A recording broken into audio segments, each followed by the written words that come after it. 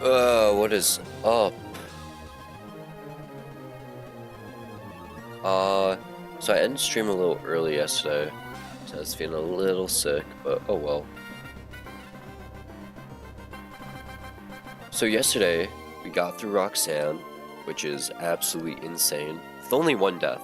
We only had one death all of yesterday. And I'm hoping to keep it that way. Hopefully we go deathless this time. But knowing damn well we're not gonna go deathless. Because immediately we do have a scary fight. Coming up, so...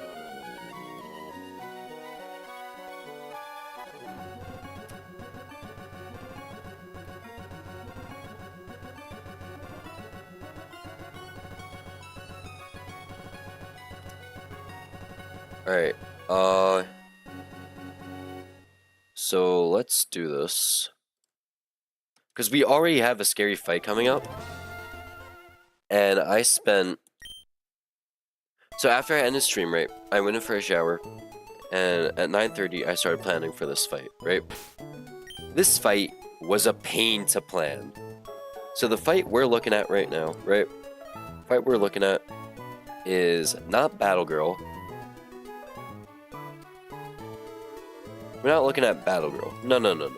We're looking at Breeder Corgi, who has an Arcanine, a Furfrou, a Lucario, and a Manectric. This fight was a pain to solve. And, of course, it wasn't an easy fight to solve. So, I came up with a plan. From 9:30 all the way until 4 in the morning, I was just looking at this calculator, trying to find a way. Now, you might have remembered from the last stream that my first idea was to lead Graveler to kill Arcanine, but that line is too inconsistent, and I want consistency. So, what I figured out is the only way to get through this fight is to spend either 2 rare candies or 1 rare candy and a heart scale. Let me show you why. So, leads Arcanine. Ooh, okay, I need to refresh this because... Okay, there we go. So they lead Arcanine, right? And the best Pokemon to deal with Arcanine is Seadra. Seadra, at level 33, cannot one-shot unless Arcanine takes Wild Charge recoil damage. But how do we make... But Arcanine will always see Wild Charge recoil, that's fine. But aren't you worried about crit? No, not at all. If we pre-damage to 67 HP, we are able to just barely hold on with 1 HP and kill with Octazooka on that turn. That will force turn order, which brings in Furfrou, and we can just do the Furfrou dance with Togedemaru and Qfant. Togedemaru does decent chip damage and also has Super Fang. And then Qfant is able 1v1 with Rock Smash. Then after that, we'll see, again, turn order, because Lucario will see kill with Aura Sphere or any move really. We can use Hitmonlee, who will either have to be level 33 or use a heart scale to maximize speed so we no longer speed tie. And then after that, they'll see turn order again. Actually, no. They'll see Boltund is the only thing that come out and can kill with P-Fangs. On P-Fangs, we can send in Togedemaru to deal chip damage with Fake Out and Iron Barbs. And that'll do good damage. Then on Crunch, we switch to Hitmonlee. And then on P-Fangs again, switch to Togedemaru. And then we can switch... Let me just check this. Switch Houndoom on P-Fangs or Thunderfang. And eventually we switch in Graveler, who is able to 1v1 with Bulldoze. And they're able 1v1 Manectric.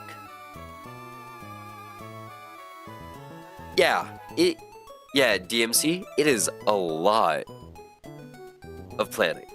I made 2 different lines prior to this, and none of them were riskless. This is not riskless by any means. A lot can go wrong, and something will probably go wrong. But this is the best shot I have. This is mostly riskless. That's it, really. So, first order of business, we have to... let's see. We have to get our team set up. So we are taking...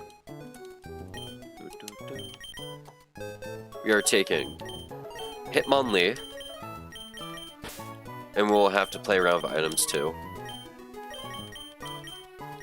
Put in Ganesha. Alright.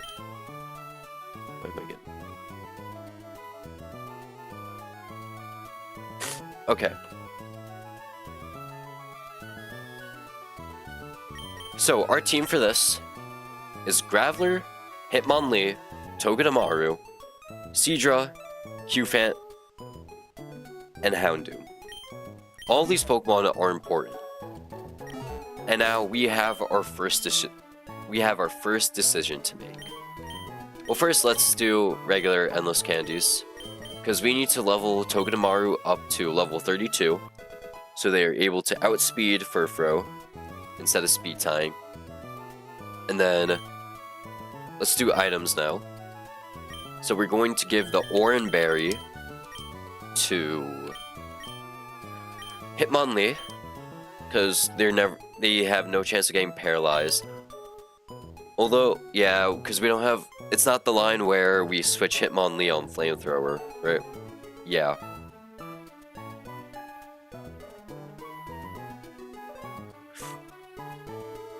And then,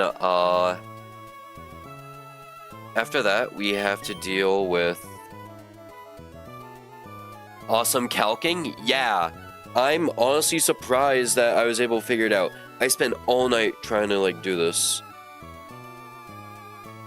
Let's see. After that, we need Oran Berry on basically everything except Seadra. Seadra cannot hold an item. Seadra is not allowed to hold an item because their HP range is very specific.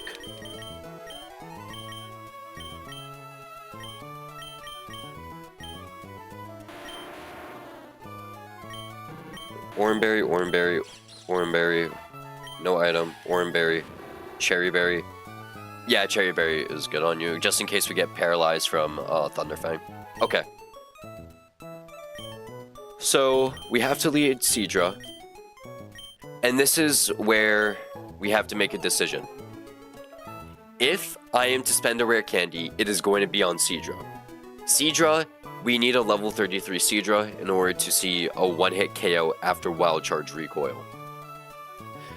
If Arcanine crits Wild Charge, then it was a waste of a rare candy. If it's not a crit Wild Charge, then it was a good rare candy. Because the only way we see a one-hit KO is with crit Wild Charge. Your dedication is inspiring. I'm not inspiring it at all. You should not. Thanks, though. So we are going to spend one of the 14 rare candies in the entire game to get a level 33 Seadra. Because this lets us live and one-shot Arcanine after Wild Charge Recoil. And always bait. And always baits Furfrou. And we also one-shot. This is the only way, because if we are one level lower, we cannot one-shot reliably.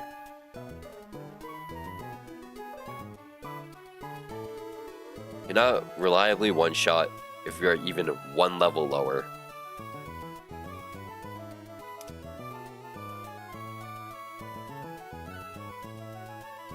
So, we're leveling up Neptune to level 33. That's the one level up we're spending. And then, We're going to take this heart scale, and we are going to maximize Hitmonlee's IVs. We are going to maximize his IVs to 31 speed. Just want to check, make sure everything still works out. Although I did calc with level 33 in mind, but yeah, we're still fine because we take 28 maximum from Aurasphere.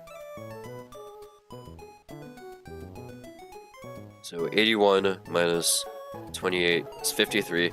It's 3 HP difference. And it honestly won't matter. Because we're still able to switch in and do our business.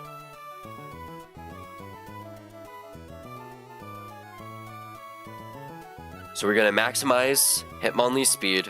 This allows us to outspeed Lucario and kill in one hit.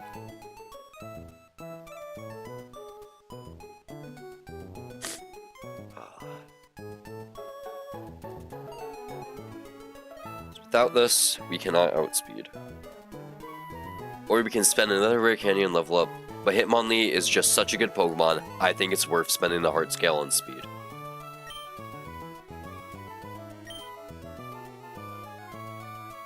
Perfect. So that is almost all the setup done. Now we just gotta Poison Q, so we can pre-damage. So we're going to apply Poison to Neptune.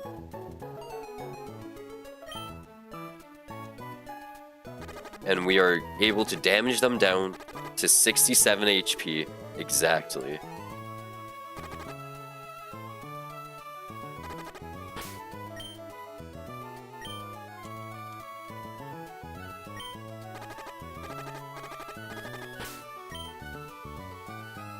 $69,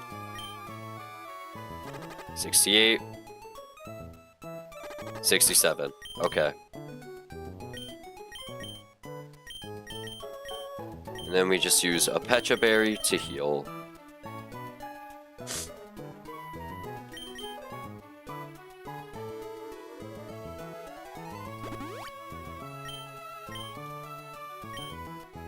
So with that, we are ready to fight Breeder Corgi.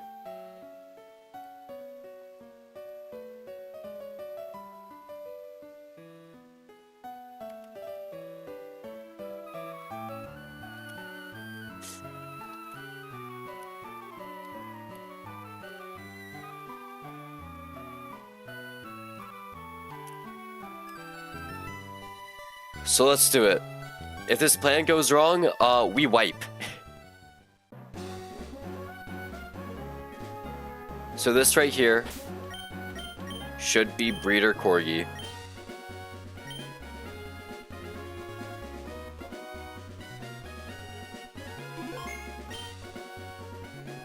Who has a very scary team.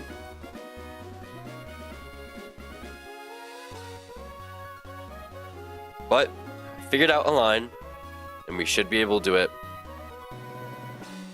with not too much risk. So let's do it. The biggest issue of this entire team was the Furfrou and the Yamper. Not the Yamper, the Boltund. So he leads Arcanine, and we lead Seadra, who's been pre-damaged to 67 HP. This HP is very important because it allows us to live Wild Charge and Wild Charge crit and bait the next move, and bait whatever move. We also had to level up Neptune to 33 because it was the only way we were able to see a guaranteed Octazooka kill after Wild Charge recoil.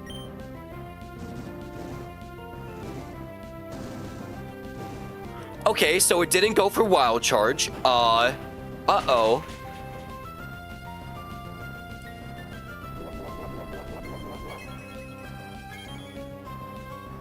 Oh, this is the one where all goes wrong, doesn't it?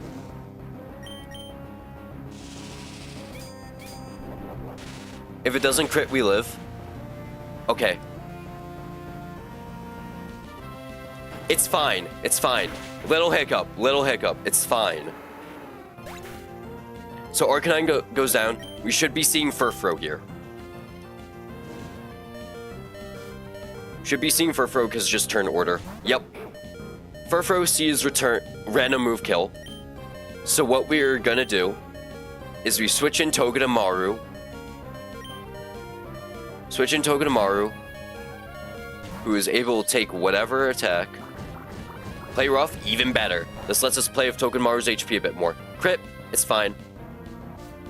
Iron Barbs pops. And then he gets leftovers. So now we're going to fake out. There's a little bit of chip damage.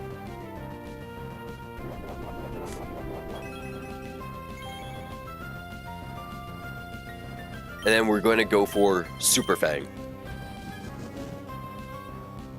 Super Fang halves HP, so this Fur Coat doesn't mean anything. Return, going to do quite a bit of damage, but Iron Barbs pops, and it brings him down a little lower.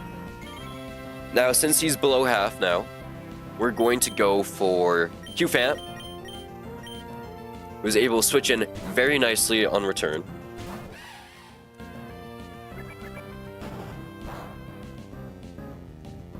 Does quite a bit of damage still. Resisted, by the way. And we should be able to just 1v1 with Rock Smash. Or, yeah.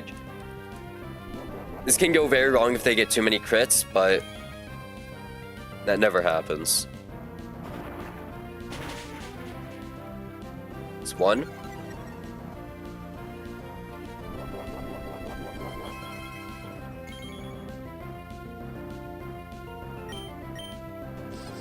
Attract, okay. If we hit through, we just have to hit through 2 attracts. And we'll be able to do that. If not, we'll switch to Togedemaru and deal with it. Okay.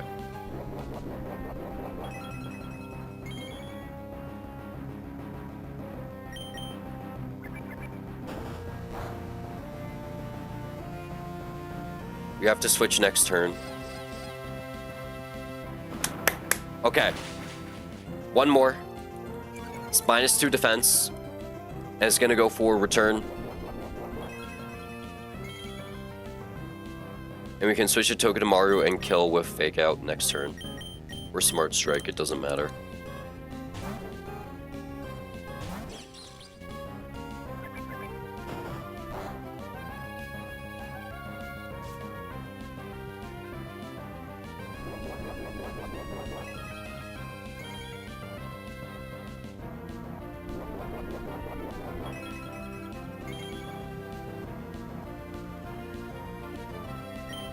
So here we just Fake Out, and then we'll Smart Strike next turn. Or yeah, we kill Furfrou. Good job. Now we should be seeing Lucario coming because he's the fastest Pokemon and he has Aura Sphere, which kills 100% of the time.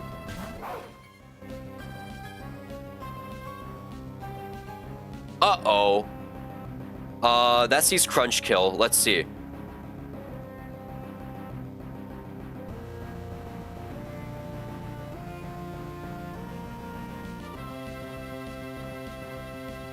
Okay, so we gotta do this line a little earlier. We're steering now. So Boltund sees only Crunch doing the most damage.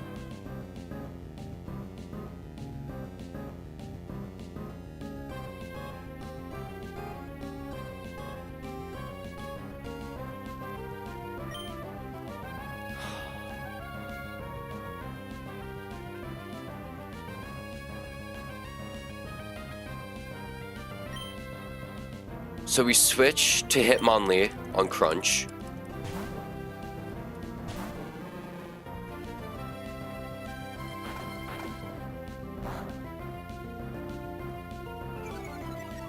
Defense drop is whatever. And then we're going to Fake Out. Break Sash. And then he always sees Psychic Fangs. Because we're at 61 HP.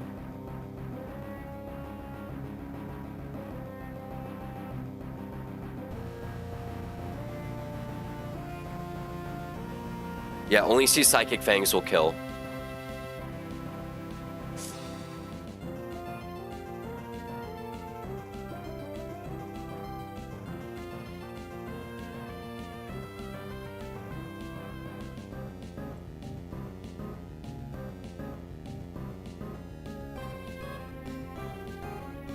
So you just took a fake out, right? From a level 32 Hitmonlee max speed. Oranberry. We still have Oranberry to work with. Fake out did 22 to 26. Let's say did 22. So we're at 60 HP left.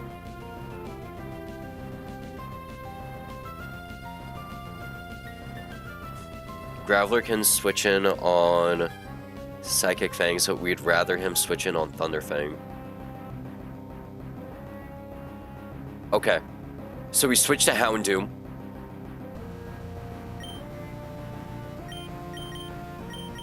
Switch to Houndoom on Psychic Fangs.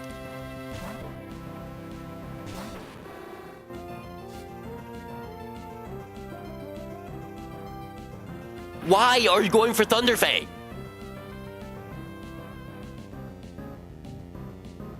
Okay. That's not good. Why didn't he go for Psychic Fangs? What the fuck?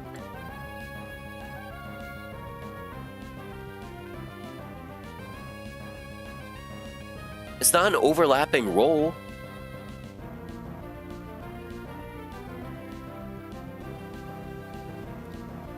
It's not an overlapping roll. Thunderfang literally never kills. What?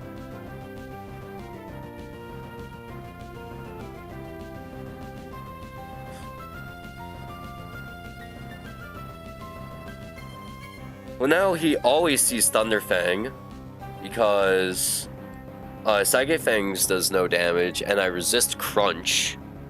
Oh my god, because I was -1 defense, that's why. Fuck, okay. So now he is going to go for Thunderfang here.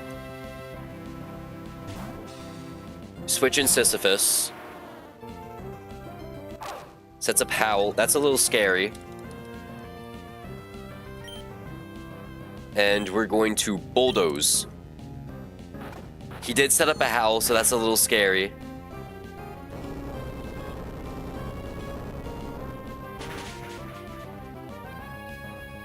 Now he is -1 speed. Boltund is now -1 speed, which means all of my Pokemon outspeed him now. And also he just took a what's it called? A Bulldoze, which did 44 damage minimum. So 60 minus 44 is 16. He's at 16 HP left, around 20%. He's at +1 attack. He's always going to go for Psychic Fangs.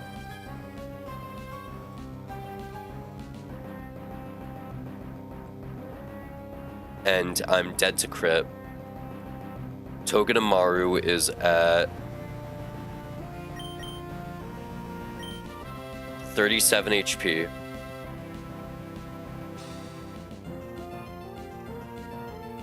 And Psychic Fangs crit does kill. Well, he never goes for Crunch, right?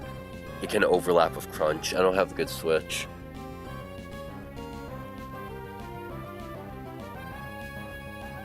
And even without crit, Psychic Fangs will always kill.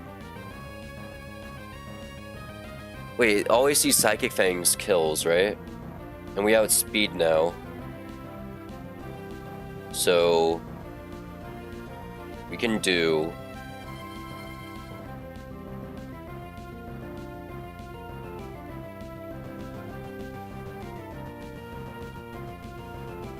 If it always sees Psychic Fangs is gonna kill, we can switch to Cerberus because now we outspeed because Boltund is -1. And we kill with Flame Burst because we outspeed and he doesn't have any prio. If he goes for Crunch, he's +1 Crunch. Crunch shouldn't do enough to kill. Because we're at 53 HP. Yeah, Crunch will never do enough to kill. Even if it crits, right? Yeah, even if Crunch crit, it doesn't kill. So Houndoom, in theory, should be the safest switch because it never sees Thunderfang. And if it goes for Crunch or Psychic Fangs, we take both.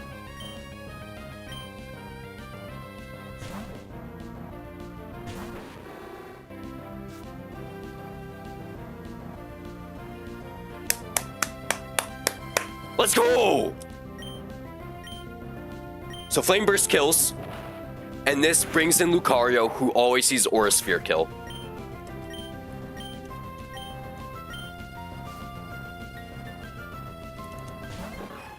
Oh no, Manectric. Yeah, just send in Manectric. Yeah, I guess.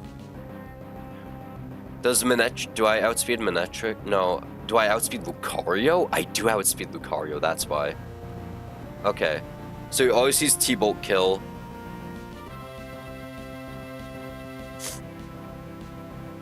Togue is at 37 HP.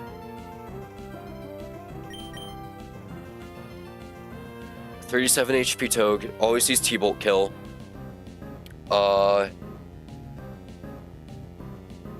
And T-Bolt does 17 to 22. We can then bait Flamethrower, bringing Graveler, who is at 44 HP. They still need to eat their Oran Berry.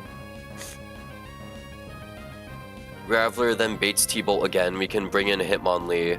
Hitmonlee then kills after Fake Out. After Togue Fake Out, yeah, we should be able to kill. Okay. Yeah, so this thing only sees Thunderbolt kill with Houndoom at 53 HP. 53 HP. Thunderbolt does the highest damage because it will never Flamethrower, never Crunch, never Ice Fang.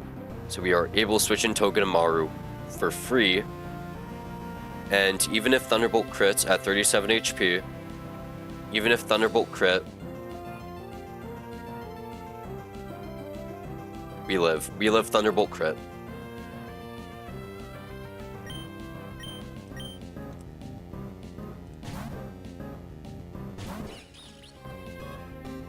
Thunderbolt, okay. Can't get paralyzed because we're an electric type.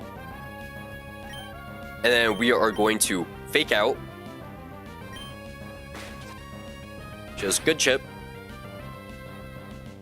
And then this thing only sees at 19 HP Flamethrower and Thunderbolt kill. Well, only Flamethrower will kill, but 19 HP is 21%. It will mostly see that Flamethrower kills.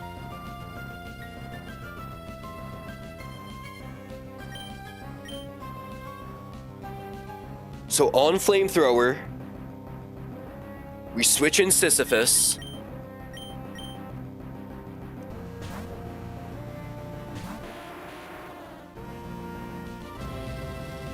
Who takes the Flamethrower. And we pop our Oran Berry.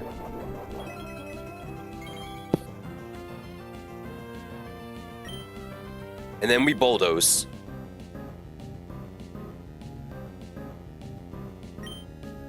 Manectric uses Thunderbolt, highest damage. Shouldn't kill. Think we were dead to crit, but we gotta. Bulldoze goes off. Doesn't kill Manectric, but it lowers his speed enough to where we can outspeed with anything. This thing sees random move right now. And since he is -1 speed, Most of my team outspeeds him. Hitmonlee at 61 HP.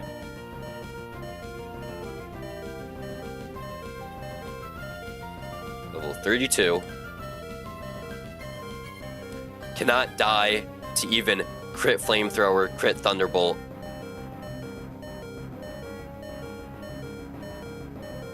And Ice Fang and Crunch do no damage. And we should be able to kill with double kick or low kick or fake out or literally anything.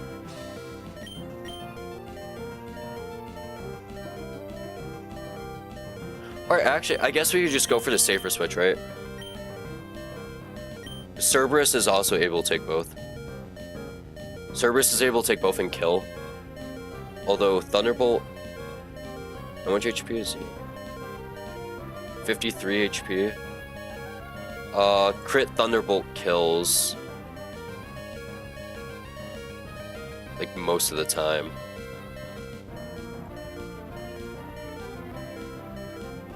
So do we send in Hitmonlee, who can get paralyzed because they don't have Limber? Or do we send in Cerberus, who can die to crit? They can also get paralyzed because they don't have Cherry Berry. Fuck.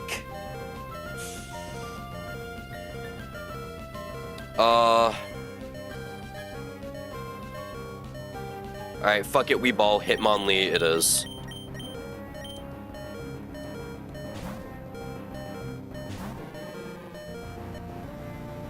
Ice Fang, okay. And then, with a double kick or with low kick, we're able to outspeed, kill. Static doesn't proc. Static procs, I spoke too soon, fuck.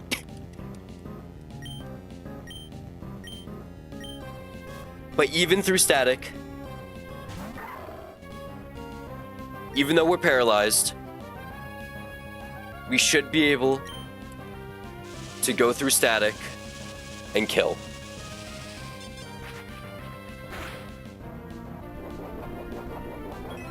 Because guess what? Fuck, man. Okay. So this thing is gonna go for Flash Cannon.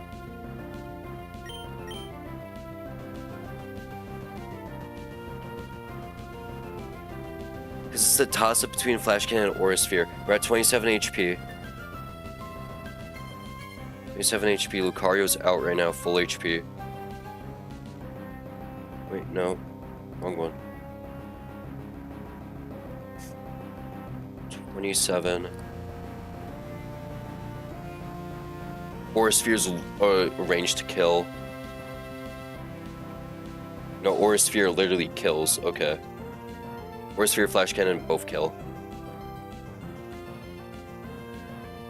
Because we didn't hit that fucking fake out, that low kick.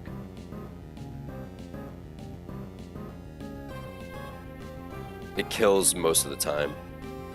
It kills 37% of the time.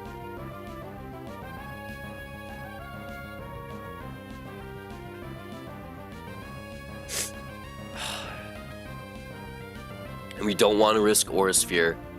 Because if it's Aura Sphere and we switch in Cerberus, Cerberus just fucking dies.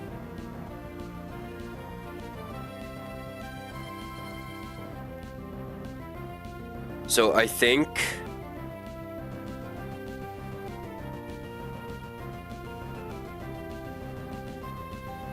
we can't ball fit because we're dead to crit and 2 rolls of Aura Sphere Flash Cannon. No, we're dead to 1, 2, 3, 4, 5, 6 rolls of Aura Sphere and Flash Cannon.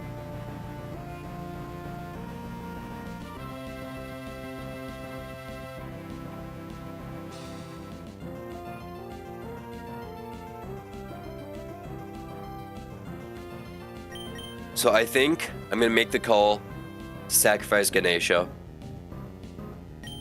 Copper would have been amazing to have, but can't win them all. I should have played around static.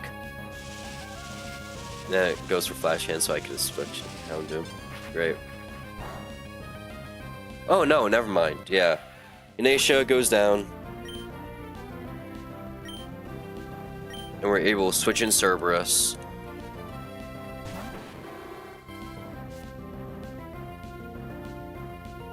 Who, keep in mind, it is still a range to kill. We do not have a guaranteed kill on this thing. We outspeed and we kill a Flame Burst 25% of the time. And right now, you're at 53 HP. And Aura Sphere is a guaranteed kill. So if we lose this, we're gonna be in rough shape.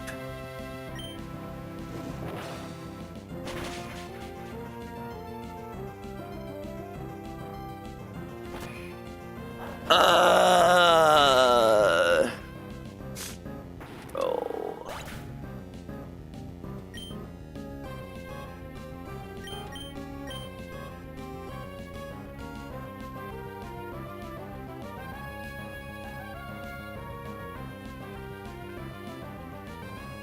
Togedemaru is able to outspeed and kill Smart Strike now.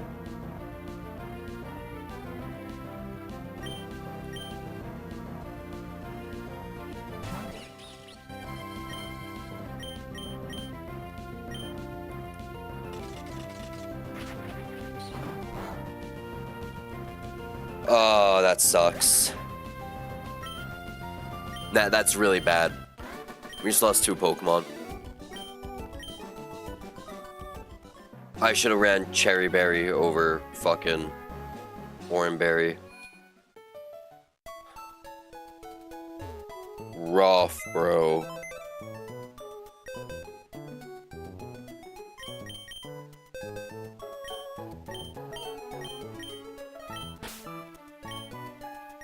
Oh, this one stings. I was running Cherry Berry on Houndoom too.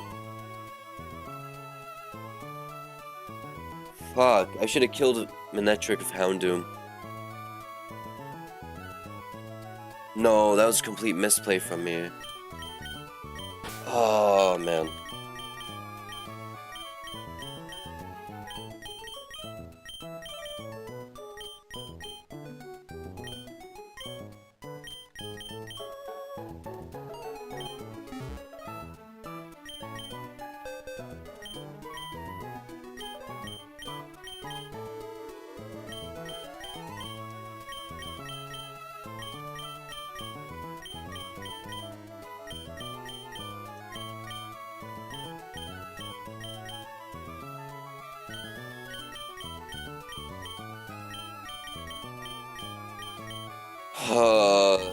Alright, well, can't do anything about it now.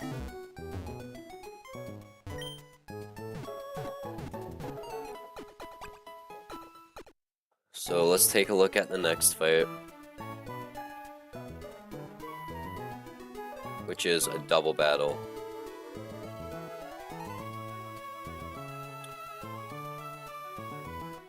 Oh, Houndoom would have been good here. So our fight just got a lot worse now.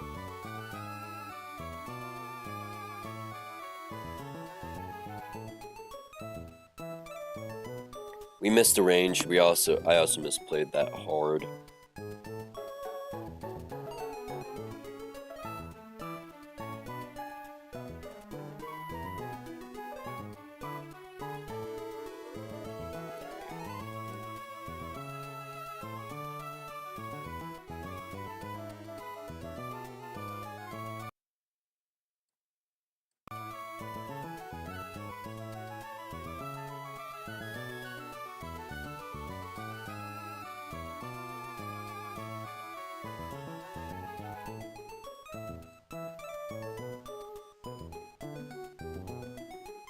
Alright, let's see. Orbeetle. Well, you two are dead, so it doesn't matter. So they lead Orbeetle and Toxicroak, which is kind of annoying. Orbeetle, Toxicroak is gonna be annoying because he has Fake Out, right? Yeah.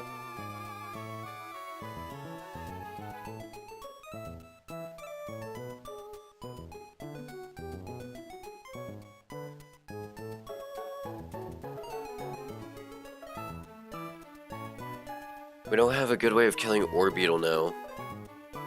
There's like nothing we have one-shots except Bomb. Also, we're doubles now, so...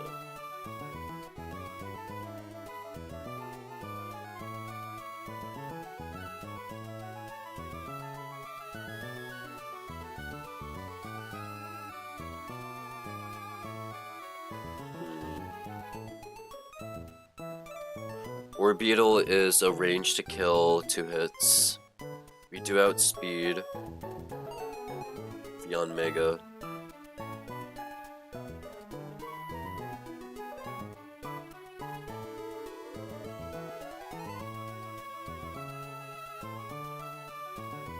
I need to lead Togedemaru, so I can fake out Toxicroak.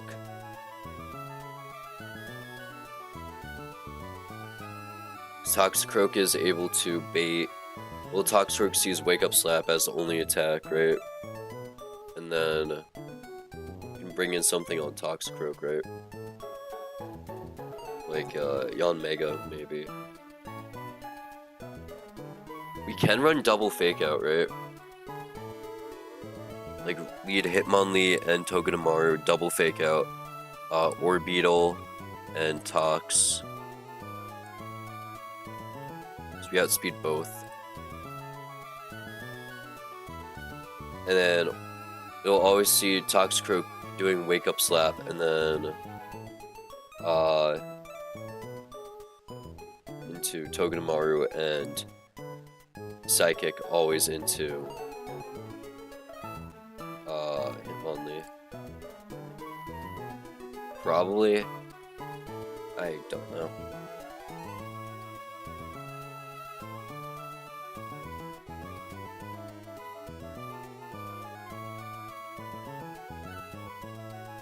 So on Psychic or Wake Up Slap, you switch in. On Mega switches in.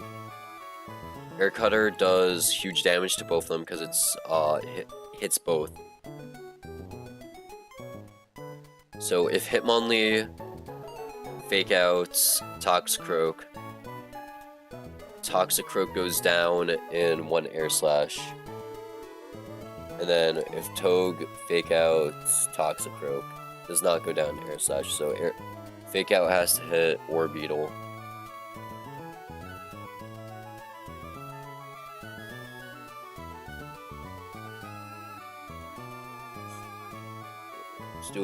What can we do about Hypno? Hypno just straight up gets walled by Togue.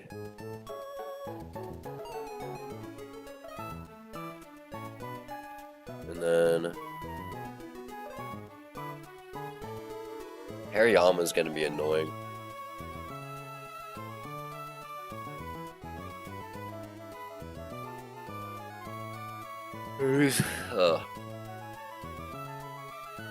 Wait, this motherfucker has Dark Void?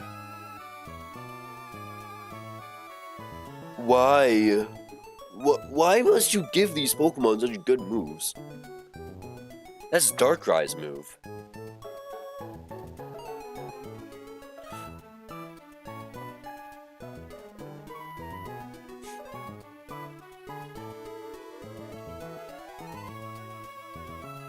We can run Chesto Berry, I guess, right?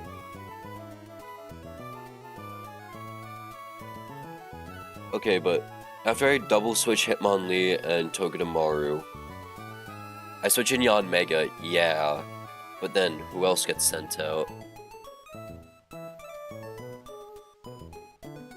Hitmonlee is going to be taking a Psychic.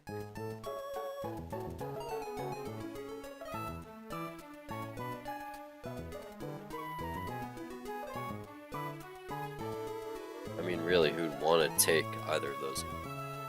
I mean, I guess Musharna, right? Musharna is able to take both pretty well.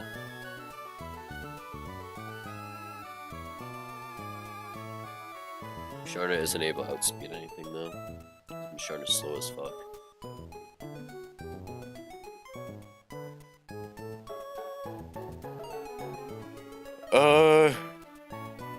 This works. Kind of. Hariyama's gonna be an issue. I don't think we run item on Musharna then, maybe? Also, if we get slept by Dark Void, we sleep Hypno. Because it's synchronized.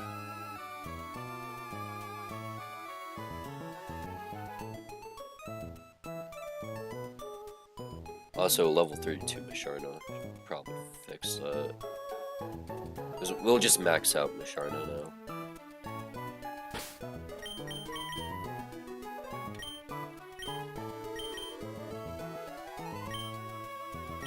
Oh, wait, okay, Musharna's not in my party. I also gotta update that death counter. So we are 9 deaths in.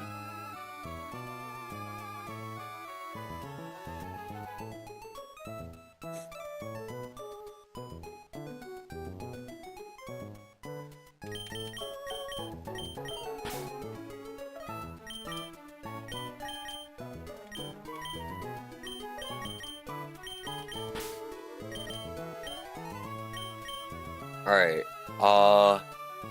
if it goes to shit, right, and Musharna can't really do anything, because they're too low, by either taking crit knockoff with no item, Zabel check you.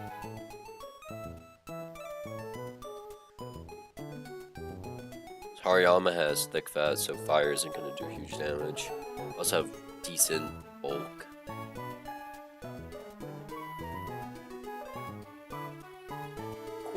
No, they have Rock Slide.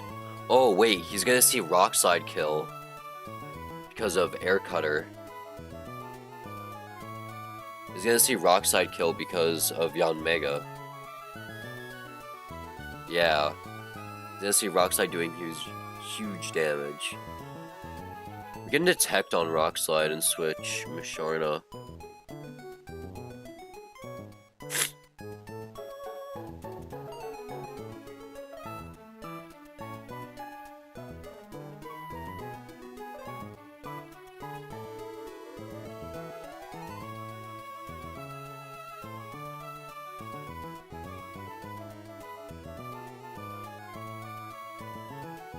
We just don't have any dark types now. Ah, Houndoom would have made this fight so much easier. But nope, Hitmonlee had to get paralyzed.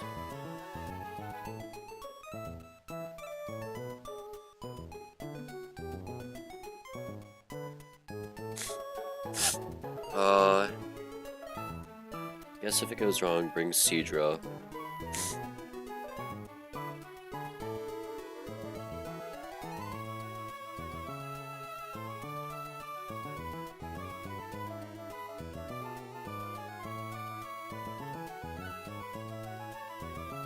Then Monferno, I guess, because you have Mach Punch, so you are able to just finish off kills.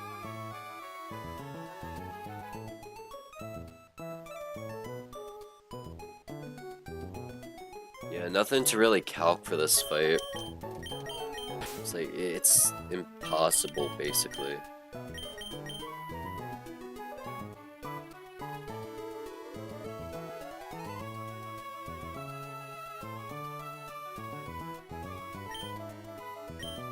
I mean, maybe instead of Monferno, right, bring Graveler. Because Graveler is able to bait Wake Up Slap. Okay, I can run with that. Alright.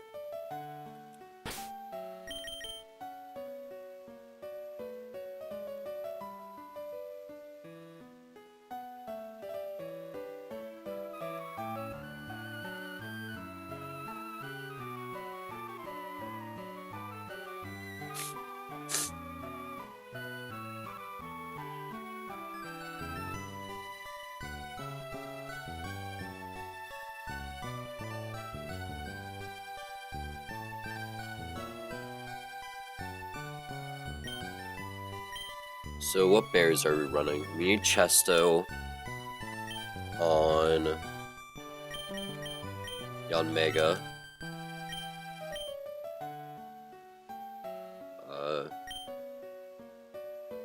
Is Togedemaru gonna switch in again? Hey, wake up slap, so just run Chesto on everyone.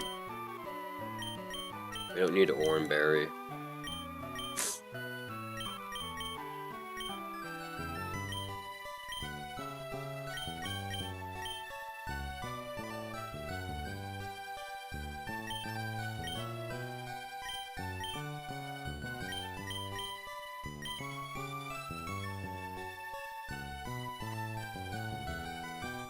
I want to see if Dark Void got changed. How much Dark Void got changed. Okay. Still like, what, 50% accurate? That's a huge chance.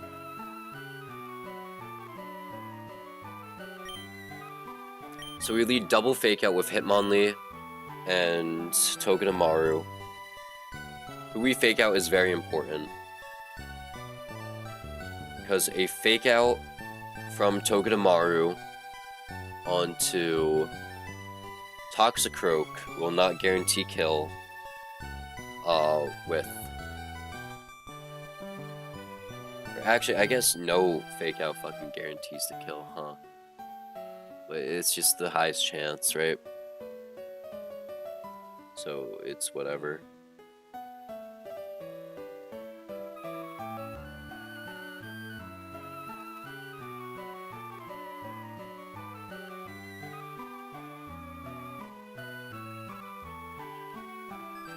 Did I also level up Musharna? No, I need to level up Musharna.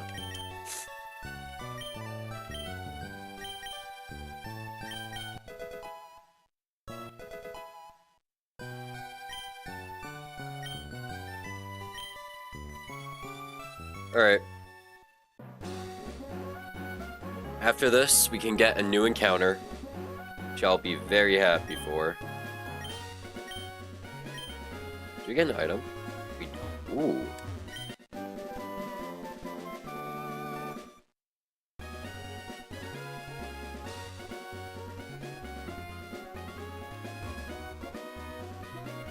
That could have been useful for the last fight.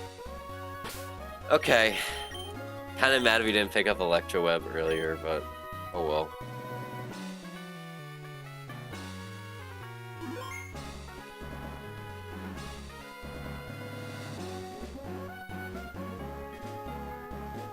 So let's do this. This is Battle Girl's Psychic Brandium Battle Girl Aisha. Oh my god, I didn't realize that Orbeetle had compound eyes. Wait, no, that's tinted lens I'm thinking of. Never mind. Ignore me. Okay. So we lead double fake out with Hitmonlee and Togedemaru. And we switch into Yanmega and Musharna, and we 1v1, and then scary shit happens. This is a scary fight, but it doesn't matter. All right, let's run it.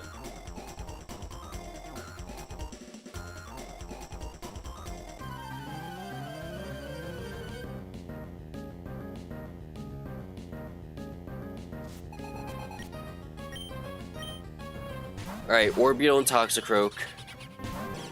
We lead Togedemaru and Hitmonlee.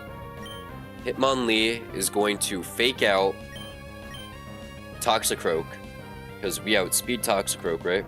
Just gotta make sure I get the order right. Toxicroak, we outspeed by 4 points. And guess what? We still would have outsped. Okay, never mind. I thought I was doing something clever right now. We outspeed by 4 points, by 6 points, and we are able to fake him out. And then Togedemaru fakes out Orbeetle, doing a little bit of damage.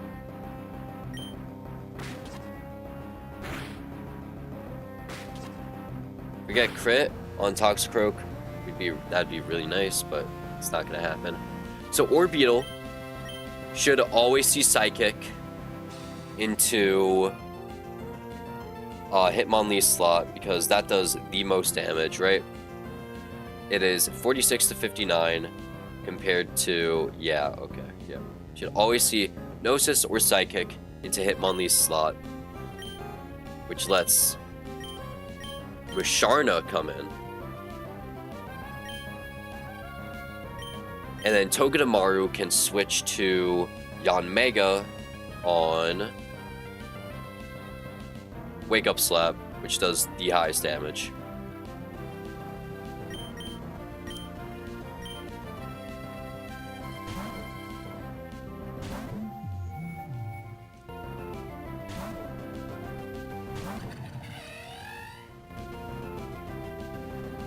Yep, Psychic into Musharna, which does basically no damage.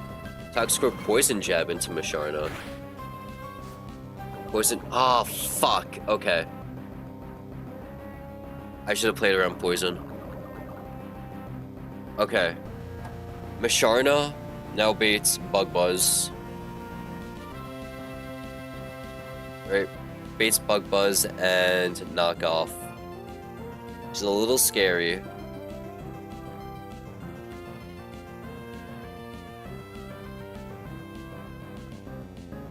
So Lee can take both of those. Lee is able to take both of those. Or we can bring in...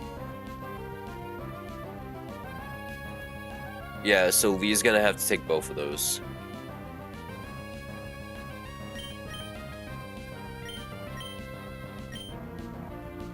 And we just Air Cutter. If we can score double KO, we're in a much better position, but I doubt that. Yeah, because Orbeetle doesn't go down. Toxicroak does go down, though. So it's only going to be Bug Buzz, so we don't get knocked off.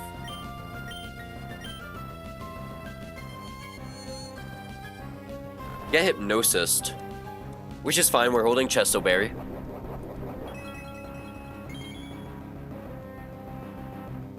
Now we should be seeing Hariyama come in.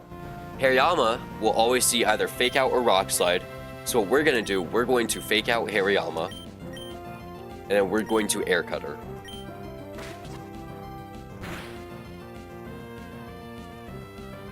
And then Air Cutter, this is going to kill Orbeetle, which is very important. Because there's a bug in this game that everyone abuses. If the right slot dies first, that makes the left slot take maximum damage. Like that. So now all that's left is Hypno. Full HP Hypno with a weakened Hariyama. Hariyama has no good way of doing damage. It doesn't even have priority other than Fake Out. But it is of course going to Rock Slide because it does the most damage out of every option he has other than Wake Up Slap.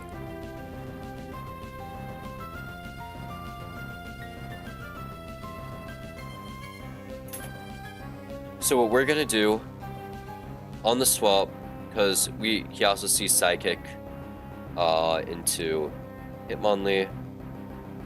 So we're going to swap to Togedemaru. You can take the Psychic who completely walls Hypno. Swap to Tog, and then we are able to Air Cutter kill Hariyama, which gets rid of the risk of Wake Up Slap. This also does a good chunk to Hypno. And it kills Hariyama.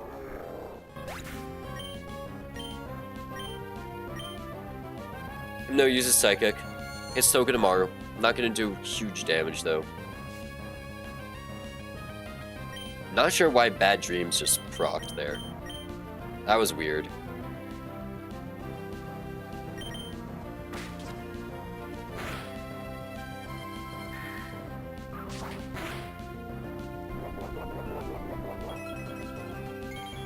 And we're just able to whittle him down.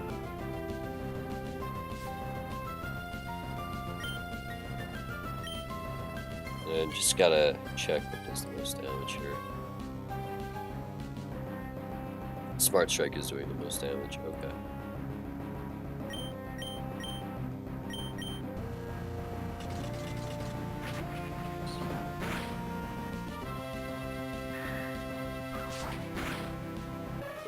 Okay. That's the Battle Girls fight. Did you win the thing yet? I just woke up. So I did beat Breeder Corgi. We had 2 deaths. We had 2 deaths on Breeder Corgi. Cause the line got fucked up. Cause I miscalced something.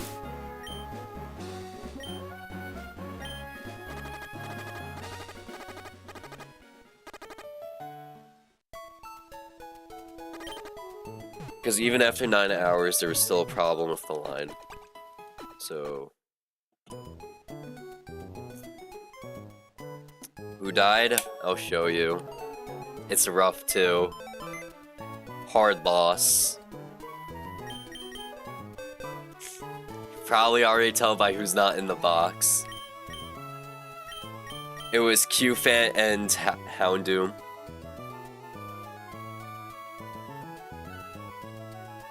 Q-Fan was a planned sacrifice, and then Houndoom got sacked because Hitmonlee got paralyzed. I forgot to run Cherry Berry on Hitmonlee, and he got paralyzed and he wasn't able to outspeed kill Lucario. So Houndoom had to come in as a substitute. But they missed the range. It was a 25% chance of killing with Flame Burst, and they missed the range. So, alright, let's plan for the next fight. Actually, we can get an encounter right now. Let's get an encounter. So Route 117 has Pikachu, Joltik, Magnemite, Toxel, Growlithe. Wait, not Growlithe. Has Pikachu, Joltik, Magnemite, Toxel, Galarian Meowth, Yamper, Luxio, and Flaffy. So I'm not exactly sure what we would want. I honestly would probably choose Magnemite here. Or maybe Toxel. There isn't anything we can do to manipulate what Pokemon we get, because Static is it'll only eliminate Meowth from the pool, really. Because of how many electric types are here.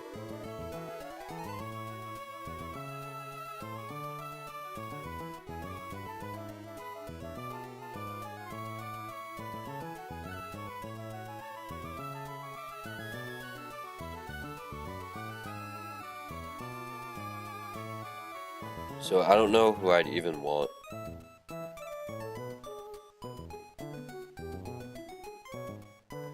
I don't want a Pikachu probably, because I don't think Raichu's that great. Sure, it's another fake out Pokemon, because I'm pretty sure he gets fake out. Joltik does get Sticky Web, so that is cool. I do like that. And then, so Sticky Web would be cool. Magnemite's a Steel type. We're running low on Steel type, so having a Steel type would be nice. Although, I think it'll just be another Togedemaru clone. Toxel could be interesting, because Toxtricity has a unique stab combo of Poison and Electric.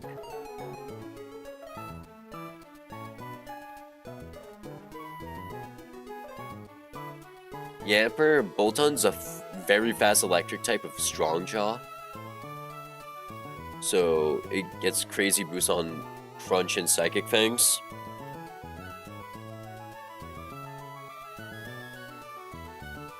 Galarian Meowth has insane damage potential, but not great, but not great speed.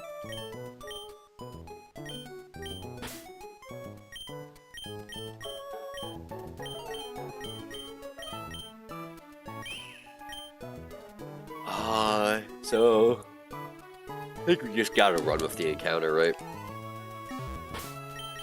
whatever we get, we get.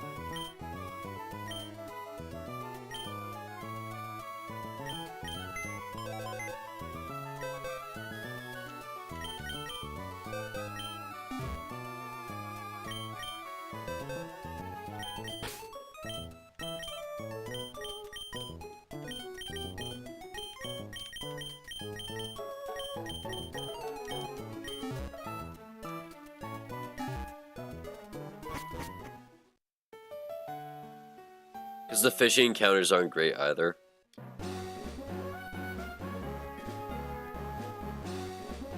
Because we can get a fishing encounter.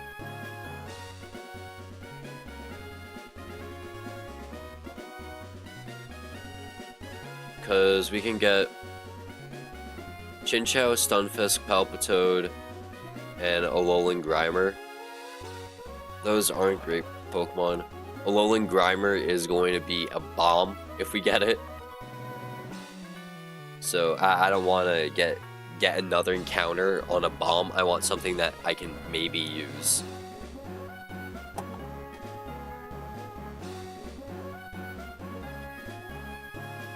If we lead Manectric, right? We can basically guarantee, we can increase the chances of not getting Meowth. But that's literally it. There's nothing else that helps us. Alright. Let's get an encounter. I have Pokeballs, right? I do, okay. I'm just gonna throw some orange berries on everyone.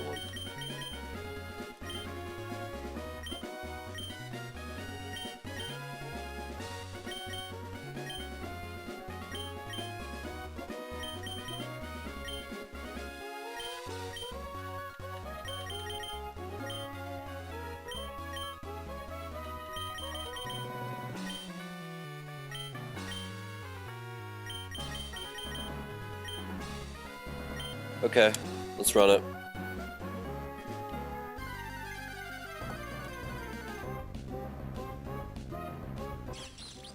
Alright, that's a dupe. We already have Togedemaru. If I didn't already have him, I would have been popping off. But we already have a Togedemaru.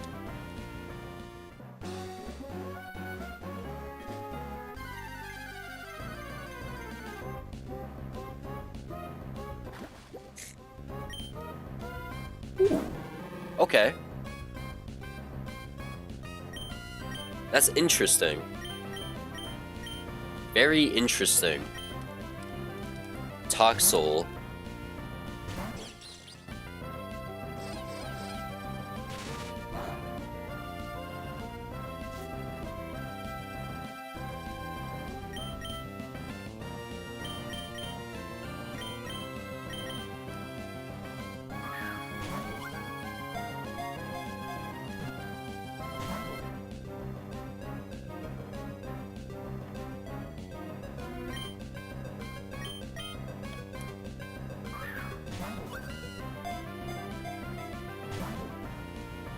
Nuzzle again? No, okay.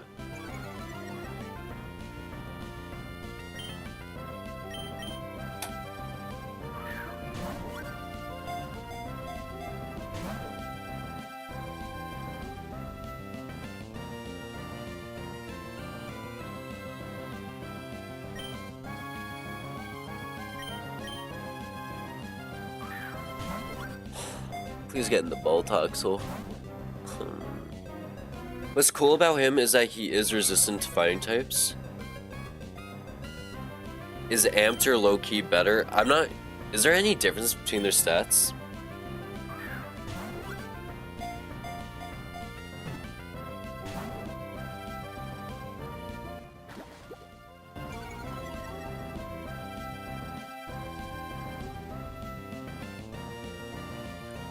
There's no difference in their stats. Only thing that changes is their ability. And I'm not even sure if they have changed abilities in this.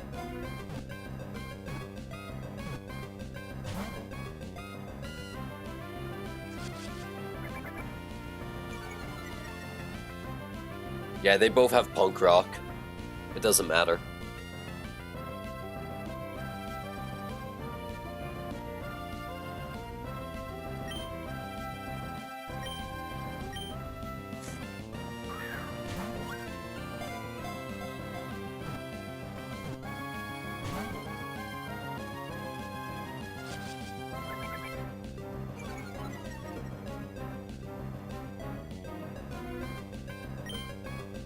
Well, I'm just gonna nuzzle this thing.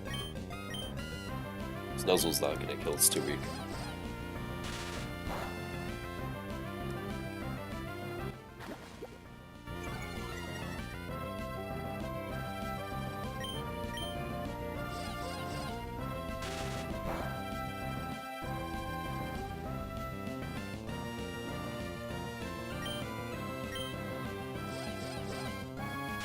Do we get toxicity?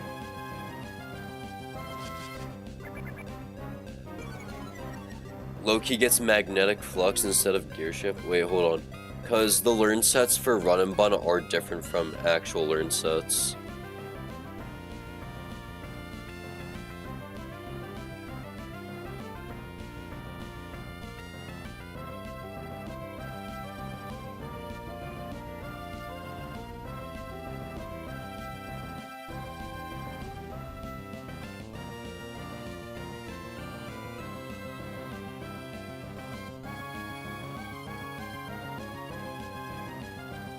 Yeah, they have the exact same learn sets as each other.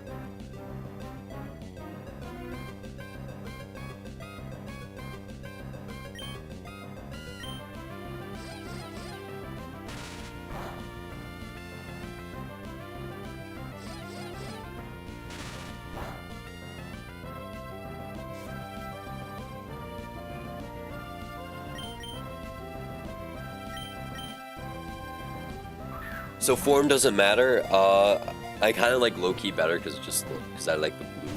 But oh well.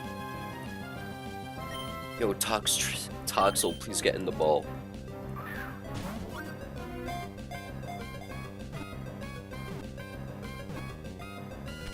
Also, we gotta evolve this thing immediately.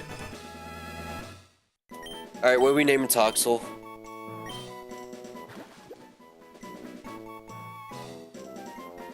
Low-key looks like you, to be honest. Yo, this thing's a baby. Are you calling me a baby?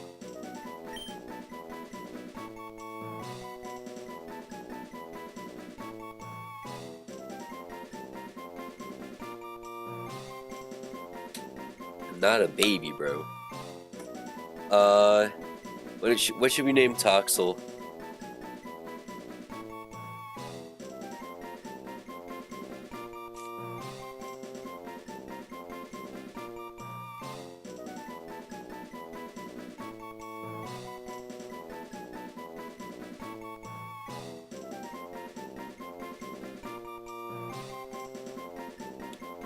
Wait, who's like the Greek god of music? Because this guy's a punk rock Pokemon. This is literally the music Pokemon.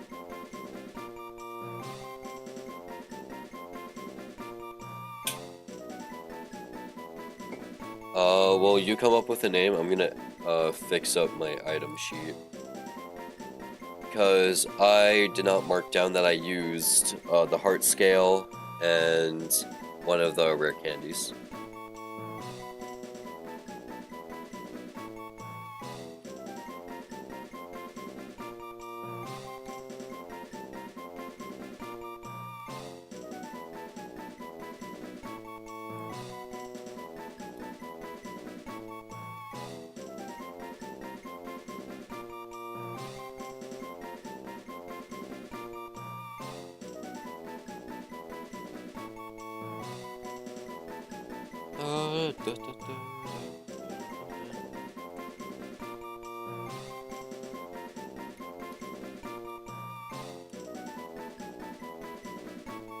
Oh, it's Apollo. That's who it is. You're good with Apollo? I think Apollo works well here. Alright, Apollo the Toxel. Very nice. Let's go figure out if he's gonna be good or not. We want high special, although he is sort of a mixed attacker. So, I'm not really sure what we're looking for.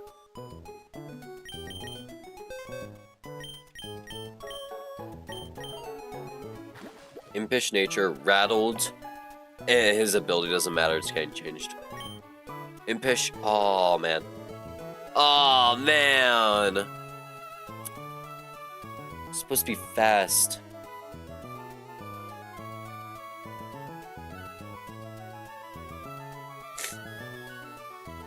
Although, he's not really too fast. But man, we got a bad nature.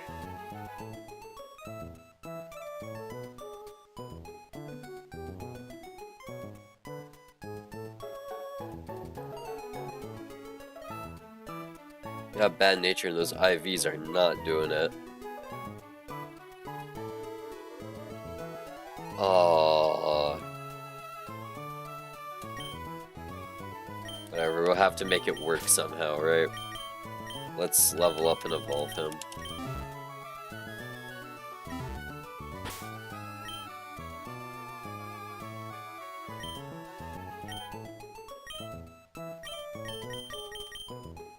Because he gets nothing from level up as Toxel. Yeah, he gets no level up moves. He gets Discharge at 30, which is his only attacking move.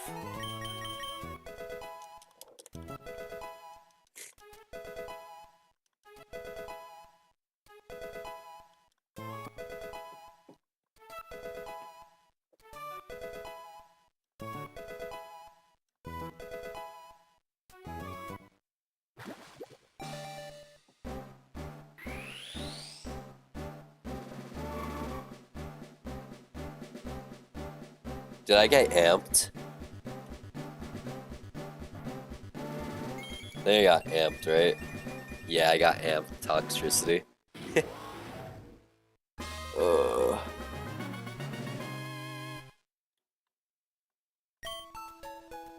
Close trying to learn Discharge. Alright, what do we remove from Discharge? So we're gonna get rid of Growl. His Tearful Look isn't too great. I mean, Growl isn't better than Tearful Look. And we're just gonna level up to cap. Alright.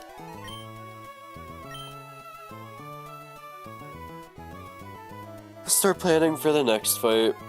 Oh, that's Pokemon Database.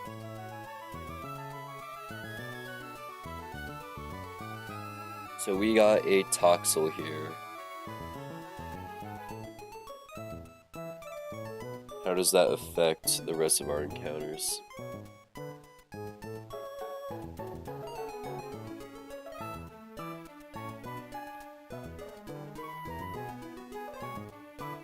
I mean, quite a bit, I guess, right? Okay.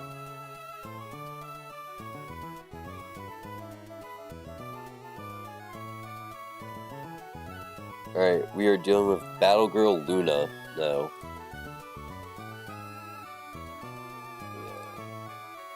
So Battle Girl Luna is a single battle, so she has an Electivire, a Turtonator, Serena, Graplocked, and Quagsire. Are we gonna see Octillery come back? Fire.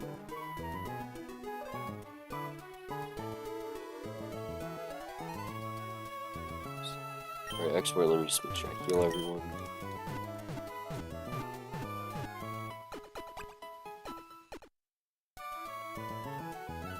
Alright.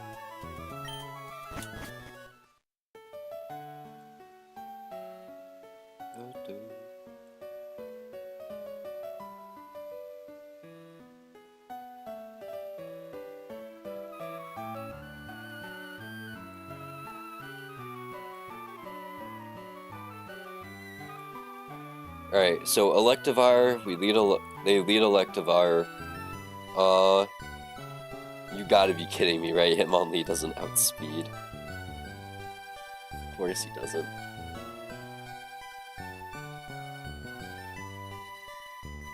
So we can run Masharna, who can 1v1 and 2-hit KO of Psyshock. Surprisingly.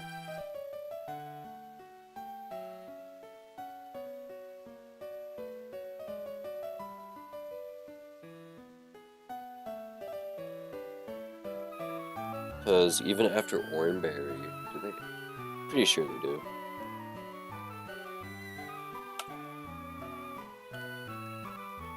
The Masharna baits in Serena with knockoff. And on knockoff, man! Wait, okay, Monferno does outspeed and sometimes walls? Speed walls. And then what? They bait in Grapplocked. Yeah. Monferno is able 1v1 here. And has a high chance of two-shotting. We just can't run, what's it called? We can't run any item on Monferno, because then we take huge knockoff damage. Maybe if there was a way to get knockoff to hit into something else, and then, get drop kick target, right?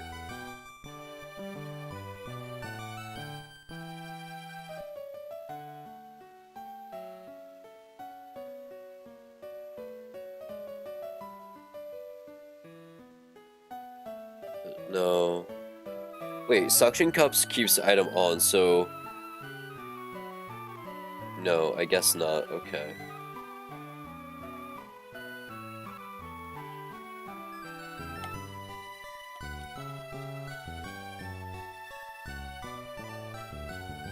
How about Seedra taking knockoff? Because realistically, we won't need them to stay. We don't need them to stay. They're literally just baiting dropkick. That's it.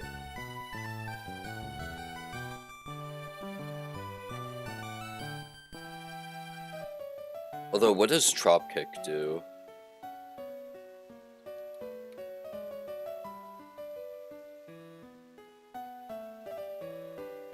Lowers attack stat. Okay.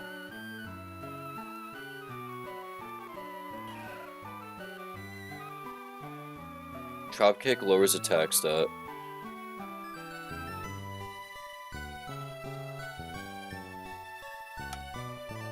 So if we switch in, man, if only I had a special attacking fire type.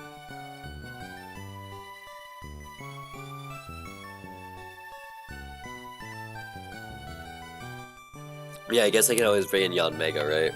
Yeah, Yanmega works too. So on knockoff, bring in itemless Yanmega. And then we're just able to 1v1 with Air Cutter because it's 2-hit KO. And then you'll see Turnator come in. It sees Heat Crash doing highest damage. Turnator dies to self-destruct. Awesome. Wow, wait, okay, so Graveler walls Turnator. And Rock Blast is able to 2-hit KO. Most of the time. We'd have to get really unlucky, so... Yeah, okay, Graveler 1v1s. And then it'll be, what, party order? Because it sees Revenge kill. Why does Revenge do so much? Jeez. Revenge, you want to switch on Revenge? Oh, Yanmega can. Yanmega can switch in on Revenge, I guess. It'd have to take a Liquidation. But yeah, we can take it. I mean... Maybe instead we use Toxtricity, right? Toxtricity can also 1v1.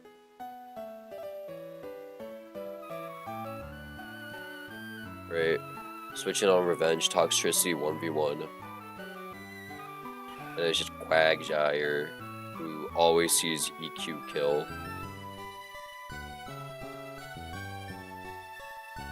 Oh, so Quagsire has Rindoberry. Fuck, man, really? Of all things, Quagsire is gonna be the hardest thing to deal with? Really? Okay.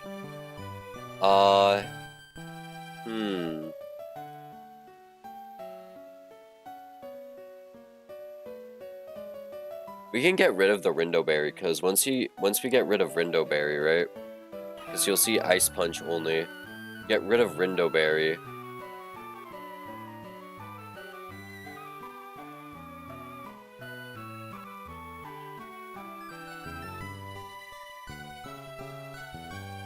So we have Hidden Power Grass.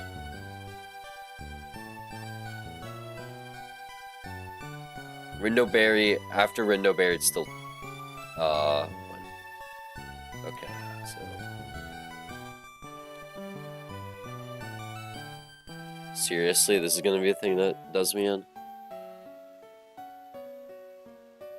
Because we can switch it on Ice Punch fine. EQ? Crit EQ after Ice Punch does not kill, right? Because that's doing 76 plus 13.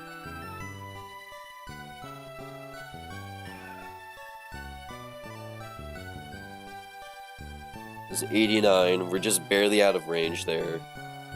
And we can run Oranberry, so. And we are able to kill with. Okay. Then if all goes wrong, I guess on EQ, we could just run Seadra too. If all goes wrong, of course.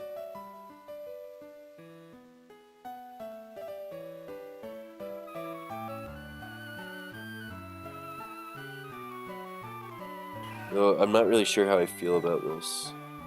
Also, what the fuck is switching in to take Ice Punch? I guess you're on Mega, right? We're switching in on Earthquake to bait Ice Punch. Yeah, okay.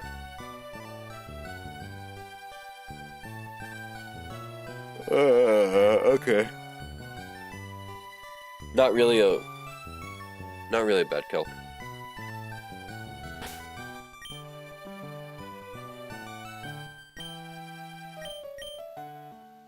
So we have to run Oranberry on. First, let me fix the team.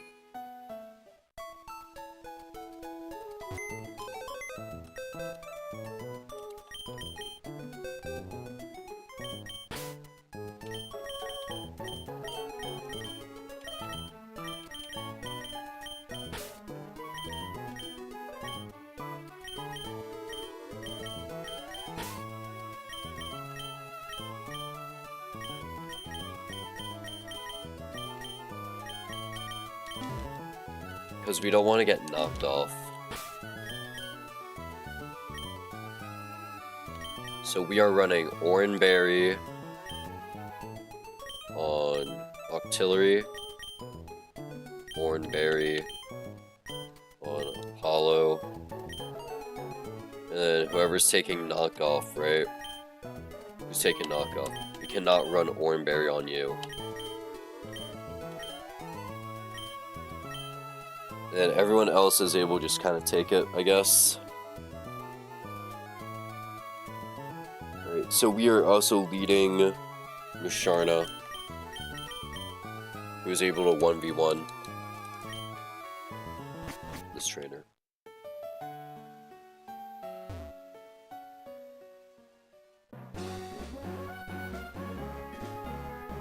Alright, this right here is the next trainer. And they had a pretty scary team. It was a quick cook, but this team is still scary. It's still going to be a scary fight regardless. A lot can go wrong. But I think I found a way out. This would have been much easier with the Houndoom, but we lost the Houndoom. So we gotta make do with it. Alright, this is Battle Girl Luna.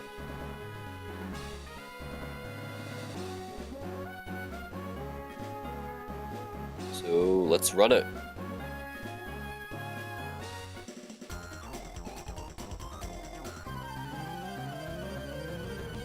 And we have a shit ton of battles coming up. Tune in, guys.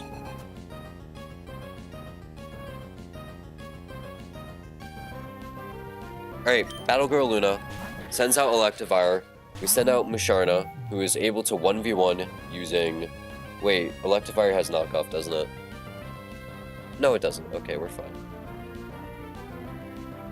Oh, we were supposed to run Cherry Berry on this. It's fine, it's whatever. We'll power through.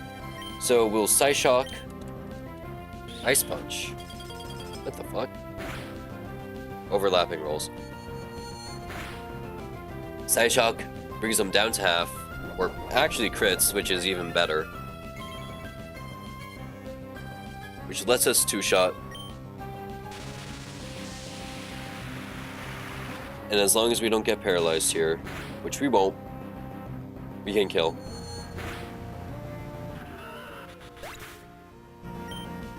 And now we should be seeing Serena come in, because they have knockoff, and knockoff does huge damage because I'm holding an Oranberry. So we're going to switch into Yanmega, who's able to take the knockoff and not lose any item because they are not holding anything. And they only ever bait knockoff because of it does the highest damage.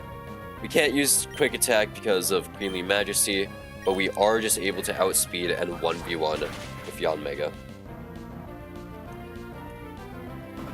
Dropkick, doesn't matter. I don't know why they'd go for that. I don't have any physical attacking moves on them. Quick Attack, I can't even use it. Serena goes down.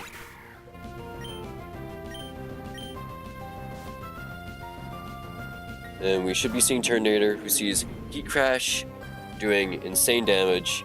And for Heat Crash, we have Graveler, who is able to take Heat Crash, who just completely walls him. Like, so you switch in Sisyphus.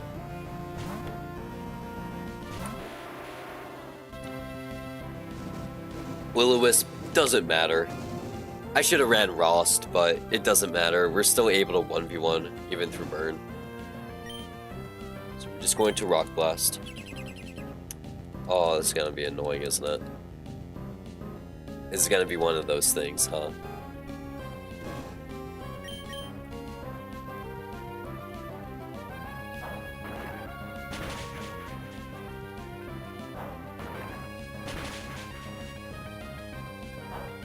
Three, 4. If we weren't burned, this would have killed, yeah.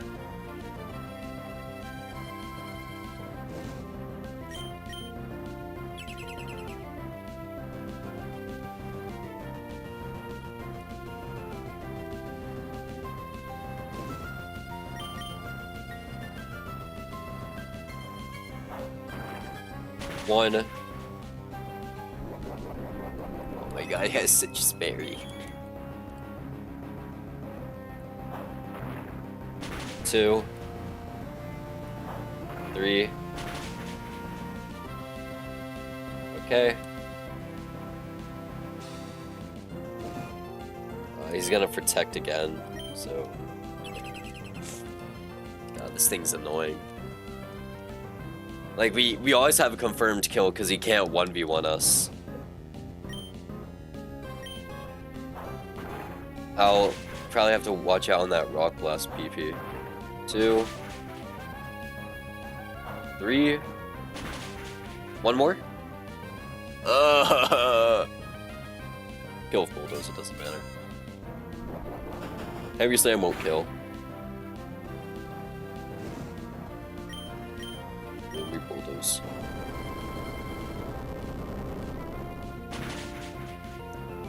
Alright, we should be seeing Graplock come in, or Quagsire, but probably Graplock because it's party order.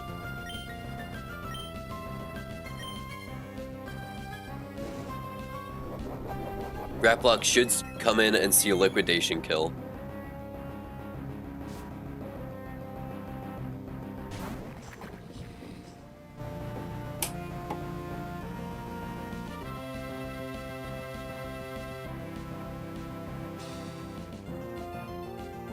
Right? Nope. Sees revenge and liquidation kill because I am at 48 HP, which is 62. Which is just in the range for high roll. It's probably gonna go for liquidation.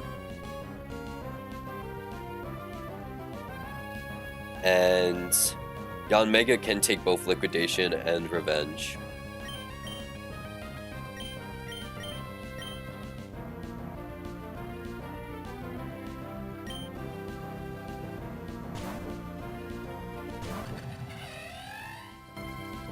Goes for revenge, so we got the read right. So this is gonna do like no damage. So we're going to air cutter, which doesn't one hit. Gets pretty close to it. Doesn't one hit. Payback is gonna hurt quite a bit. Crit is scary, but we are able to kill this turn now. Not with quick attack. We can't kill with the range, but we do just outspeed and kill with air cutter.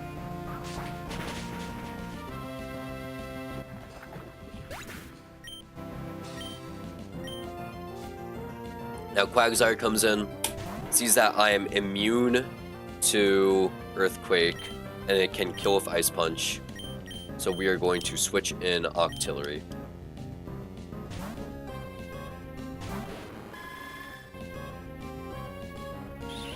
Was able to take the Ice Punch pretty nicely.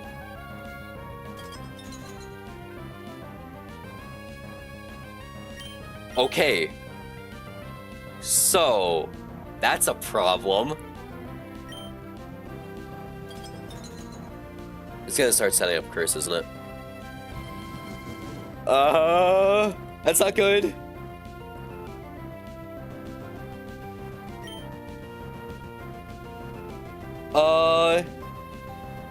Uh-oh.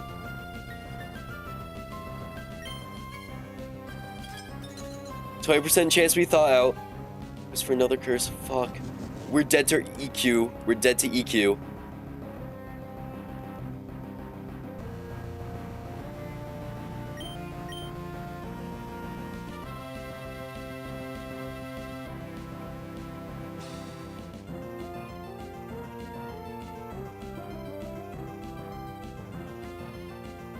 Even if we thaw out this turn,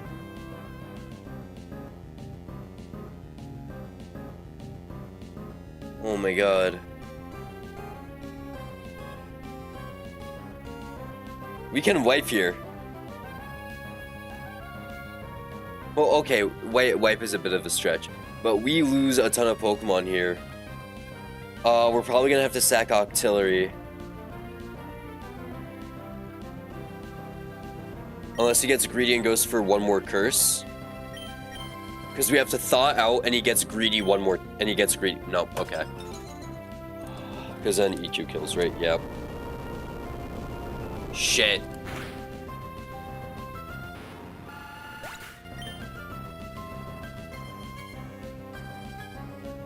Do I have anything that can actually kill Quagsire?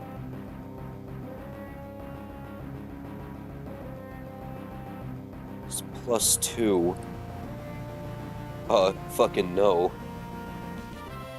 Tillery's dead.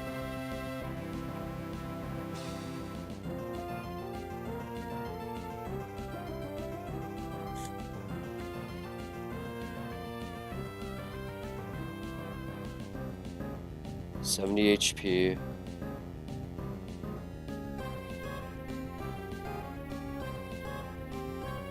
Musharna's dead to Earthquake. So -2 speed. -2 defense. +2 defense. Musharna's dead to Earthquake unless they come in Drain Kiss.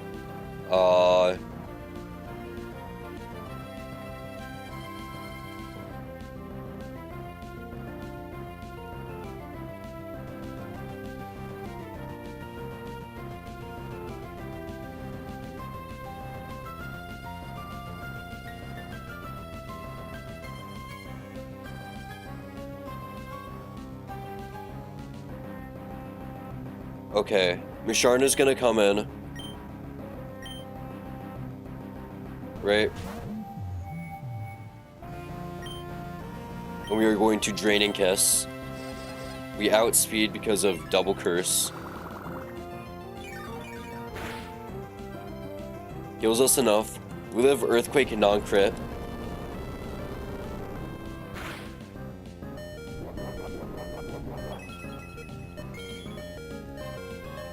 We're still only baiting Earthquake.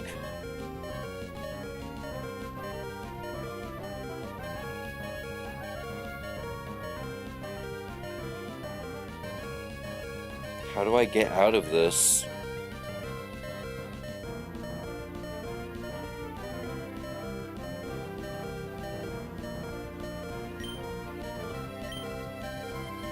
So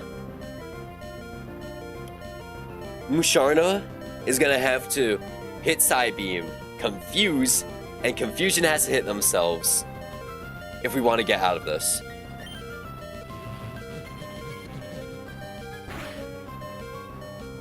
No, okay. It's about 45%. Oh my god.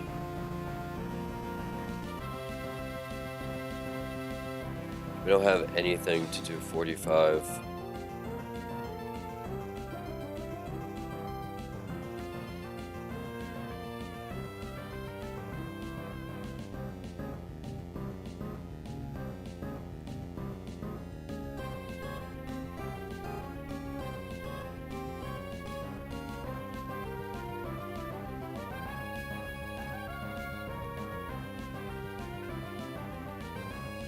And he's probably gonna do Recover.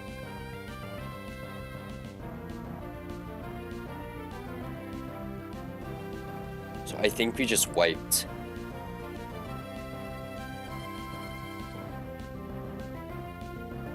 Because there's no way for us to win.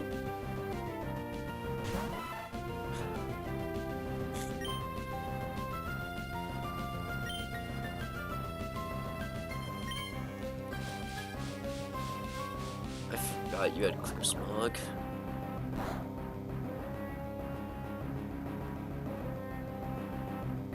Fuck, I forgot you had Clear Smog. Oh, I'm so stupid. You had Clear Smog.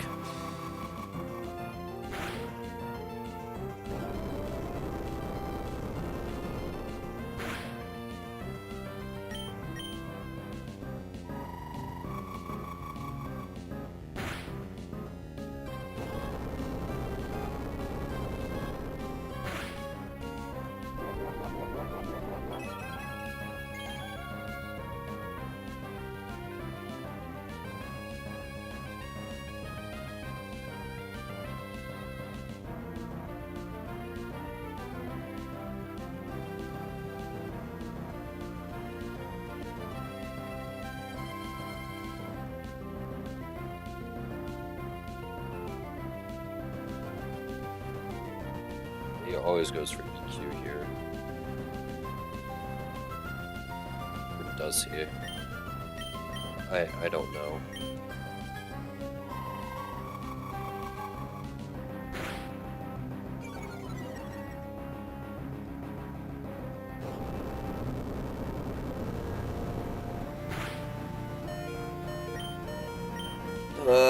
Man.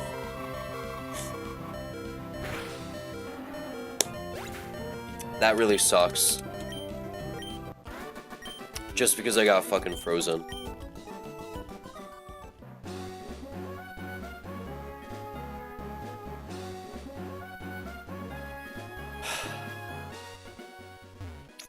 This is looking rough. That's 2 more deaths.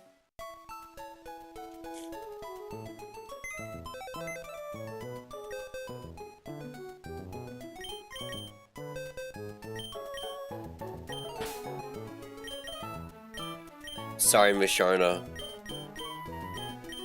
You... Oh my god. And Octillery. Fuck.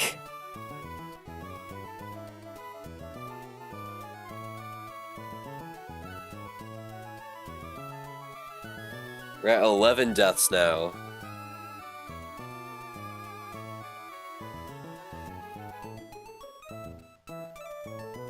Yeah, it's not looking too good. Box sucks. And we have way too many more fights to do.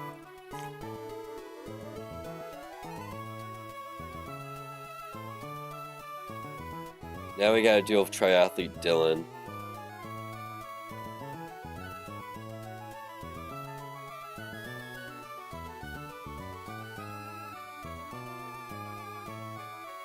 We also could have lost Cedra there because I just gave up.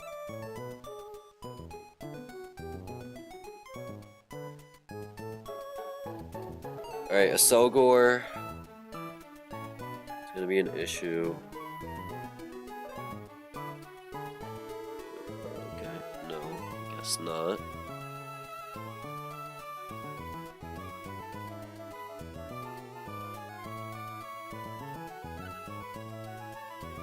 We 2-hit KO with Discharge. Water Shuriken's gonna do quite a bit though. Especially since he has Wise Glasses.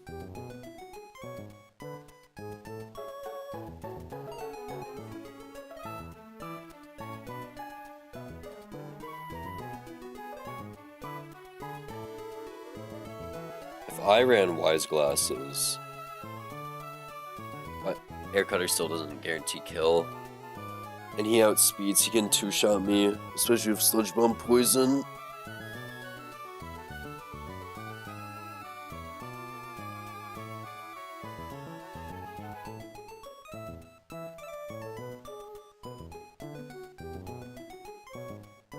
Persian goes down to Hitmonlee. So we have that. Then Udrio.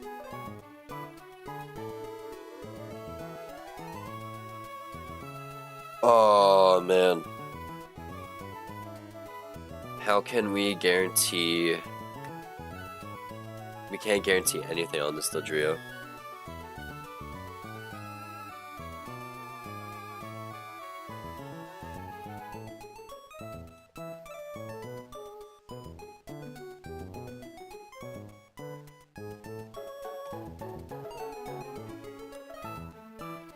His Drill Peck just does so much to Corv. Wait, Corvisquire's not level 32. Wait, what level do I get Corviknight? Could I have been using a Corviknight this entire time?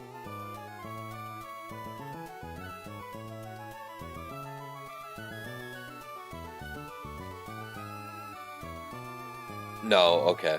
It's level 44.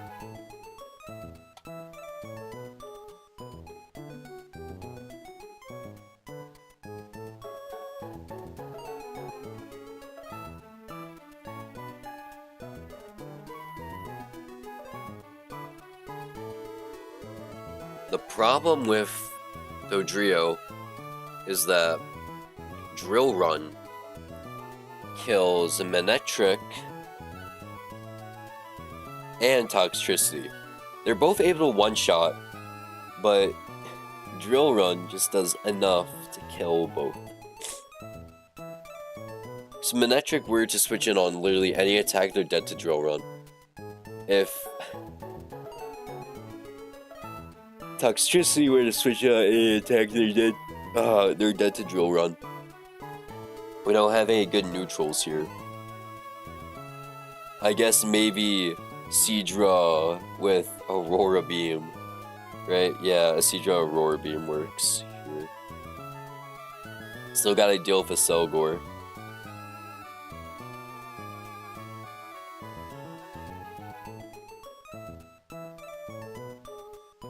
Like, let's see. A Selgor, if I do Toxtricity lead into a Selgor, right? I can do Wise Glasses guaranteed 2-hit. But like, Water Shuriken is doing a lot. Let's calc with 5 hits in mind. I guess, okay, even if I get double 5-hit, I'm still fine. Discharge still kills. And then that'll bring in you, who always sees kill. We can switch in Yanmega, who then baits Drill Peck. You come in on... Oh, wait, no, you can't come in on Drill Peck. You can't really come in on anything, damn.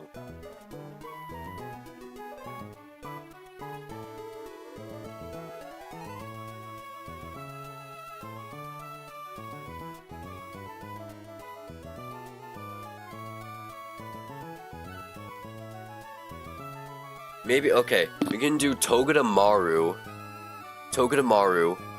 switching on Drill Peck. Because he's gonna see that Drill Peck's the only thing that can kill. Togedemaru switching on Drill Peck. Fake out Iron Barbs, whatever.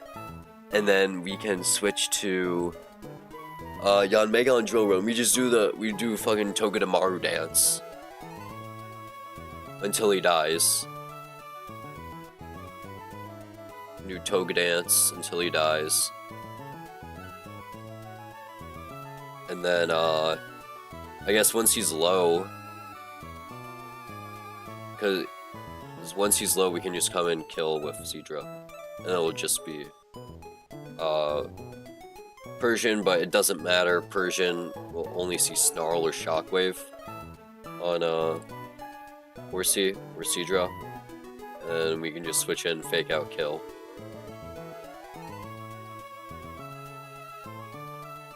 Okay. 5-mon line is a little rough, but nothing's gonna go wrong this time, right? Nothing's gonna go wrong this time, right?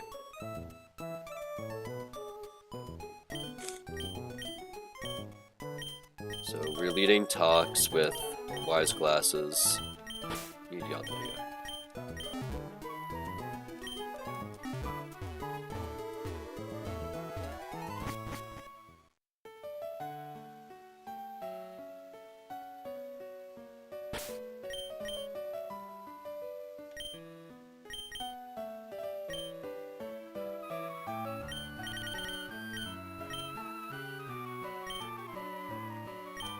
Oh my god, I didn't heal.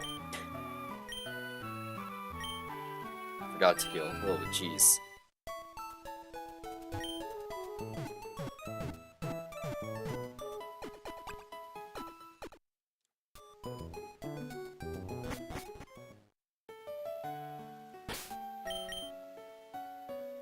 So Toxtricity of Wise Glasses, and then I guess everyone else just has Oranberry.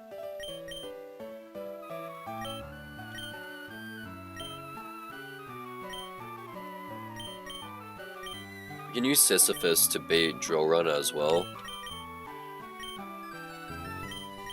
So that's good.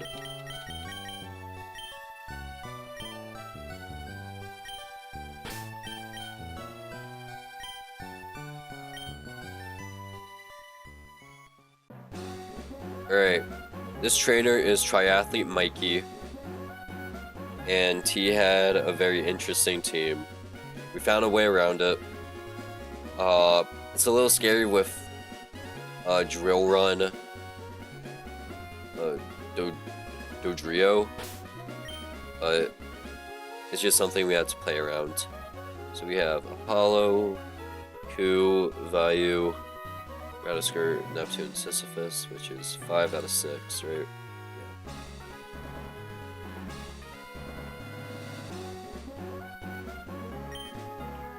Yeah. Alright, let's do this.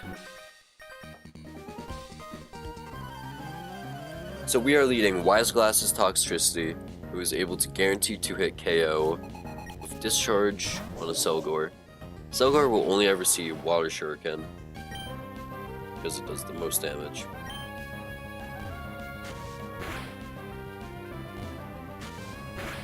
And even if Water Shuriken hits 5 times, which we're fine now, even if it hit 5 times twice, we would have been fine. Good crit. Doesn't matter, but...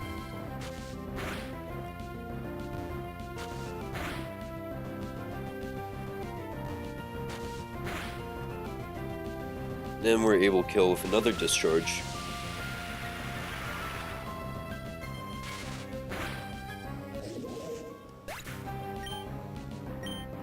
Now we should be seeing Dodrio come in. because they see Drill Run will always kill. Because they always see Drill Run will kill, we are able to switch into Vayu, because they are immune to ground attacks. And now we bait Drill Peck, and we'll switch to Togedemaru, who's able to take Drill Peck.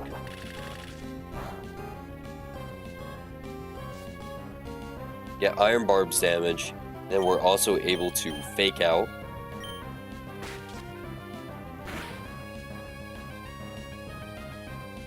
And then because it sees Drill Run again, we're able to switch back to Yanmega.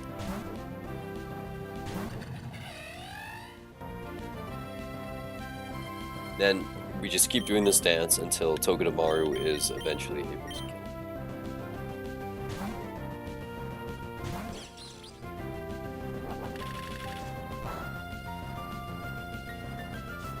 So Iron Barbs plus Fake Out.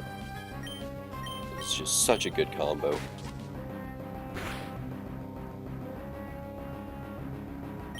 Drill Run, you know the drill.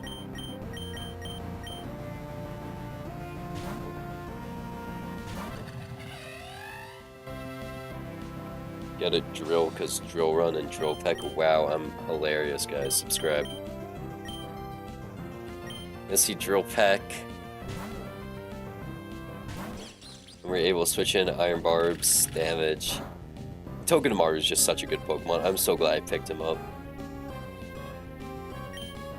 So we hit again with Fake Out. Should be dead to the next Iron Barb's Fake Out. And then, yeah, like, I don't know what to tell you, like, this fight was pretty straightforward.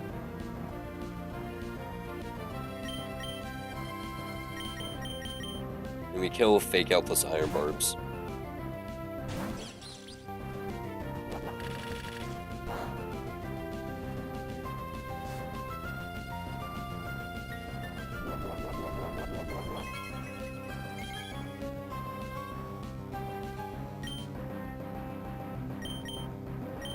So we kill Fake Out, and the last Pokemon is Alolan Persian, who always sees Snarl doing highest damage. And on Snarl we can just switch to Hitmonlee, who doesn't care about special attack drop. And they're also able to just completely wall and kill.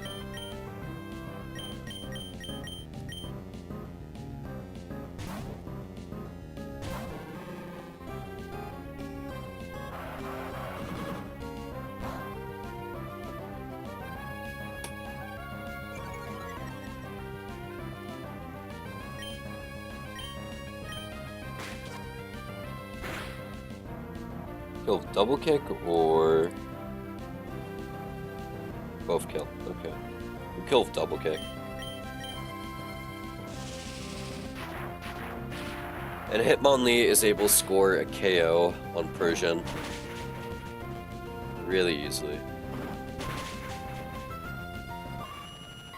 Triathlete Mikey down. Triathlete Dylan. Whoops. God. Oh my god.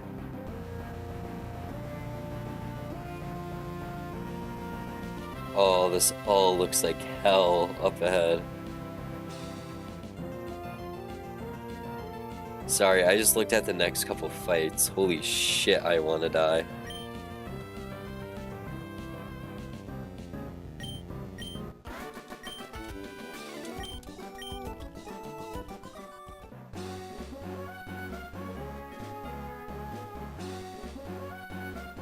We have 3 more fights until the next boss fight. Which, I'm gonna be real, we're probably wiping to the boss fight. Unless I'm able to find some God-given line. I don't know.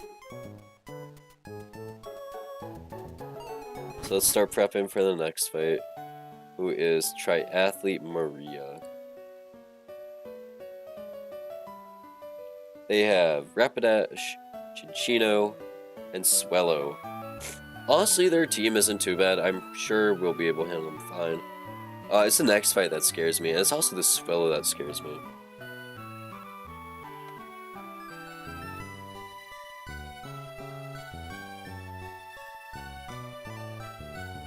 Also, that Skill Link Chinchino, holy shit. Oh, it's so over.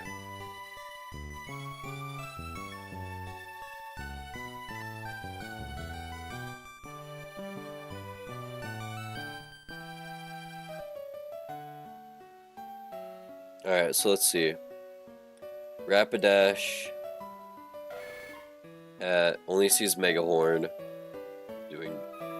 as a kill. So they're always gonna go for Mega Horn, or they might go for Hypnosis, either one. Octazooka never kills unless they already take damage.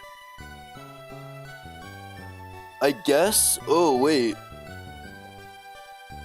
So, we can do...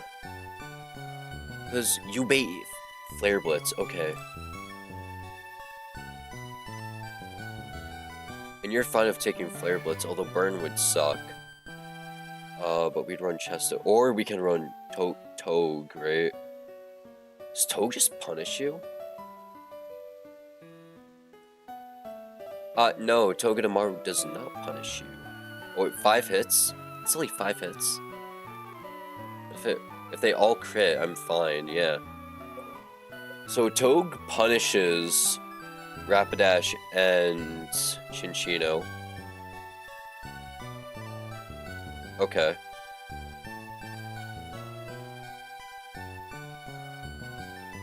Because Togedemaru is able to punish Tail Sap by making it take all 5 hits will proc Iron Barbs, which is really funny. We just gotta find a way to get Togedemaru in on Tail Swap. It'll probably be turn order, right? Right?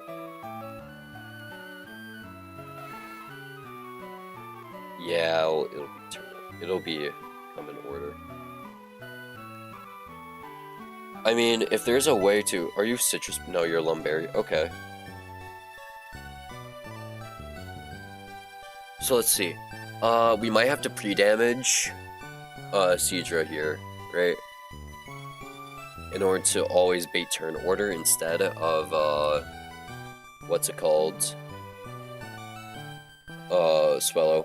So we have to get in the range to get killed by Tail Slap.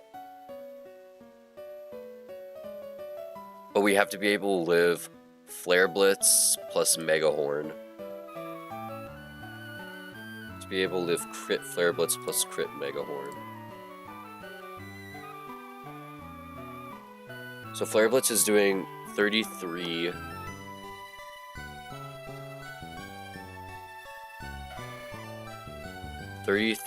Plus 79 minus 33 is 46.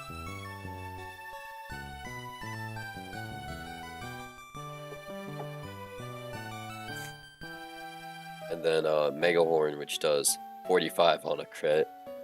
Okay, so I guess we just don't pre-damage, huh? Okay. So we can't pre-damage. Gotcha.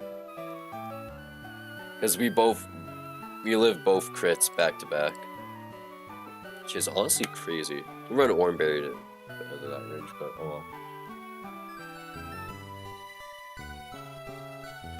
After that, it'll always be Tail Slap kills.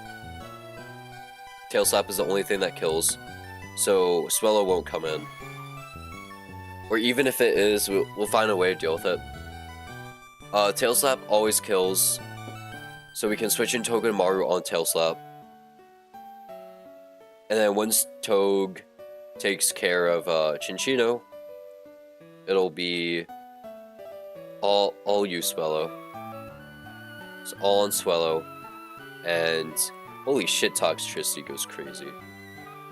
Cause Punk Rock, what does Punk Rock even do? Punk Rock does...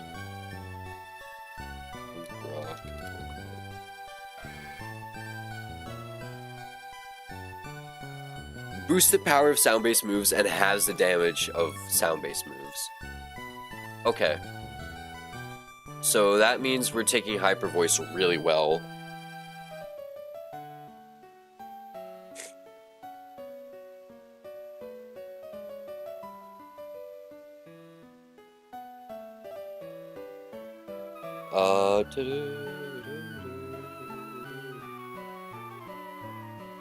So Toxtricity just walls you, because you're only spamming Heat Wave, and Heat Wave won't kill. Okay.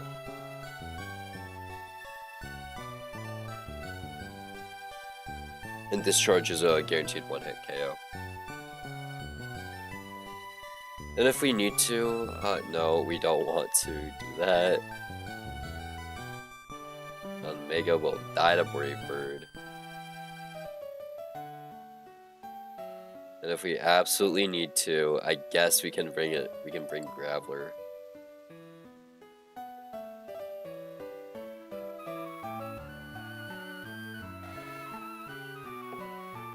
Okay.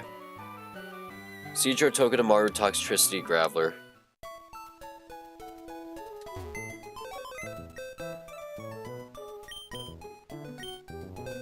We lead Togedemaru to always bait Flare Blitz so we can put them in range. Oh wait, I have everyone already.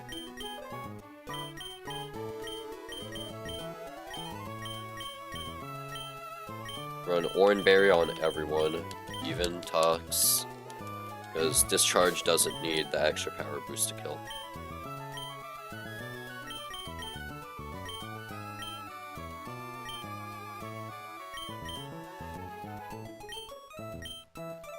So we lead Togedemaru, which baits Flare Blitz.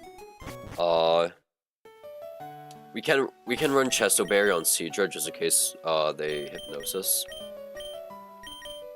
So we'll do that instead of Oranberry. Because Seadra, that's all Seadra's doing.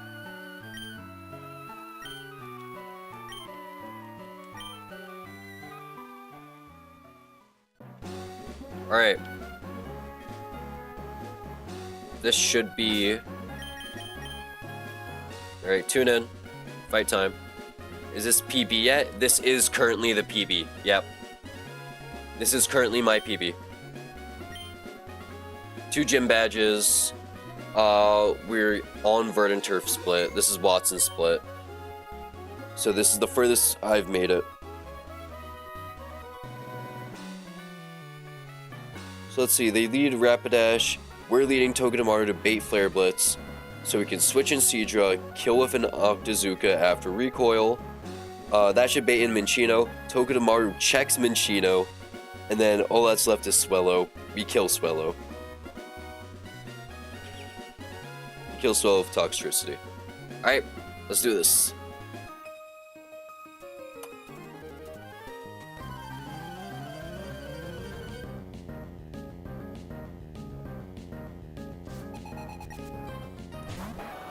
Lead Rapidash, we lead Togedemaru, who always baits Flare Blitz. It's the highest damaging move. So we're gonna switch to Seadra on a Flare Blitz.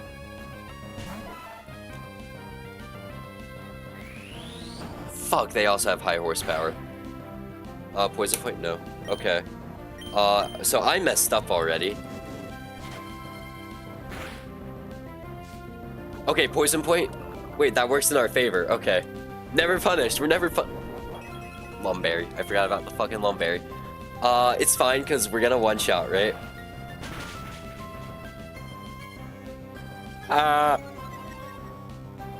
Accuracy fell. Good thing. We have a backup.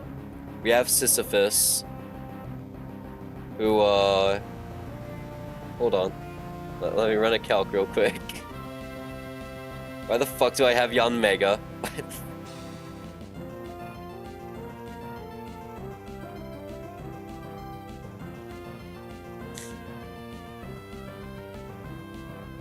Okay.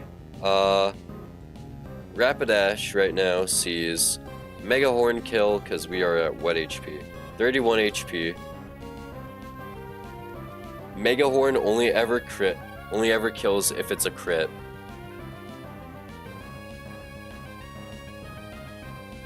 So we can switch to Sisyphus on Mega Horn. Then they bait High Horsepower. Then we bait Flare Blitz. And we can take Flare Blitz even if it's a crit. Right? Nope. Okay. We just gotta send it. They can miss. Never punished. Never punished. Never punished. So now we should be seeing Minccino come in. Shinshino. They'll always see Tail Slap. So we'll switch in Togedemaru.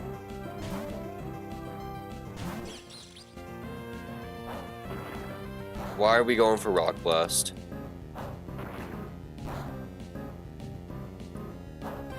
This is skill link, so it's always going to hit 5 times, which is scary.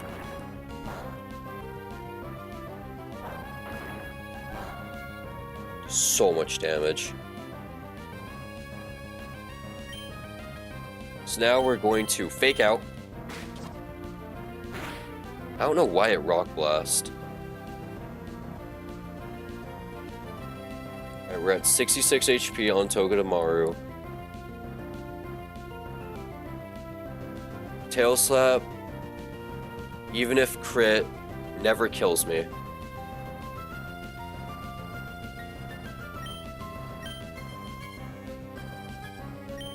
So we're just gonna go for Smart Strike. Iron Barbs does 12.5% of Shinshino's HP every time. So 12.5 times 5 is 62.5, rounded down, 62% of Shinshino's HP. Just for attacking. And we'll be able to kill Smart Strike.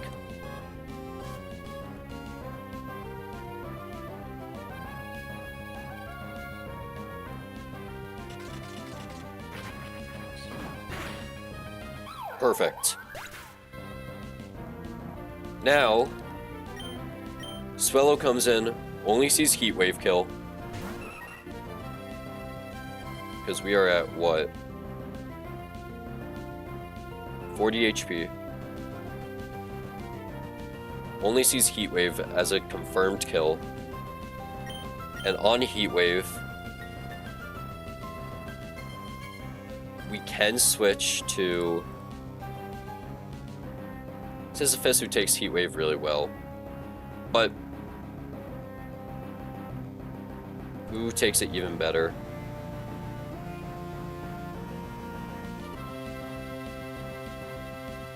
And then you bait Hyper Voice, which does less than Heat Wave. Right. So we're going to go to Sisyphus on a Heat Wave.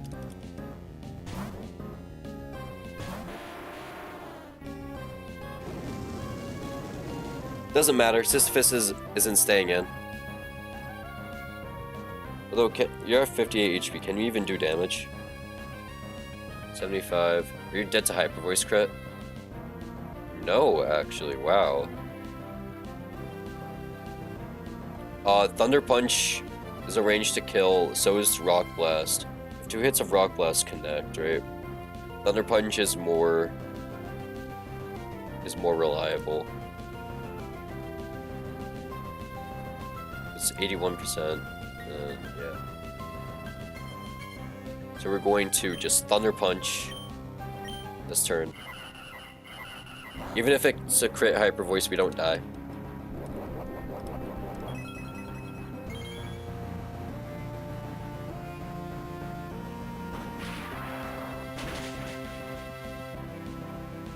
And we just barely missed a range for that too. That's funny. That's really funny. So 41. Hyper Voice crit will start killing. Yeah, Hyper Voice crit is guaranteed kill. So we're gonna switch to Toxtricity. Yeah, I want to give Sisyphus a kill too. That, man, we should have gone for Rock Blast. Even if it's crit, we're fine. We take reduced damage, and then we are able to kill just Discharge. Brave Bird, oh yeah, just kill yourself. Swallow goes down. Easy.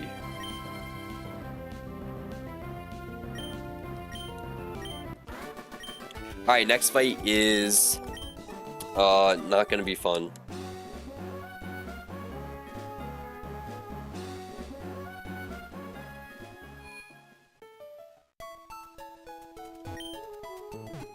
So next fight is Breeder Isaac, who has a Claydol, a Klinklang, an Electrode, and a Frostlass.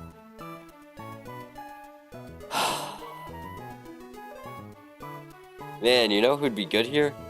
Houndoom. Houndoom would be amazing here.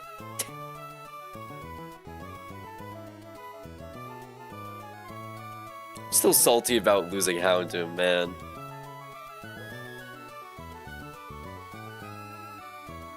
Alright, let's see.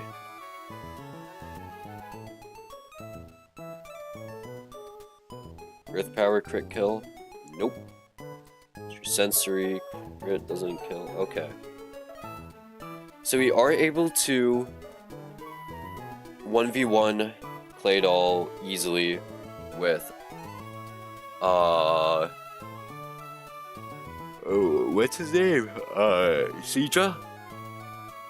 Able 1v1s with Seadra. And then it'll see Wild Charge because of how low we are.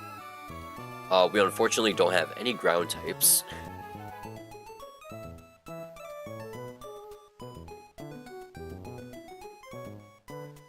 And we don't have a confirmed kill.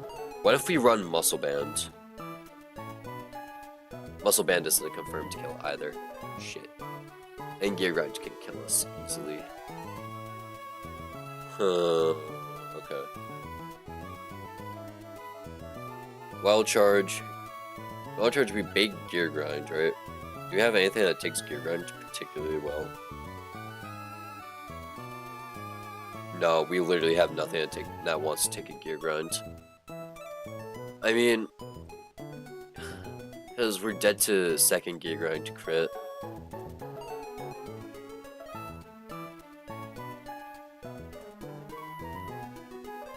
Oh, wait, Amoonguss. Wait, no, we're still gonna have a Foongus, because Amoonguss is at level 35 for some reason, bro.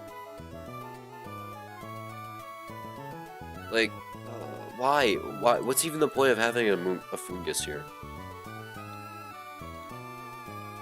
Yeah, oh, evolves at level 36, even better, yeah. Because Amoonguss would have been great here.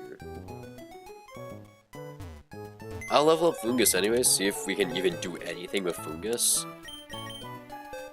Maybe there's some cool things we can do with Foongus, I don't know. Not really thinking we can do anything cool with Foongus, though.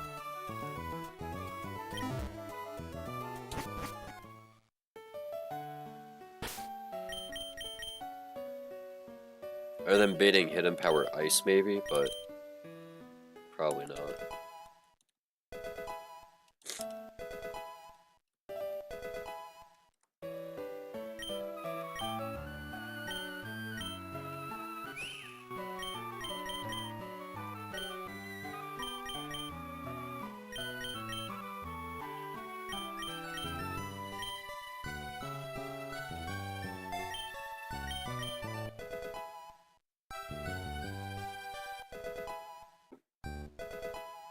So we don't get him until after we beat the boss in this area.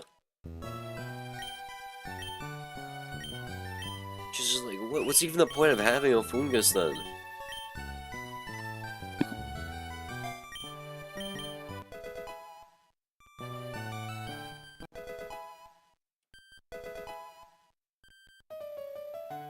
Gear Grind is a contact move, right?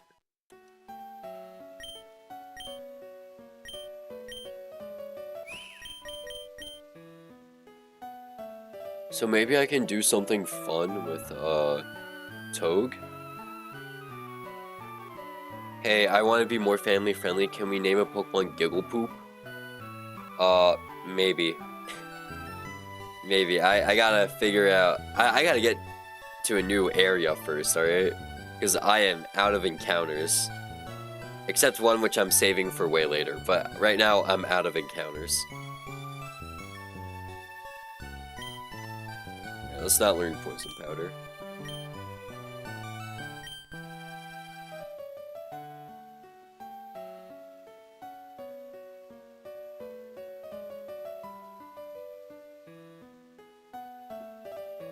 Alright. Let's re-export everything. And see if this changes it. Because I feel like my problem is that I overthink everything, right? Which in some aspects is fine, but I'm just overthinking a lot of shit.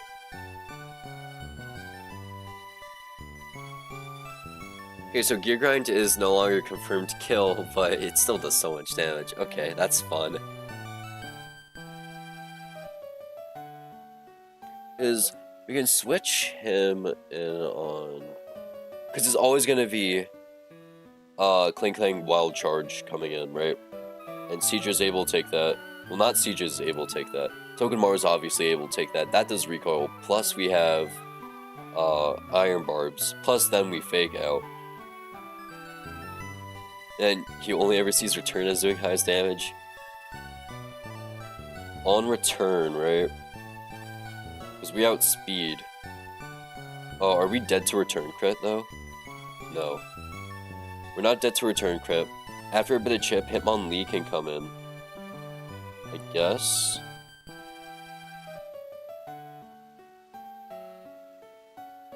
Hitmonlee is able to come in on return.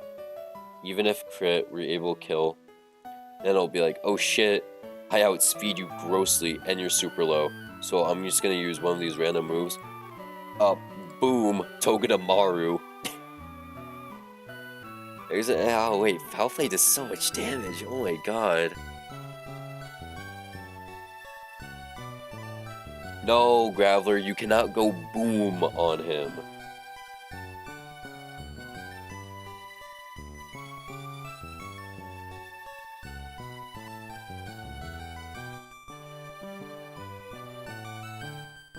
This thing just has perfect coverage. This has Bolt Beam coverage.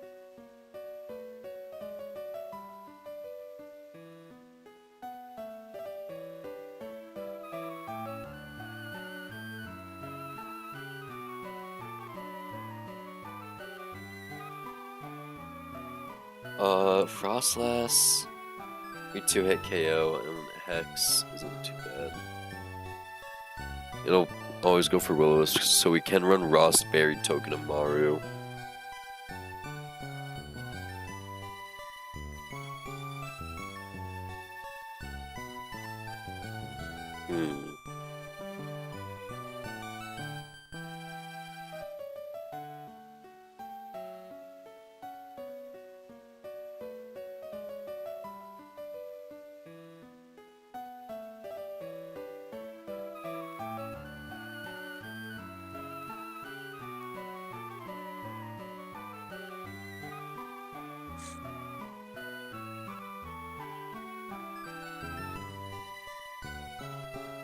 Let's see, Muscle Band.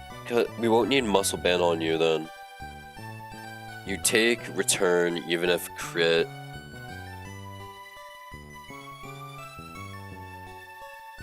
And you outspeed as long as he doesn't go for Autonomous Eyes. Bullshit.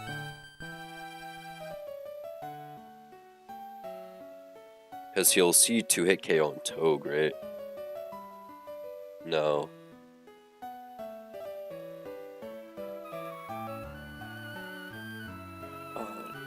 I guess I'm looking at AI docs again.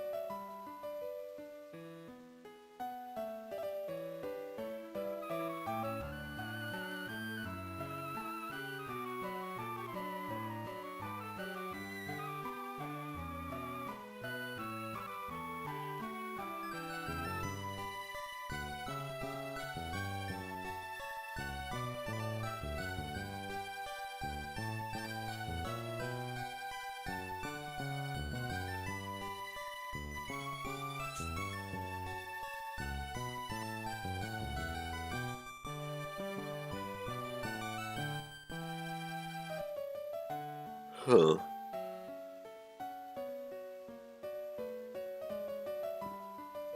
Okay, so if Kling Kling is faster,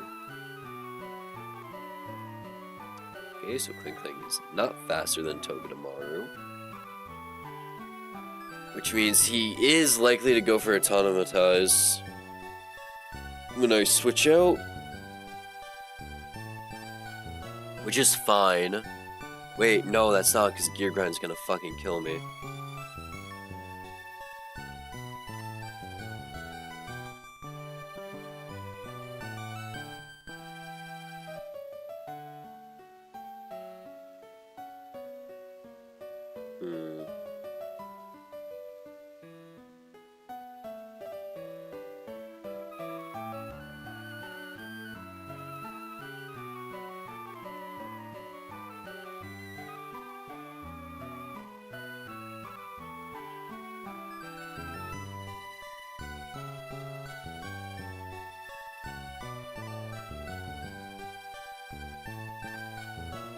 Toga might just have to 1v1 him.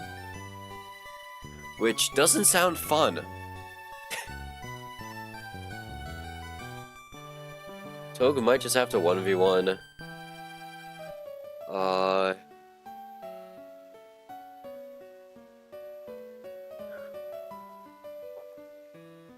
It's gonna be really slow.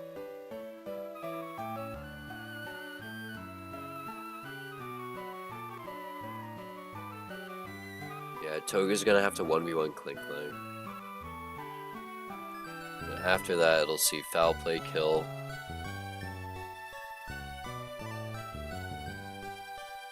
And nothing can one-shot you except for self-destructs.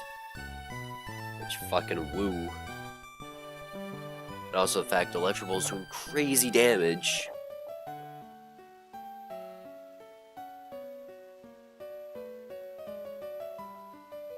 You can bring Fungus in to take any attack and bait HP Grass, I guess.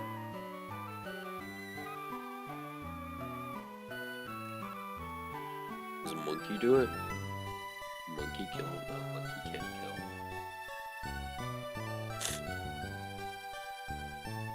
We have no good way of dealing with this Electrode. Oh man.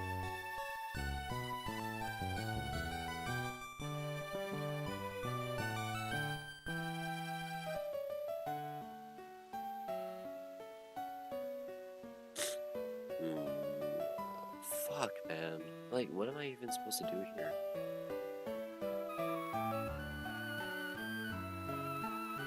So everything either takes too much damage,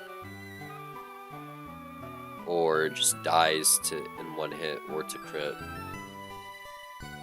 or can't kill. Because even if I give you Muscle Band, yeah, Muscle Band, it's still a range to kill.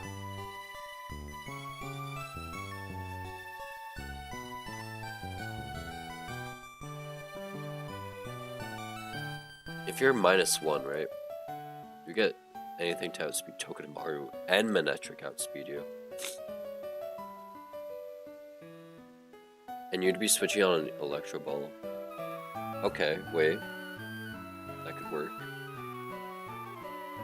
And then last is Frostlass. We can't 1v1 Frostlass.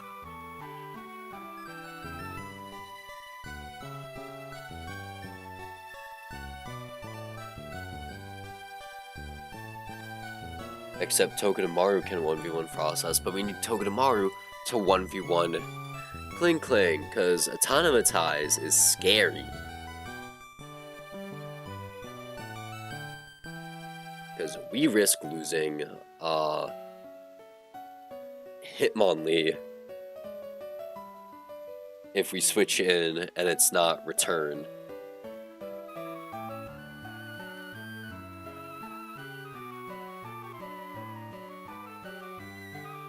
It's not return or wild charge. Either one would work, but it will be return.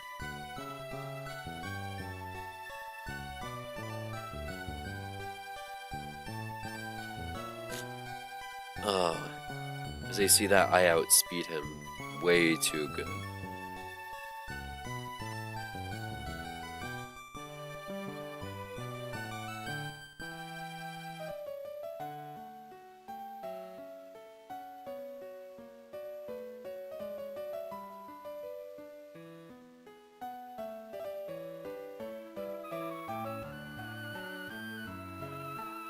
So we need Rossberry on you so we don't get killed by Hex. Okay, I think it's a little iffy, but it works.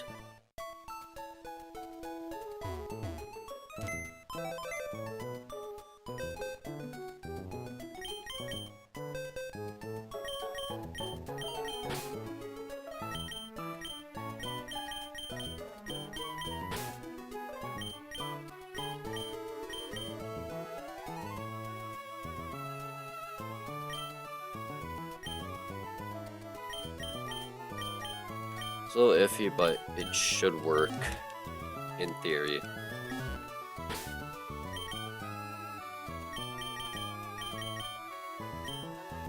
Alright, let's see. We have to run Rostberry on Togedemaru, dodge Will-O-Wisp.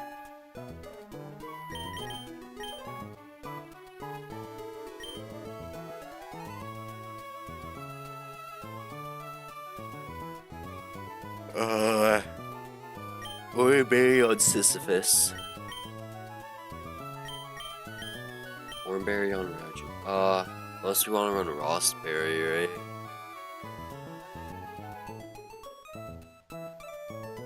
We can also run Rostberry. Yeah, we'll run Rostberry. Then Neptune.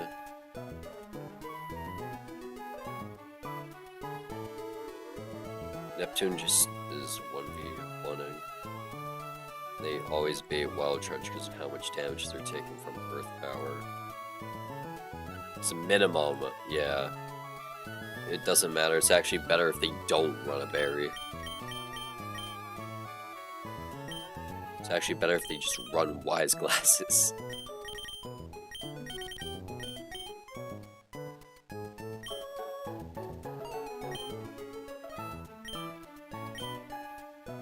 Unless they have a status move?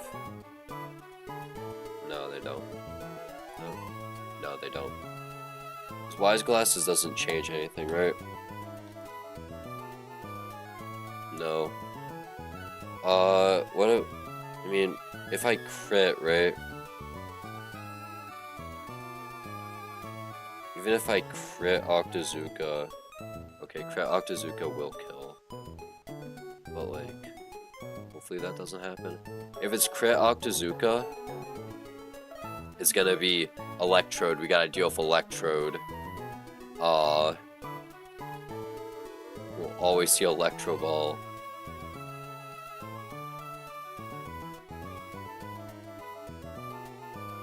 And I'm using 2 Pokemon to deal with Electrode. Oh man, this sucks.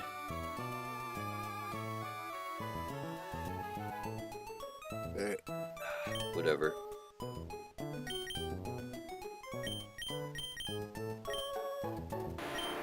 Oranberry, Rost, Oran. We don't need Rost on you. I don't think you're not the one fighting what's it called? Frostlass anyways, so I don't know why I gave you Rost.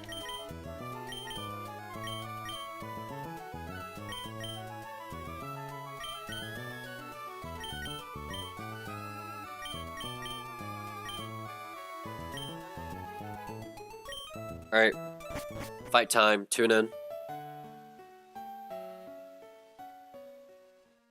So this was pretty quick cook. This fight is pretty scary though, a lot can go wrong. If Hitmonlee doesn't get outsped, if Autonomatize gets set up, I think we just straight up wipe. So that's fun. But we're rolling the dice on it.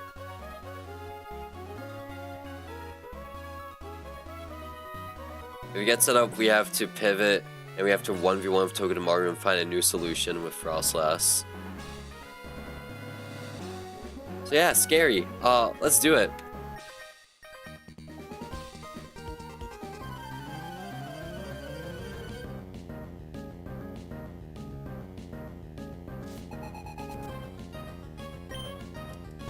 Leads Claydol. Neptune is able to 1v1 the Claydol, because 2 Octazookas are able to kill.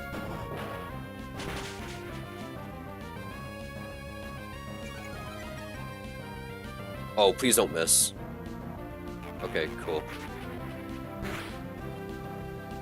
And now we always bait...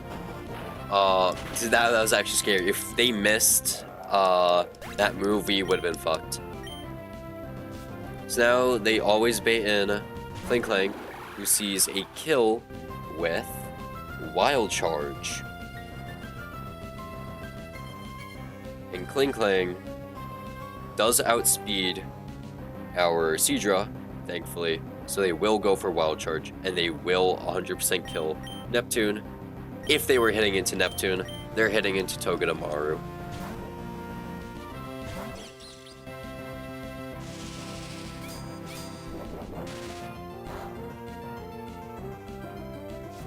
That we pop Iron Barbs, and they hit themselves with Recoil. We are going to Fake Out.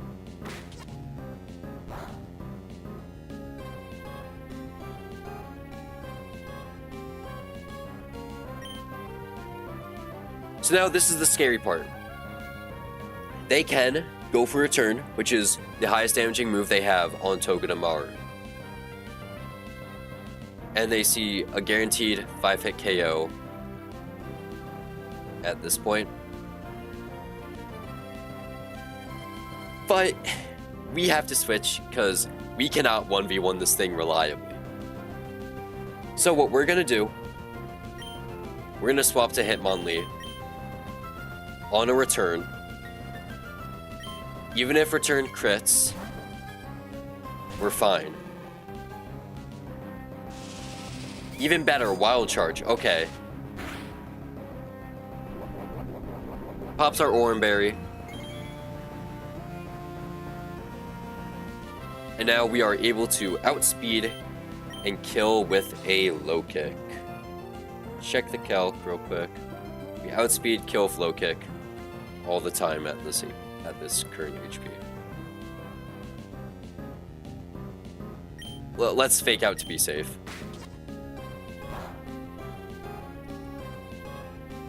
Fake Out to be safe, and then we kill with low kick.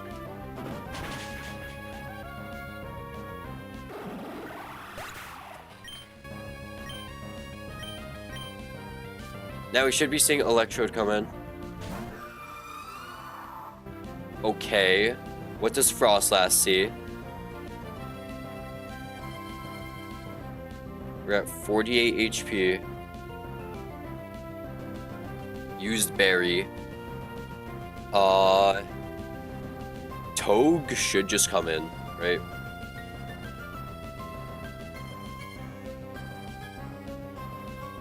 Togedemaru always comes in here.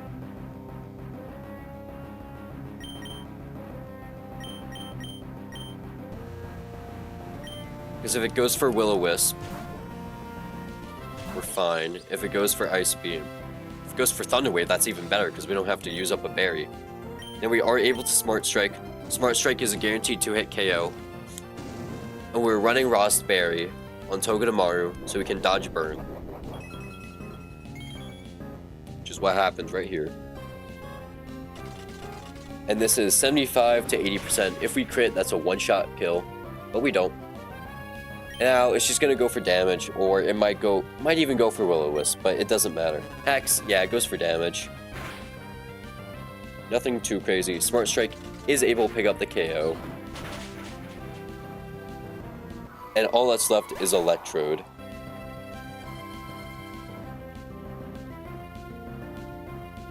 And Togedemaru at 49 HP.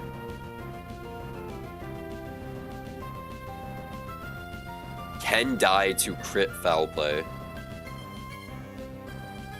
Not always, but can die to crit Foul Play. So he can't stay in. And Foul Play is Electrode's highest damaging move. So how do we get around this? Simple answer. We really fucking can't. So if we look at everyone's HP, we got 34 on Neptune, which, let me just run one calc real quick. 43. Foul Play does 33, 30, 34, whatever. Foul Play is a guaranteed kill. Wait, no. Okay, so we can switch to Neptune, right? Even on crit, it's not guaranteed. Electro Ball is the next best move he has. Electro Ball does bad damage into Electric. Electric is able to do a little bit of damage.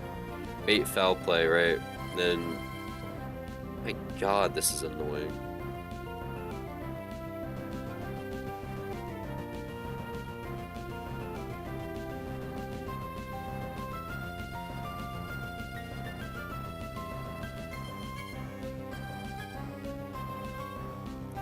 So on Foul Play, you have Wise Glasses, right? Yeah.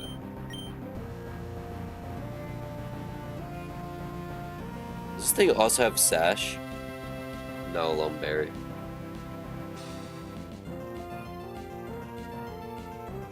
Why is Neptune level 33? Because I was able to go past the...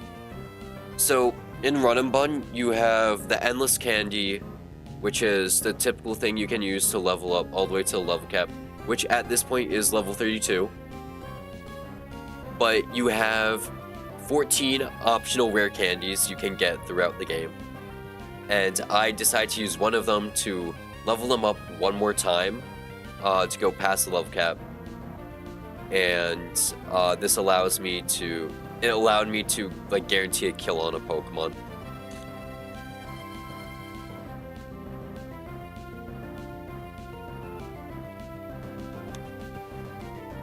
So Neptune can switch in, right? Takes the Foul Play, and then what they bait is completely random, which is scary. But I think that's the only way out.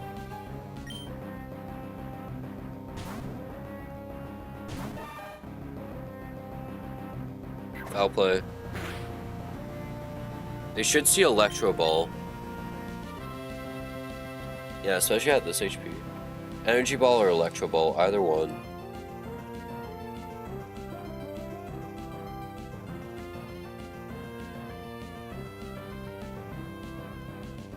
Oh no, it doesn't have Energy Ball. Okay, yeah, he only sees that either Foul Play will kill or Electro Ball. So on either, we have to switch to Electric.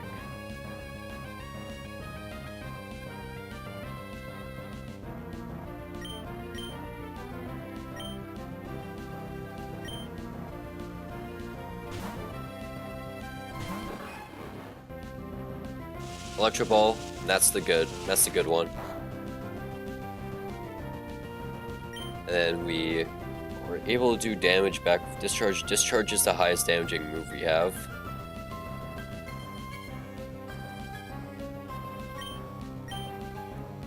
Foul Play is gonna hurt a bit. Yikes.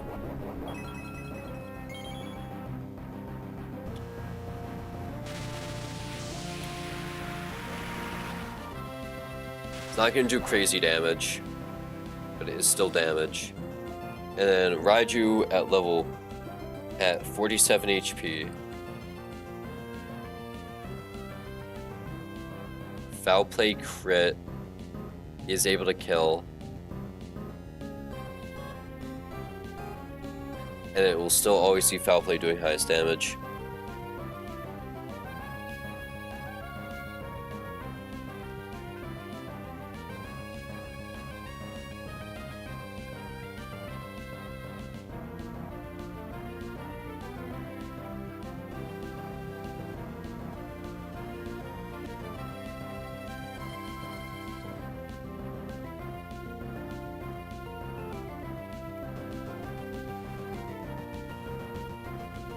We can go for a play here, right?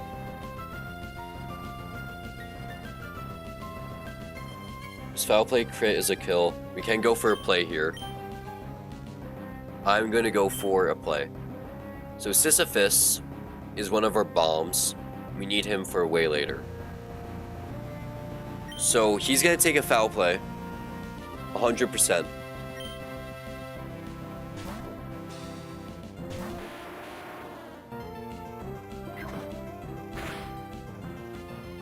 And good thing I planned for crit. So, oh wait, fuck, he crit?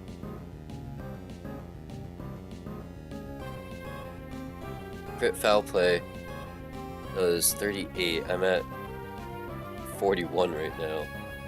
Did he max roll crit?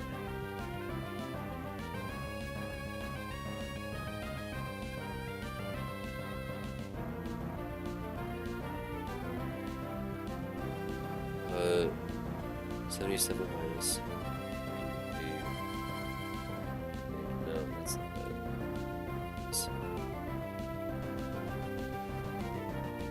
No, okay, he high roll crit, but he didn't max roll crit. Okay. We're not dead to regular flash cannon. So we can bulldoze.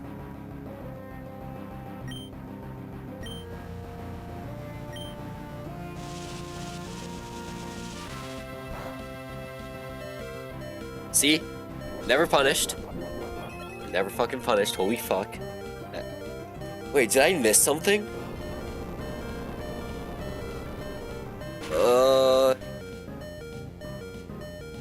Oh my god, I did, because I was dead there. I could have died there. So he's gonna see random move.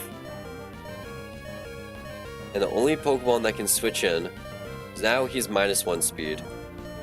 Only Pokemon that can switch in and outspeed him right now is Togedemaru or Manectric. And right now he sees random move. Only Pokemon that can take a hit is probably Togedemaru or honestly Hitmonlee. Hitmonlee has Fake Out, so we can just switch in Hitmonlee Fake Out. Hitmonlee has 48 HP. Just 59. So if he goes for Foul Play, he can kill Foul Play crit!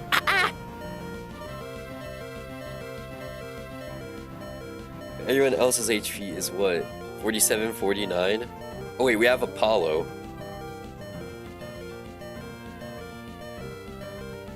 Apollo has to get double crit back to back. We're fine, okay. And we have Oranberry if we get high roll crit.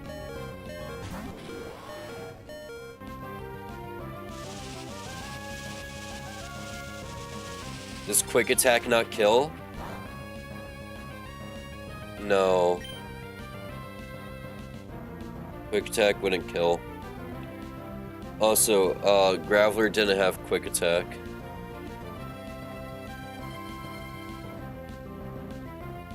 So we're able to kill with Discharge. Foul Play isn't able to kill, even if it crits now.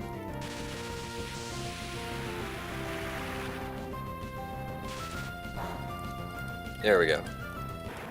And that is Breeder Isaac beaten. I'm not sure if Taz is in chat, but I'm up to Lightning Rod doubles. So Lightning Rod doubles is very scary because it's one of many gimmick fights.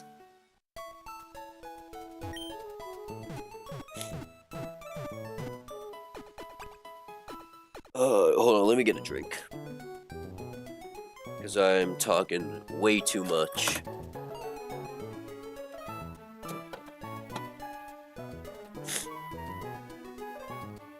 Okay, let's take a look at this fight.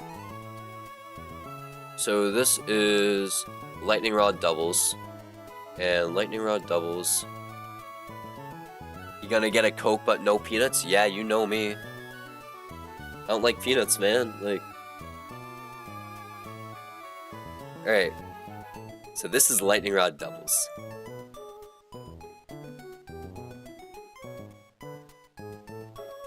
And oh my god, that's interesting. Oh, cause of metronome. Okay. So, Senior and Junior, Anna and Meg, they have a very, very disgusting team. They have an Emolga with Discharge and Metronome. What Metronome does is that every time you use a move, it increases in power if you keep moving it. If you keep using it, which guess what? Emolga only has Discharge. Now Emolga isn't very powerful, especially since it's spamming Discharge in a double battle. But we have the ever so threatening Sea King with Lightning Rod,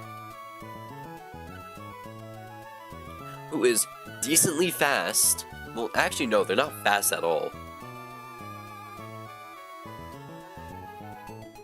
But they are able to boost up with Lightning Rod thanks to Discharge.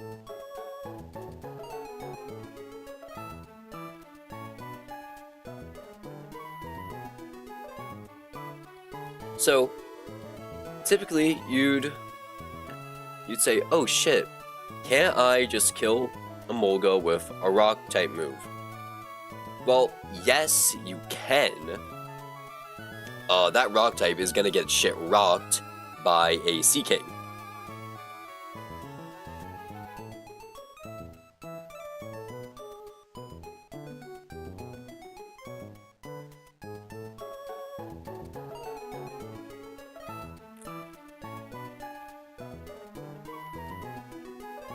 But we can actually use this to our advantage.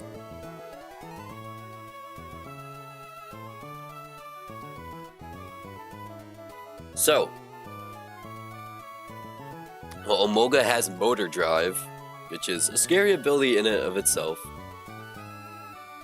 I think there is a pretty easy way out of this.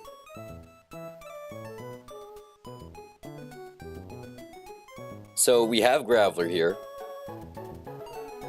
Graveler, holding Muscle Bands, is in theory able to kill Emolga with Rock Blast. Once Emolga goes down, we're gonna also fake out Sea King at the same time, because Sea King will always see Hydro Pump kill or Muddy Water kill. Probably Muddy Water since it's doubles. So we'll be able to fake out. And because of this, they're gonna see Lantern come in, who has a confirmed kill with Brine. Or, yeah, they have a confirmed kill with Brine after Discharge. So they'll have a confirmed kill with Brine. On Brine.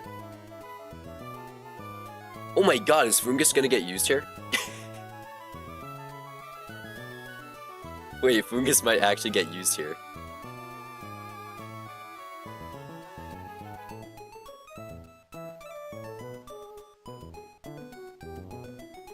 Fungus is a grass type, resistant. Wait, well, Fungus is a grass type, so we might have to use Fungus here. Fungus can come in on Brine, and Sea King is still out on the field. He's gonna bait Ice Beam, because nothing else really kills. Nothing else does enough damage to warrant a kill. Except maybe Hydro Pump, but Ice Beam does. Wow, that's freaky. Oh man. Might have to pre-dam it. Oh, well, we're gonna take a Brine, so yeah, we'll be in Ice Beam range.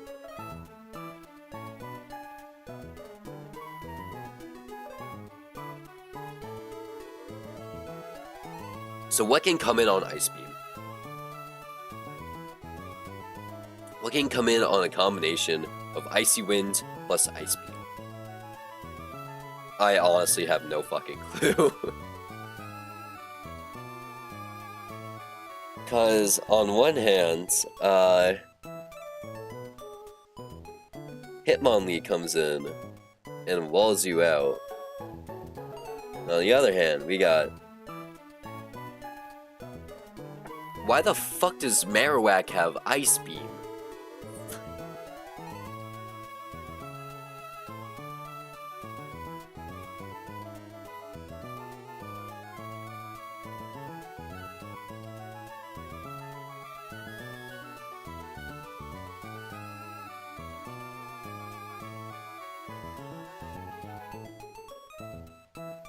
Because if we can get if we can get Marowak into a 1v2, we can win easy. Because then we can just switch in someone like Corvisquire Yanmega on Ice Beam or Flamethrower. Nope. Okay. Nope. Okay. How does that thing have such good special attack or high special attack? What? Yeah, I don't get that.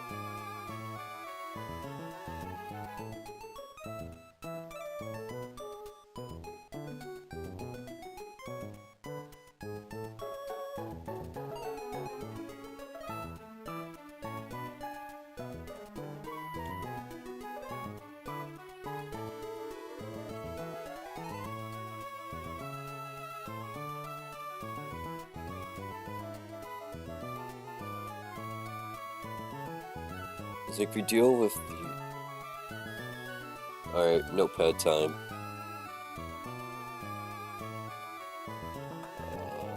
Lightning... doubles. Fight line. Lead Graveler. And Togue.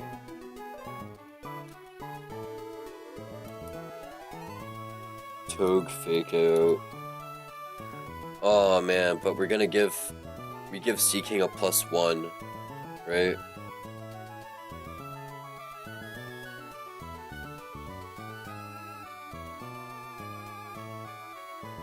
Can we just...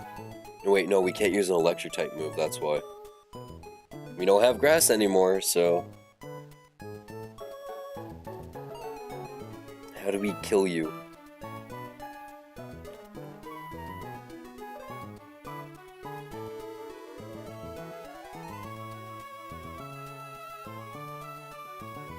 Lantern Oz has discharge. Fuck.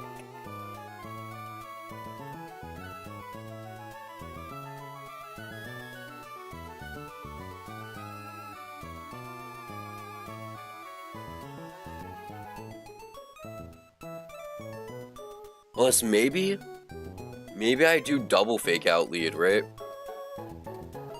Double fake out.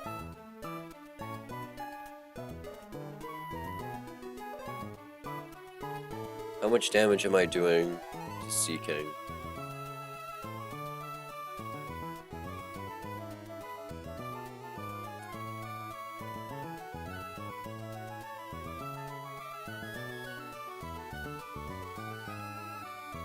Fake out plus double kick isn't enough to kill.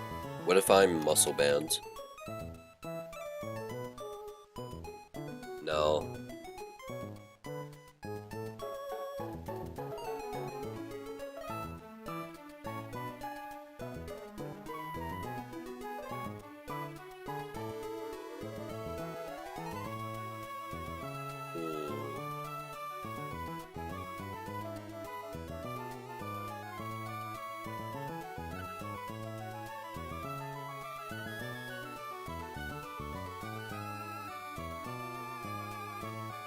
Hitmonlee is out. Highest damage is Hydro Pump on what? Seriously, it's Hydro Pump on Togue?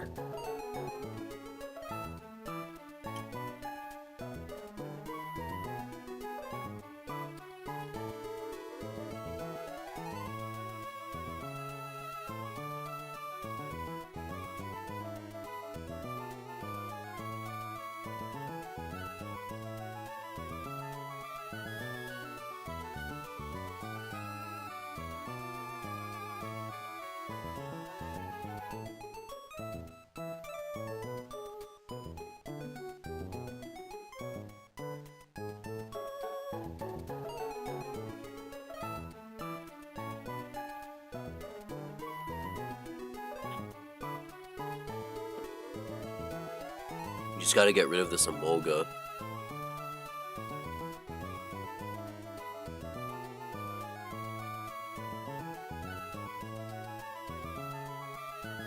If I had any sort of like immunities other than ground.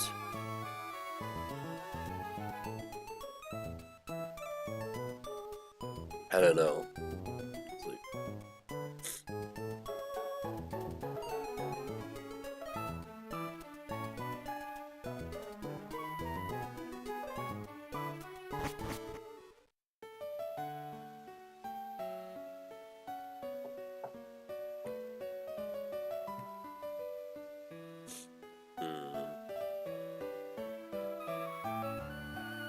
It's just that we can't give 1v1s, right? Which makes it hard.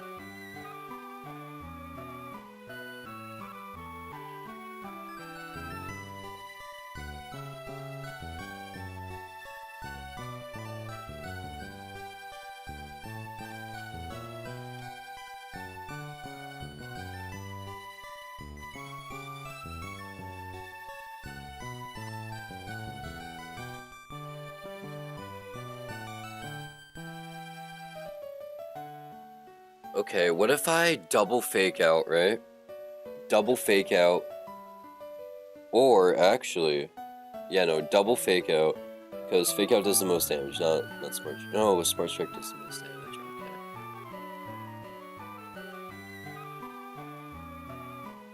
But then at that point, right? I don't need to lead Togedemaru.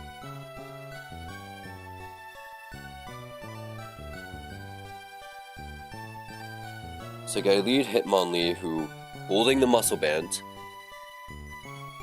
fakes out Seaking, and then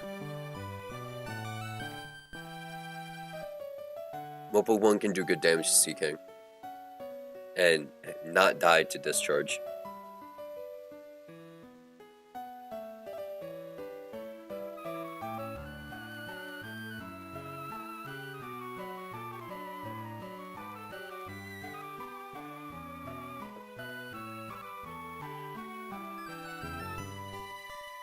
Hey, we might have to double lead Toge.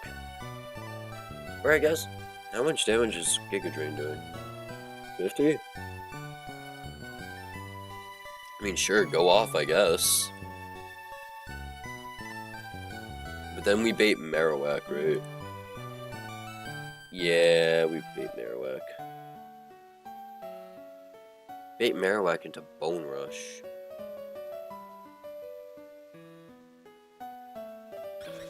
Double switch into Yanmega Toge. Okay.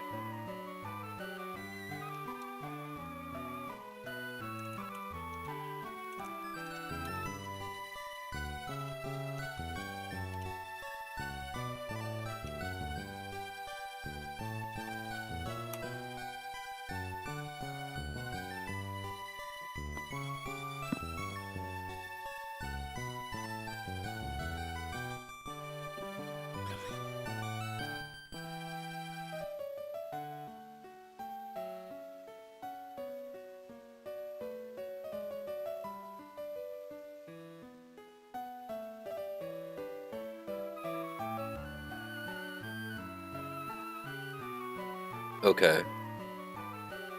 Because I'm able to just straight up kill Seaking. And Emolga's discharge isn't doing crazy damage to either of us. It's after one discharge.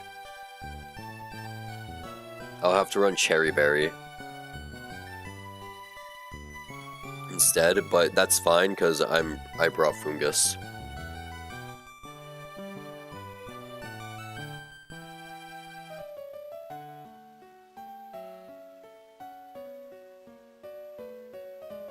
So it'll probably be Marowak who sees Bone Rush kill, or at least highest damage Bone Rush. Yeah, Bone Rush highest damage. Be like, oh shit, let me go in and start Bone Rushing. Probably into Fungus because it's a confirmed. Both are gonna be confirmed kills. Ah.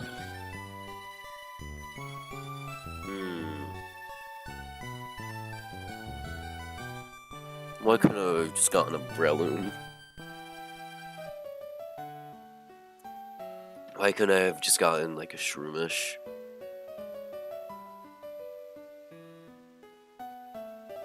Now I gotta create technology to deal with this shit.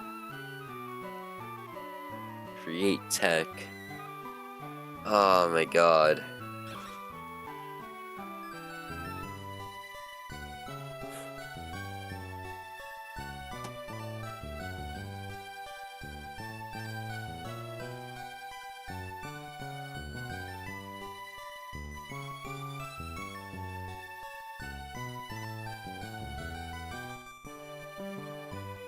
It's the thing with Bone Rush, right?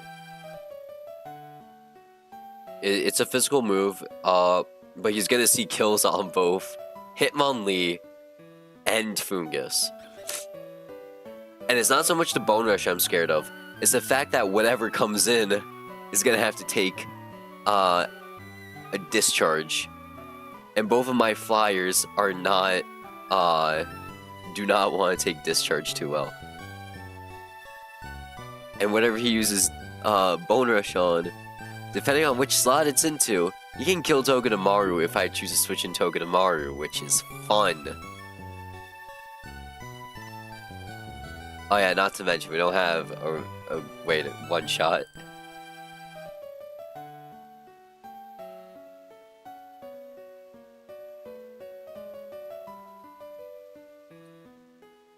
Unless we do Wise Glasses Octozuka.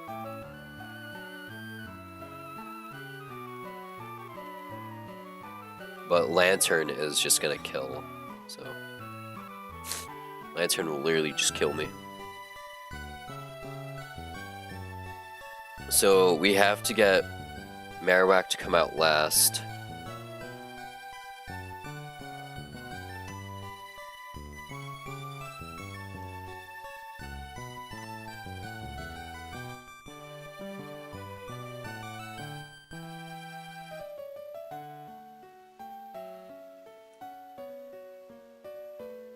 Because Seadra can 1v1 Marowak. We literally just gotta get Marowak last somehow.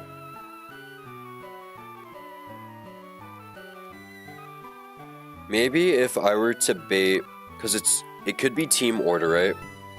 If I were able to bait Lantern out, so it's Lantern Emolga. Lantern has Icy Winds.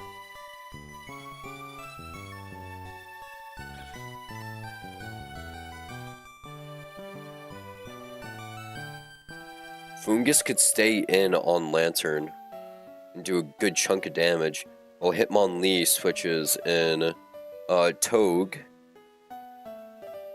and fakes out Emolga to reset Metronome, while Fungus gets more Giga Drain.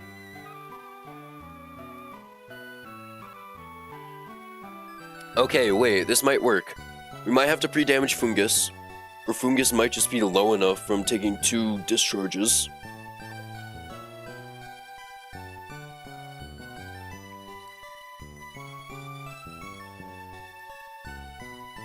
Alright, so kill that lead.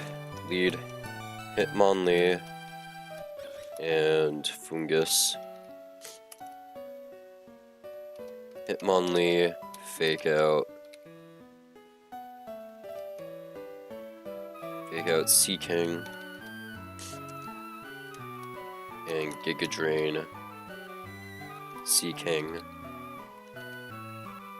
This drops them to around half.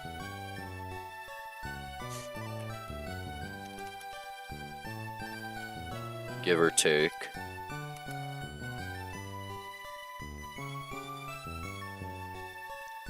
Emolga discharge.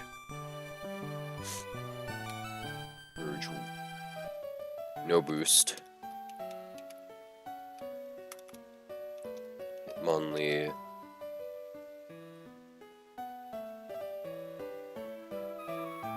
$19. 81 minus 19.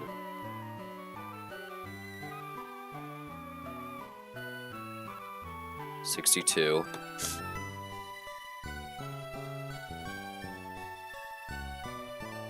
And then you also go 4, 94 minus 15. 79. I should have written that down. Whoops.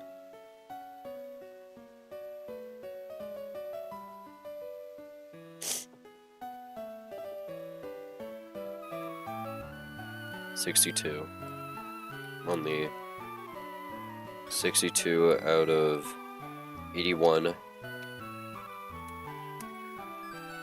Fungus. Oh my, I'm fucking stupid. 94 minus 15. Which is 79. 9 out of 94. How much after Giga Drain? I think I'll be full after Giga Drain though.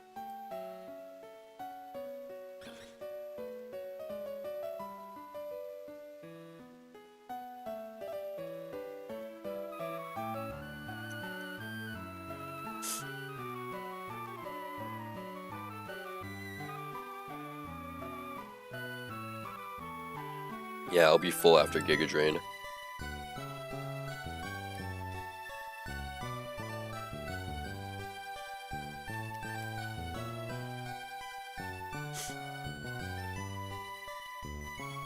Okay, next turn. Emolga.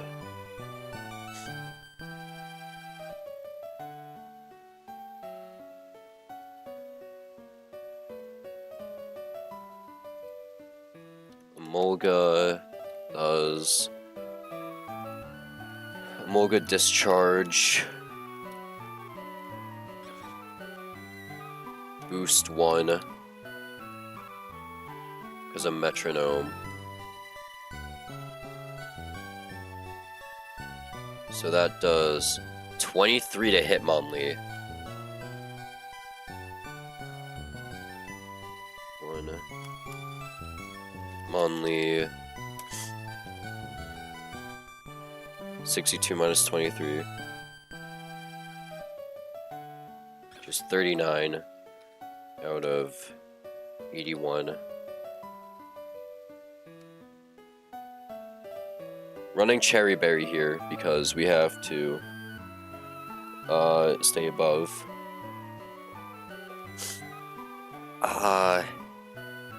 And then we are able to kill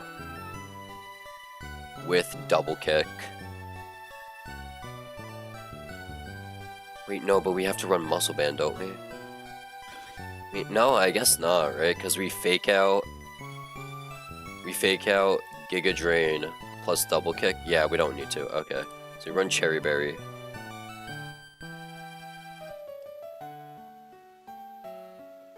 Monly, and then Fungus is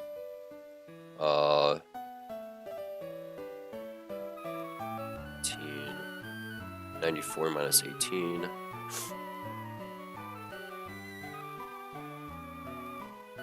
$76.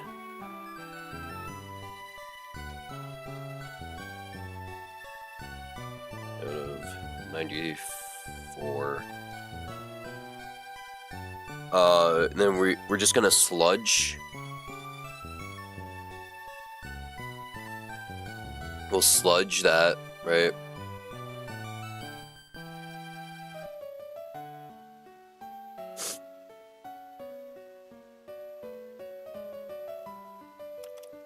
Sludge Emolga. Drop them to 27, 82 minus 27. No, 82 minus 22 is 60. 60 out of 82.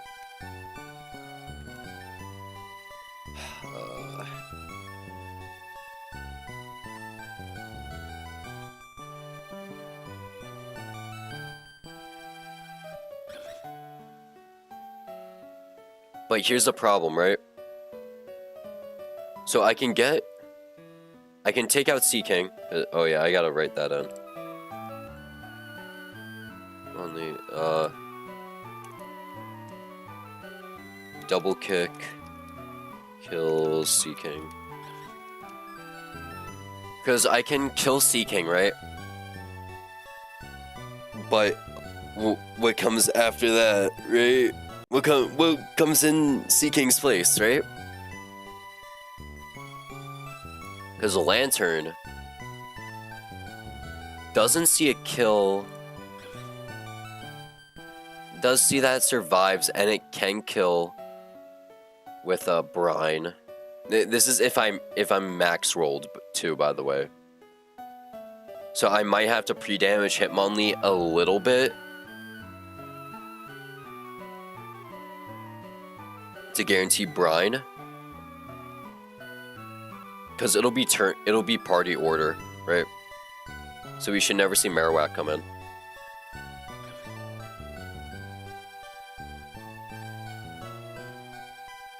And then on brine, right? On brine, we can switch in Togue, right?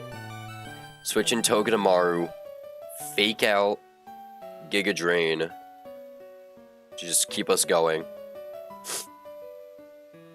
And then so that resets discharge damage. Although, resets discharge damage.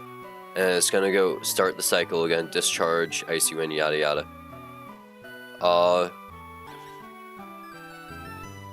On Icy Wind plus discharge.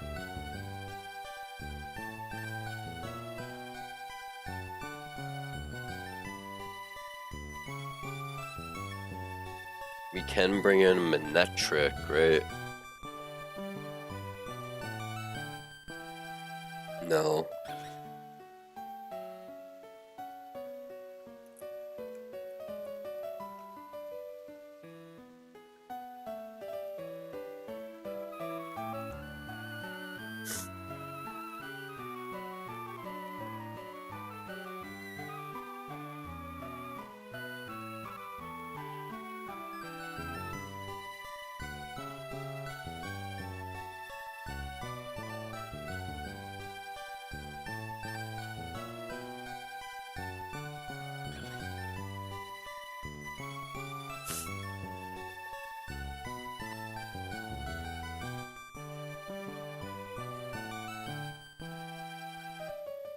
So we need to bring Seadra to 1v1 Marowak.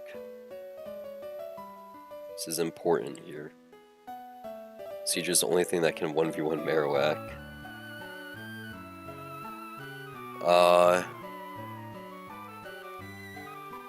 How do we bait in Lantern, though? How do we guarantee? Because once Lantern comes in, right? This is assuming that Lantern... let's make it assuming Lantern. If Lantern comes in, if Lantern switch Hitmonlee to Togue on Brine, Giga Drain,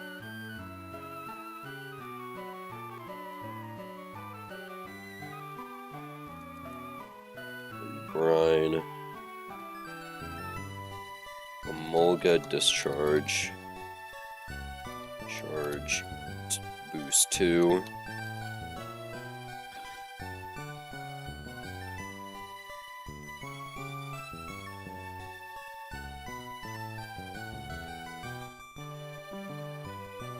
and then we can fake out,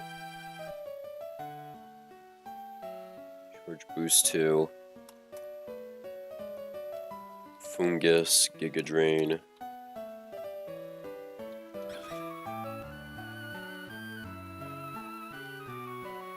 How much is Giga Drain doing to Lantern?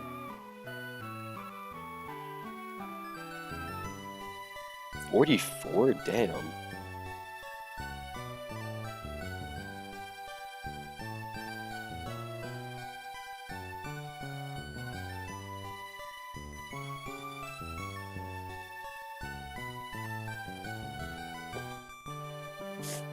80 out of 124.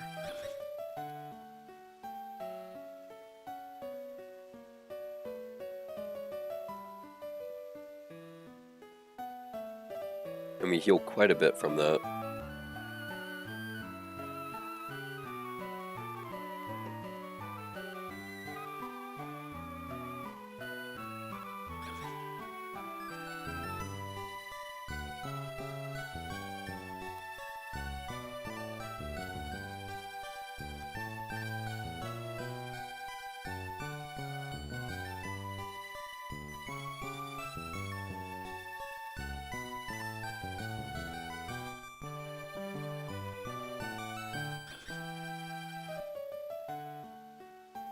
Go down to 72. 2 out of 90.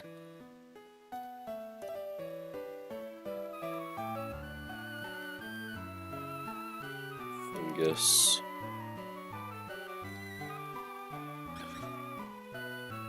Is what? 76 HP?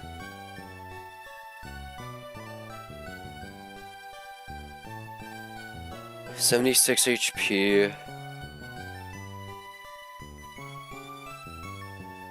minus 21, which is 55 out of 94.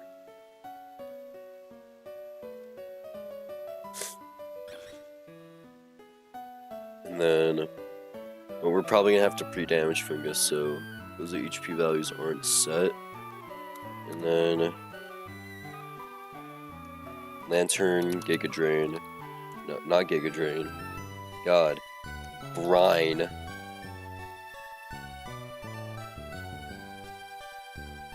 Brine's Toad. Brine into Toad. And we're 72.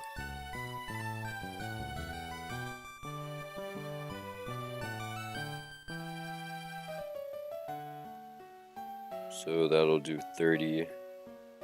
Drops us to 42. Oranberry 52. 42 out of 90 to 52 out of 90 after Oranberry.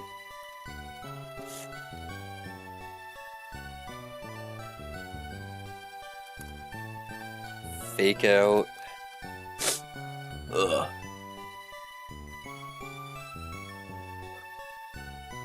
Fake out Emolga.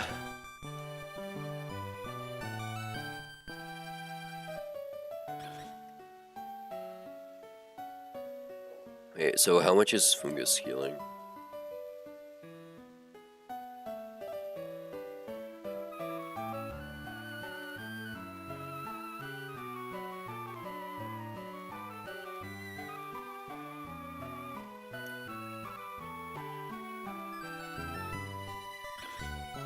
Quite a lot.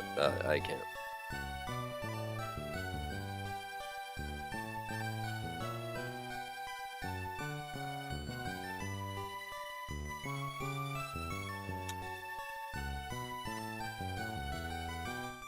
It's assuming we do 44, we're healing 23, we're at 70, not 72, 55.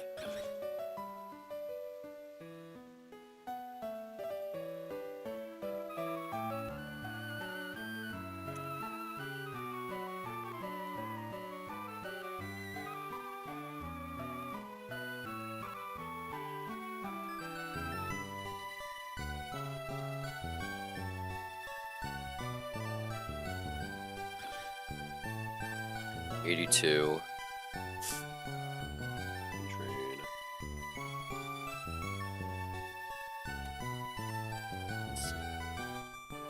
$7 out of 94.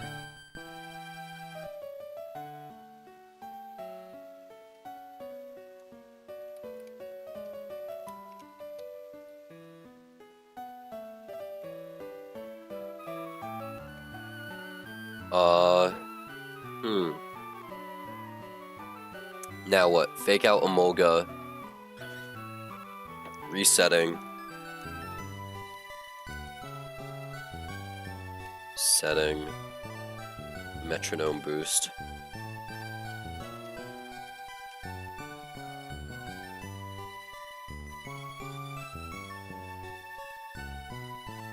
And then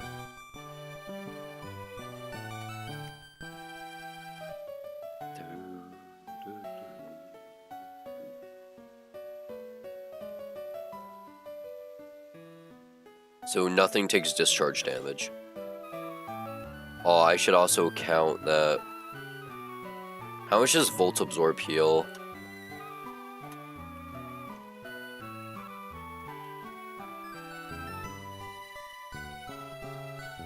A quarter? So this motherfucker goes from 80. It's 25. Back up to 90.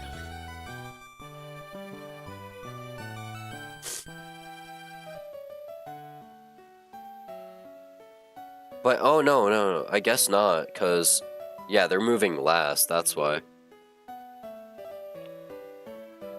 Because I'm moving after them, okay. So, we don't gotta worry about that right now.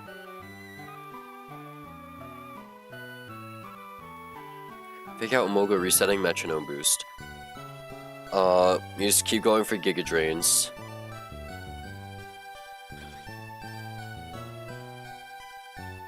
And then, what, he sees highest damage on Togue.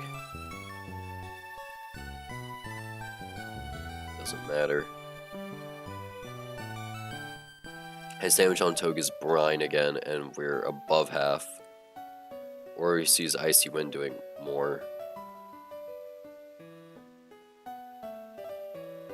Either one is fine, I'd prefer Icy Wind.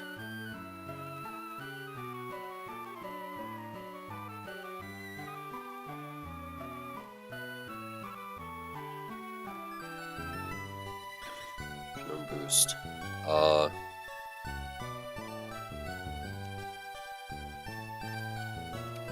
Lantern, Brine, or Icy Wind.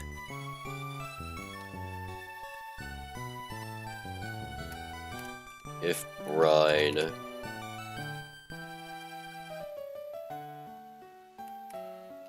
Togue is now. What HP is Togue at here? 72.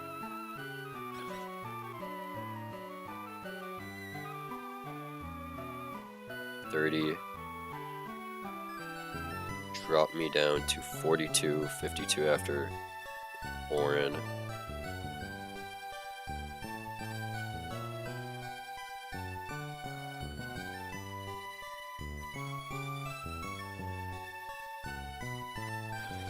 Oh wait, no. I'm 52 right now. Okay. 52. Grind drops me to 22.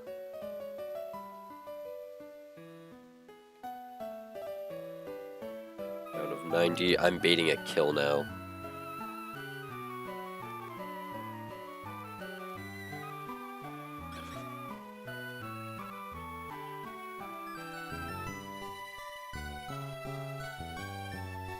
Fungus. Giga Drains.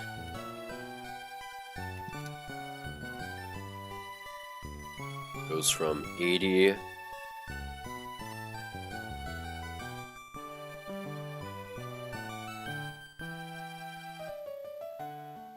To 36.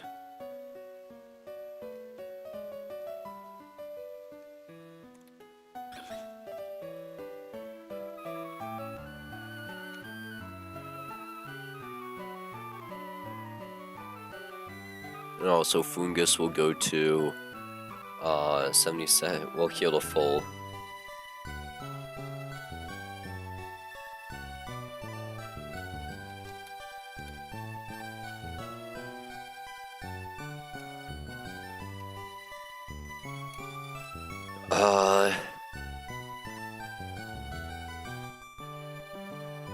So then it's gonna restart discharge.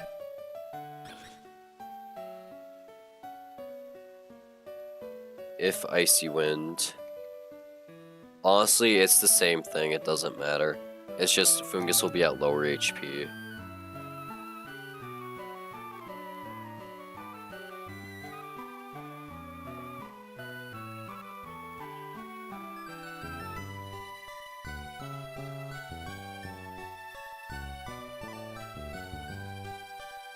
Alright, hold on. I'll be right back. Gotta use the bathroom.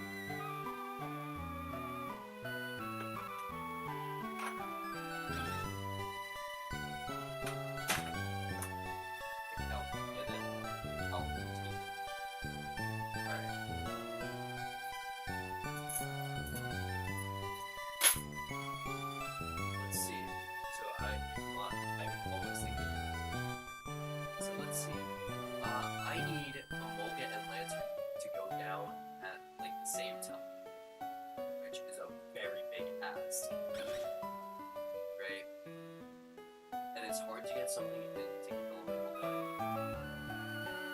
that doesn't get killed by the or population.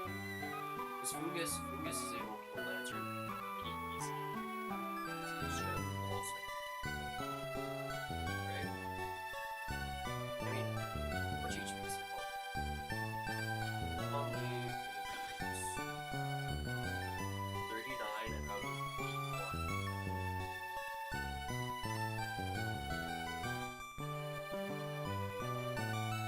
At 60 out of 82 HP.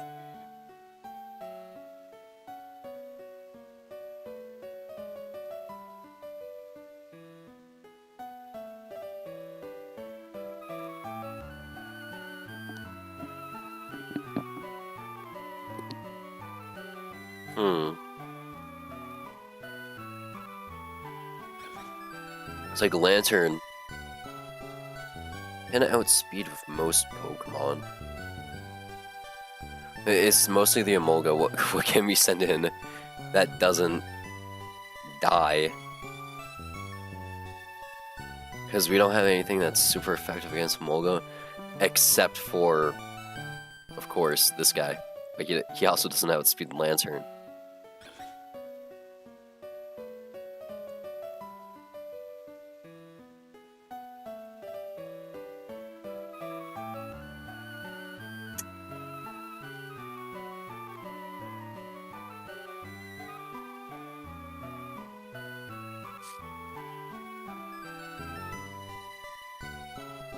Oh, man.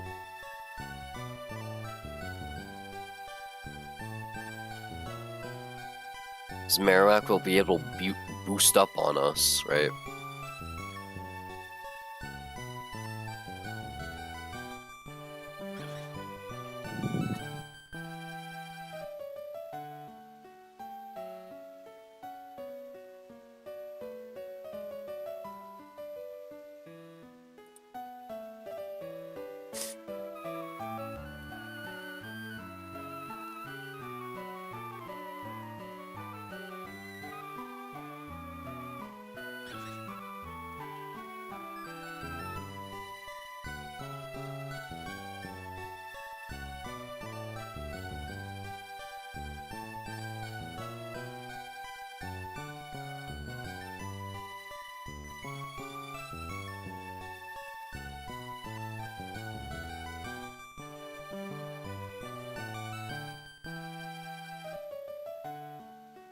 Hitmonlee might be the way.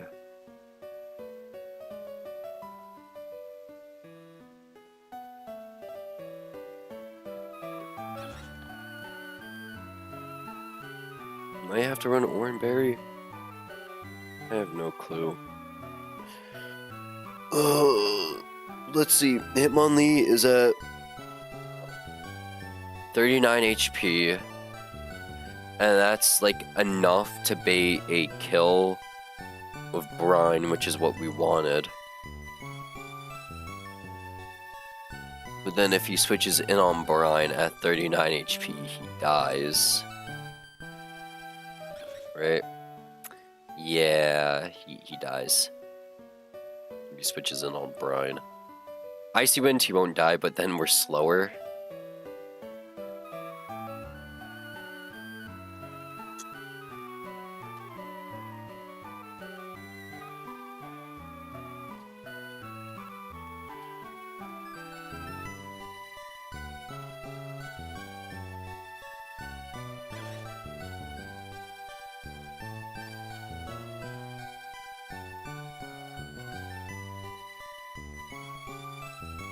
What TMs do I have?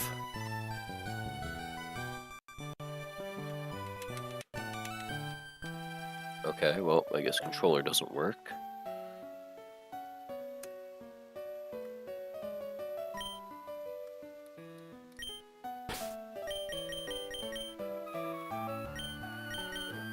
I have Faint Attack, Electro Web, Seismic Toss, Defog, Swagger, Rock Blast, and Rock Tomb.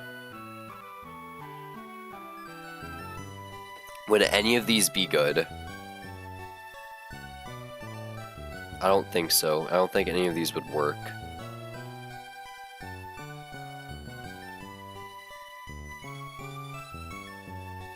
None of these would really help, right? Because Emolga can fix their speed issue with Motor Drive. I mean, if I got Rock Blast on something else completely, like, can Hitmonlee learn Rock Blast?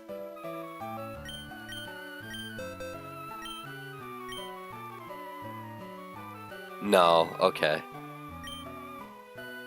What about Rock Tomb?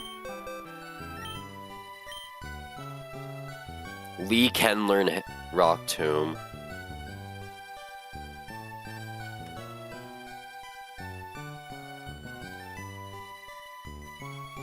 But then okay.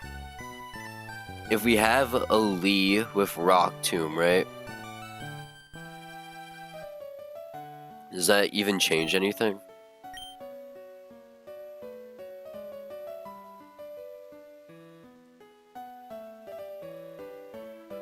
So we got rid of Helping Hand. Oh, wait, I have fucking Helping Hand? No, we can't do that. Okay. That would have been interesting. But if we got rid of Helping Hand for Rock Tomb... Not Rock Throw, Rock Tomb.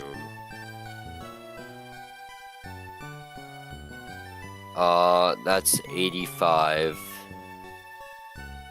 Damn, that doesn't do enough.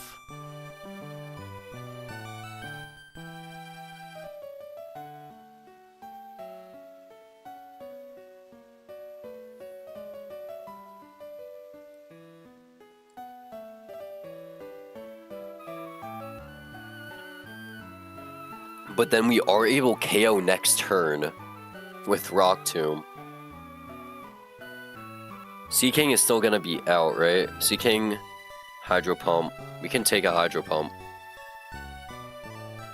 But it will be +1 Hydro Pump, so that's scary.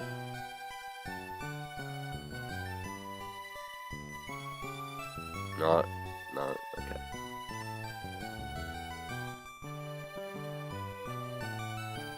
Even +1 crit Hydro Pump doesn't kill. Right? Even on Togedemaru?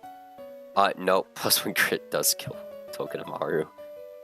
Curse you and your special bulk.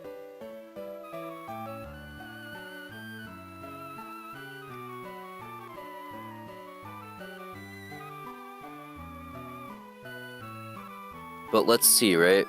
So I kill a Molga, and I'm taking 1 discharge, right? I kill a Molga, take 1 discharge. We already have written down how much damage that's gonna leave me at. It'll leave me at 62. Just 77. Only Pokemon that sees a kill is... No one. No one sees a kill.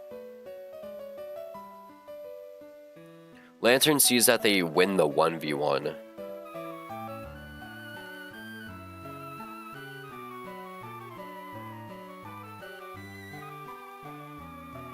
And since Sea King is taking Fake Out, and then they're gonna take a double kick.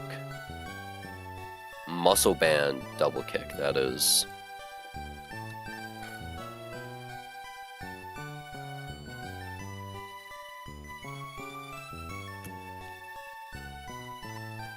Yeah, even change damage rules, it does, okay.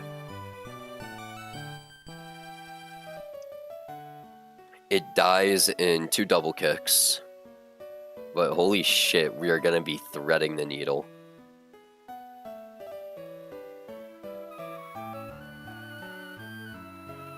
Hold on. Let me, save as... Elrod. Doubles, draft. 1.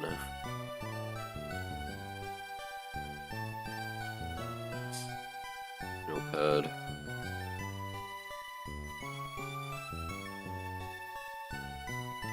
Lead.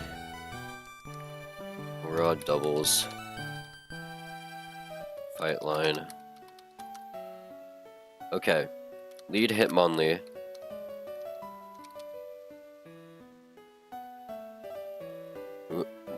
Lead Hitmonlee and Togedemaru.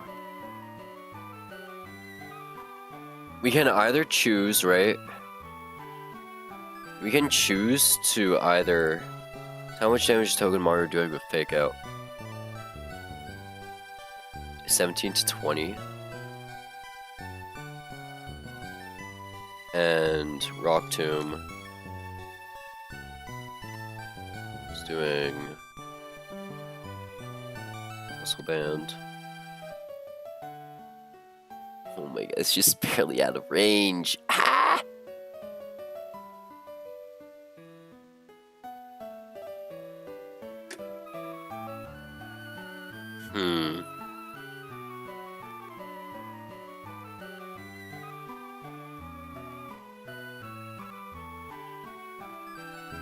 I can Fake Out into Rock Tomb, right? I can double Fake Out. Yeah, why didn't I just think of that, right? Double Fake Out, Rock Tomb next turn. Seeking still gets the +1 boost, right? Who the fuck is that gonna go into? No clue.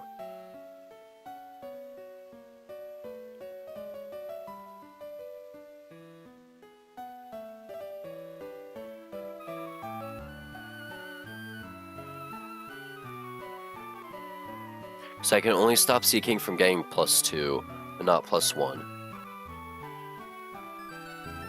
I do have Clear Smog, Seadra, but I'm not sure how helpful that's gonna be.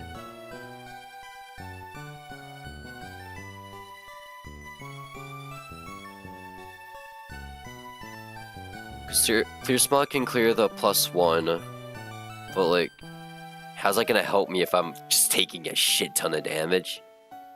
No clue.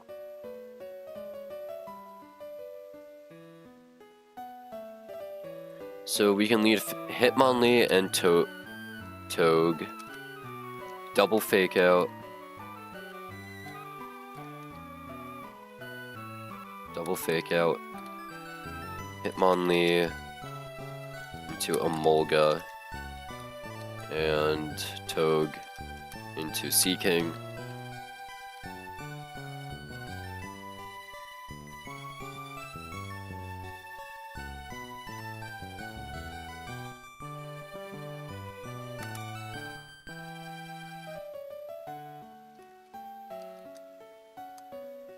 Emolga, Discharge into Discharge,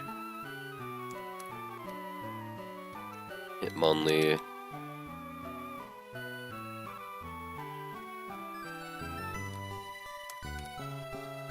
is 62 after Discharge.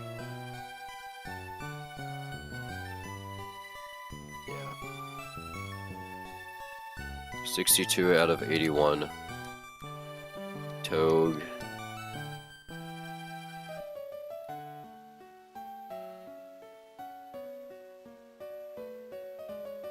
Is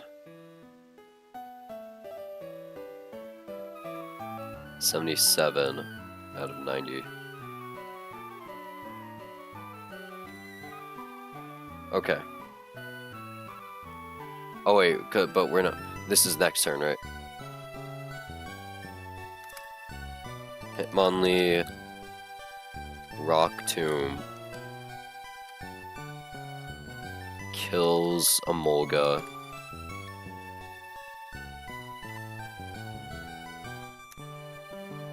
Seeking +1 special attack.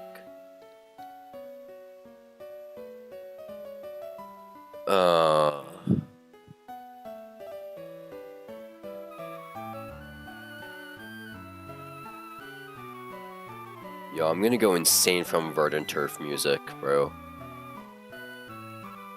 I've been here for so long. Only Rock Tomb kills Emolga. +1 Seeking, right? +1 Seeking. Hydro Pump. Crit. Can kill Hitmonlee. At 62 HP. It also just straight up kills. No, it doesn't. Okay.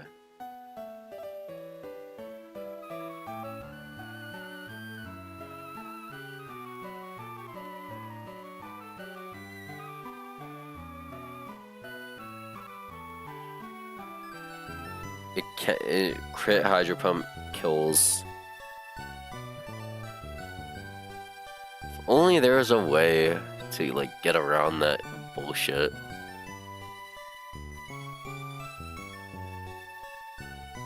Oh well, I think we gotta risk the crit, I guess, right?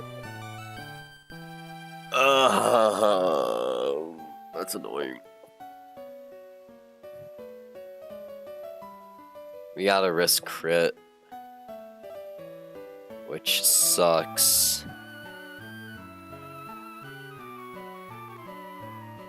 If there is a way to like slow them down, but we only have Electro Web as a move that slows, and none of my Pokemon outspeed Emolga, and also that just boosts Lightning Rod. It doesn't give speed debuff.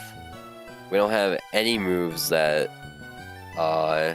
slow down. Because if we could have done Fake Out Scary Face.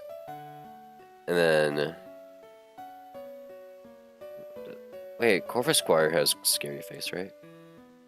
Corvusquire has Scary Face. But I don't think Corvusquire wants to take a discharge even at level 32, right? Even at level 32, yeah, they don't want to be taking a discharge. Because they died a crit discharge, we don't want to try that.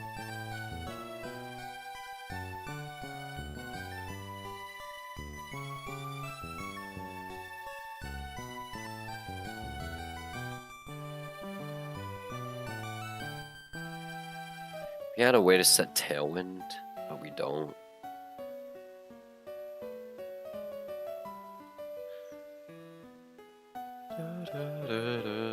We honestly just gotta risk crit. Okay. There's Rock Tomb, Hydro Pump, into. Because like, do we have overlapping rolls on +1 Hydro Pump? Also, Hydro Pump can miss, keep that in mind. +1 Hydro Pump kills Togedemaru. Okay, well it kills both of us, so whatever it picks is gonna be a pain. Alright, well. Because, fuck, bro, this math is hard. Doesn't kill anyone.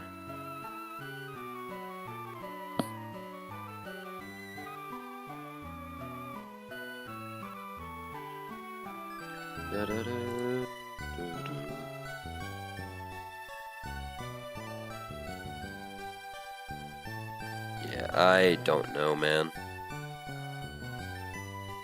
It's like...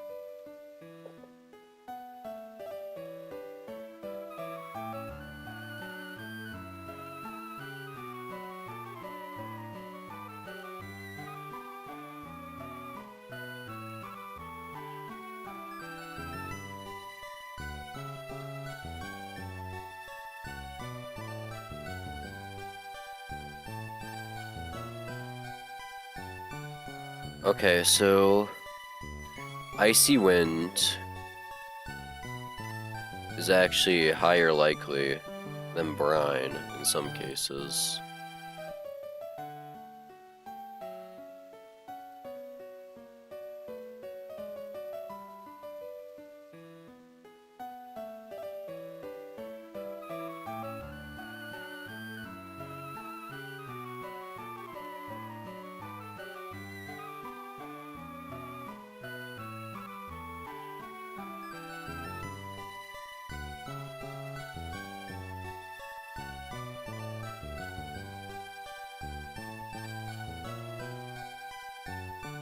Okay, well, I don't know what to do. This has stumped me. I am absolutely stumped here. Like, I don't know what to do. Because I think I just lost here. Like, before this fight even starts, I think I lost. Because I have no good ways of dealing with Sea King. My win condition on Marowak is weak to electric.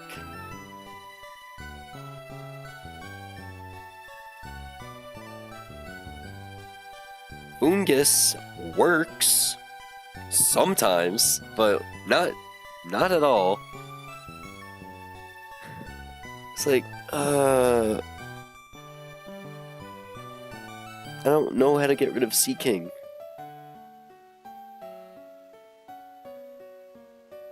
This thing's too bulky, it has Focus Sash.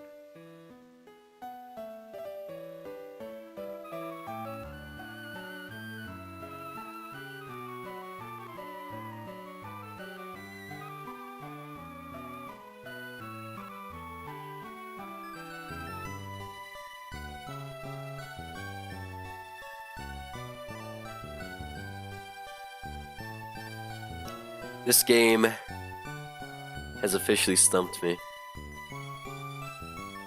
Normally I'd be able to find a solution, but nope. This double battle fucks me up.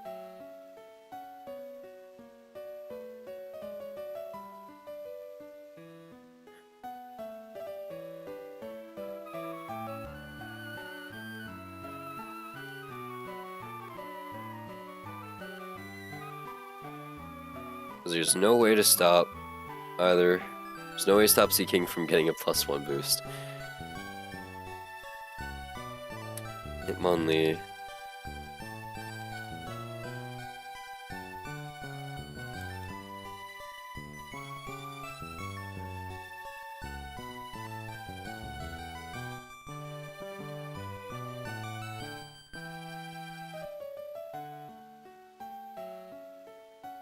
And we can Super Fang.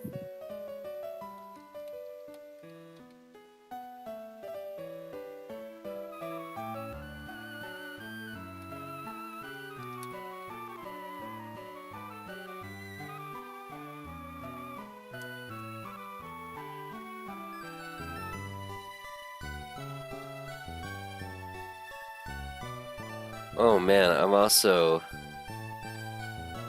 Wait, no, I did account for that, okay. Only...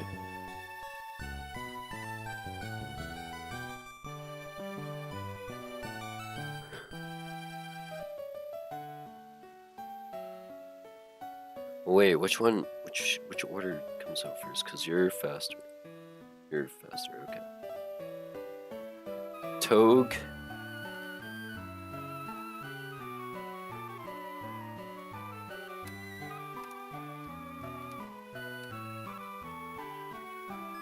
Togue Super Fang.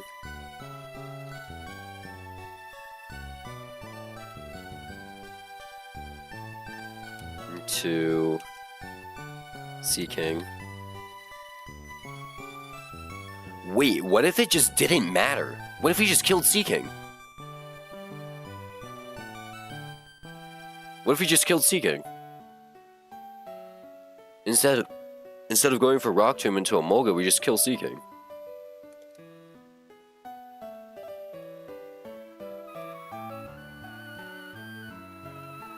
Because if I just straight up kill Sea King with Super Fang plus Double Kick, because both of us outspeed,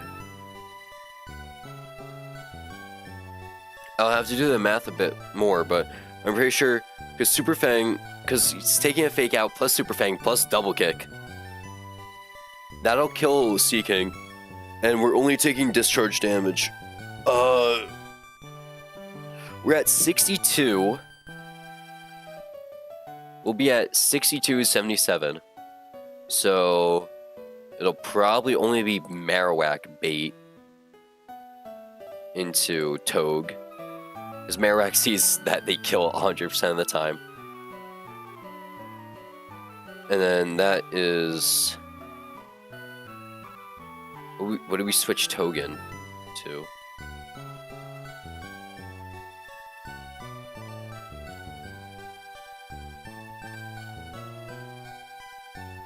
Well, Yanmega might be low enough, but also... Yeah, he's gonna see kill there too.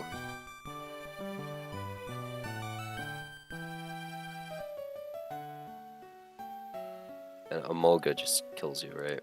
Yeah.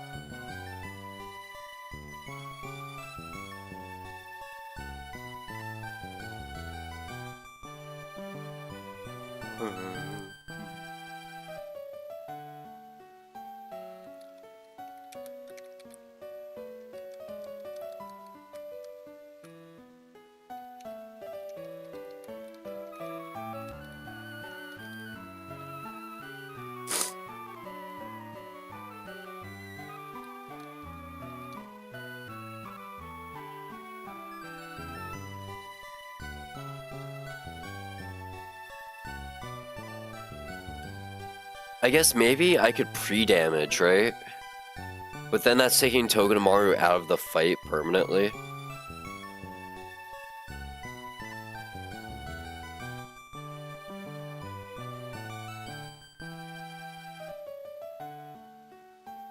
So much sack. How much longer until your next encounters or till you wipe?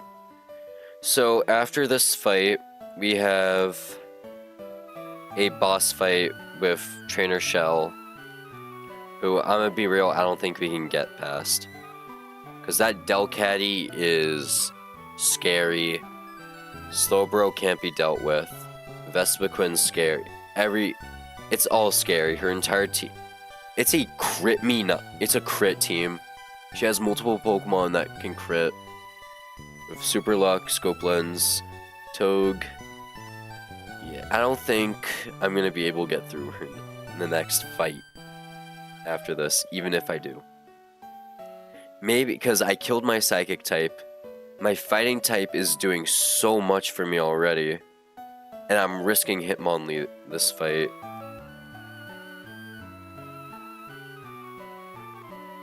I have an Electric and Poison type, but I don't have good, like, I can definitely see a way out of Trainer Shell Deathless. It's not nearly... I'm gonna eat these words, but I don't think she's nearly as hard as Senior and Junior Anna and Meg. I don't think she's nearly as hard.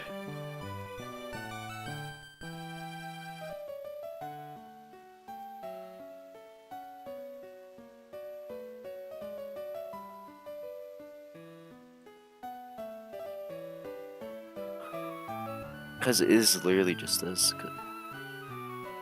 The Sea King wasn't getting so many fucking boosts.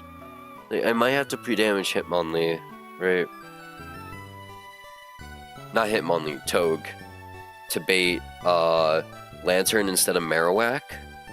Because they'll always see... Because it'll always be turn order.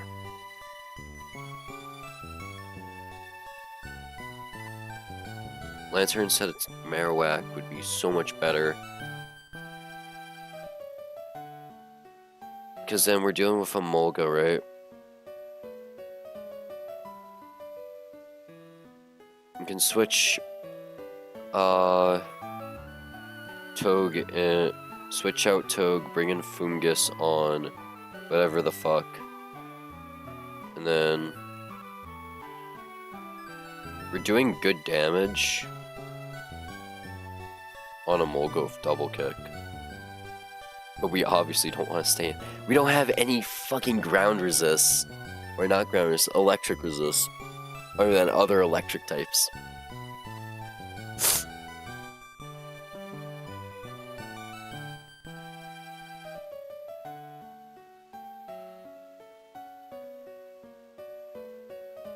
Or maybe instead of Toge, because Toge we need to reset Emolga. We pre-damage Hitmonlee, so Lantern always comes in and sees Brine kill, right?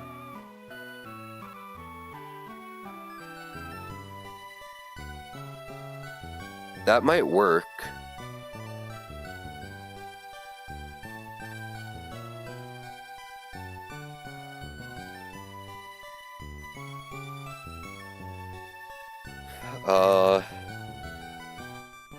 Lantern sees Brine kill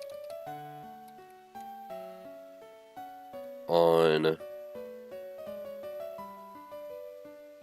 Hitmonlee.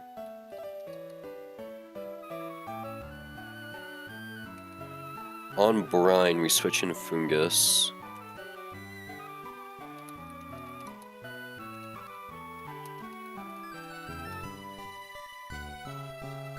And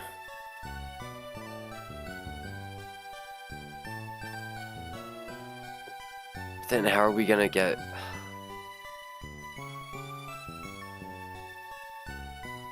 I don't know.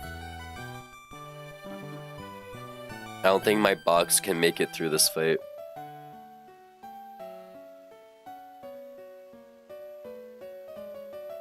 So honestly, why not go out in a blaze of glory? We freeball this shit. If it works, it works. You just reset the game real quick.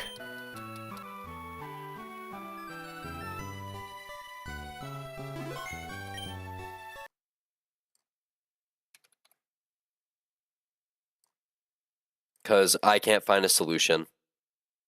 And I don't think I will find a solution.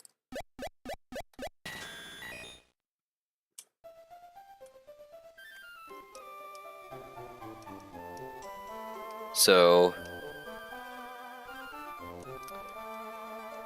tune in, because this is going to be the fight that determines if the run lives.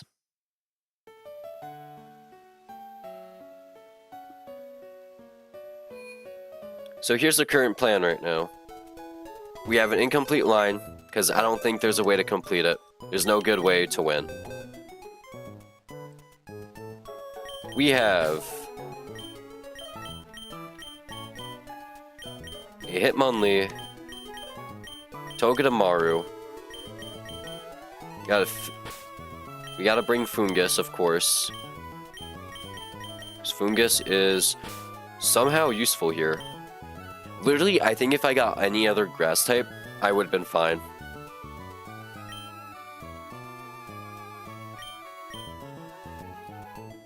So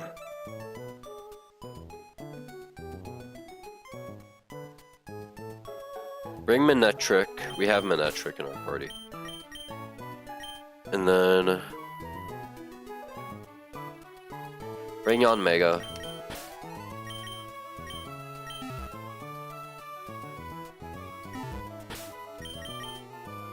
Let's equip everyone's items.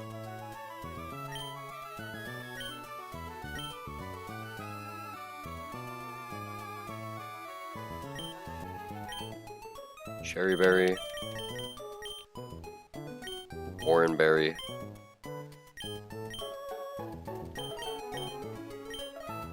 Oranberry,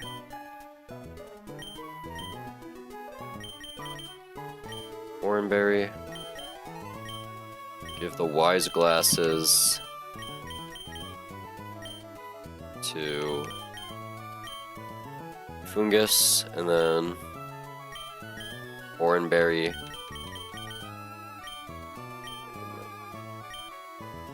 Okay. Fight time, guys. Tune in.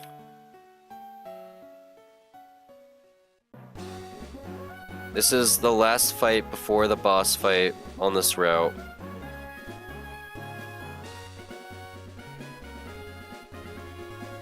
And only way out is through them. We do not have a good line. We don't have a plan for this fight. Honestly, we're just gonna free ball this because there's no way we can win.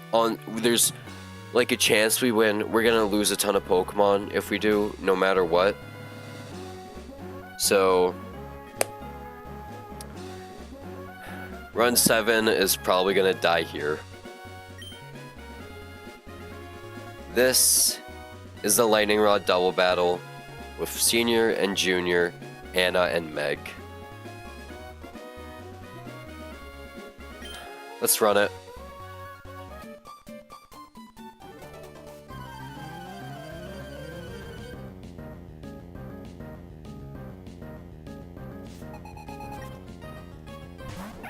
Leads Emolga and Seaking. We lead Hitmonlee and Togedemaru. We found out we can double fake out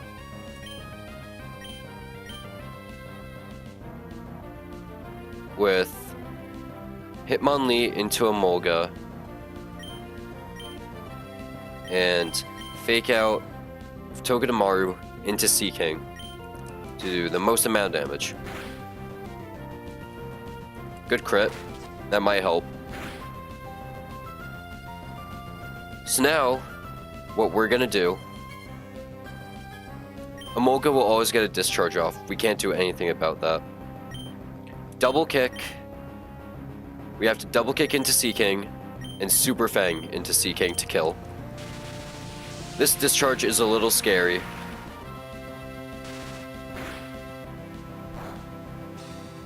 Doesn't do too much damage. Pops Seaking's Lightning Rod, raising his special attack. This is why we had to be careful. Super Fang is gonna have Seaking's HP, and this puts him into range to die to double kick.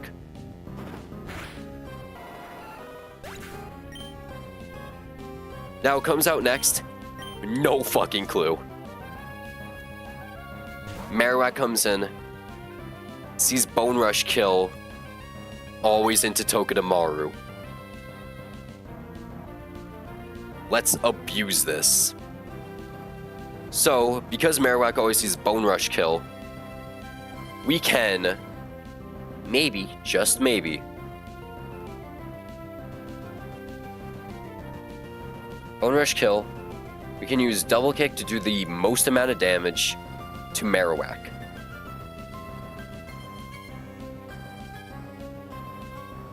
So we are going to Double Kick into Marowak, and we are going to switch on Bone Rush to Vayu.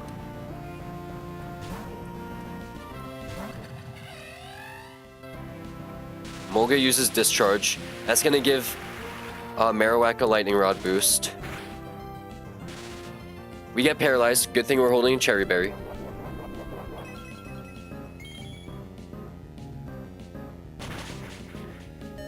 Quite a chunk to Vayu. Gets paralyzed, of course.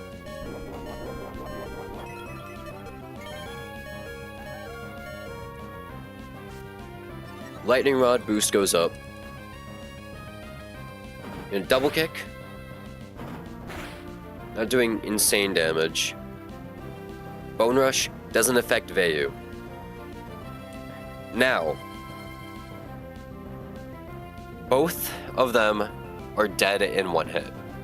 And this is 2-time Metronome boost.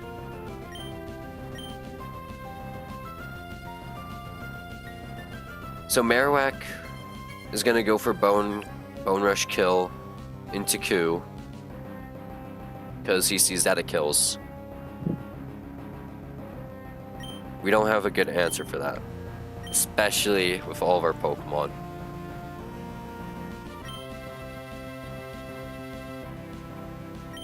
So we're gonna send in Fungus.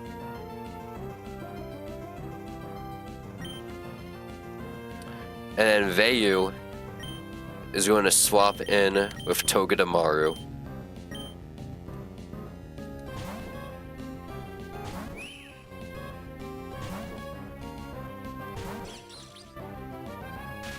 Discharge. Fucking scary, man.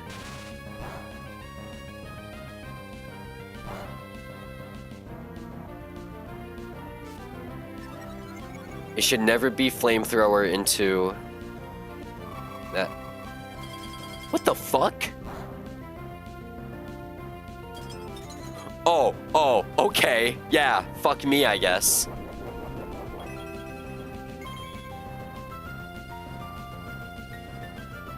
Okay, well, we just got fucked. We had our shot at winning. We just ate shit.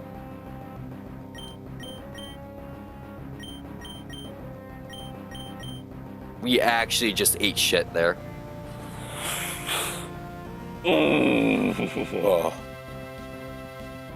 So, Togedemaru is...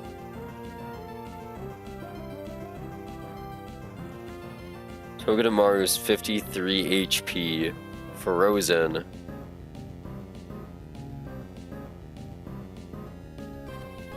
And Frozen.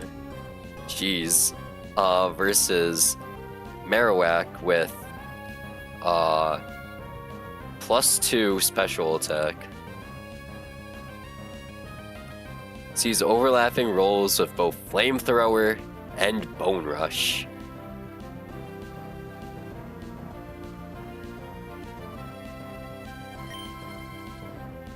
So unfortunately, we have to sack Seadra here.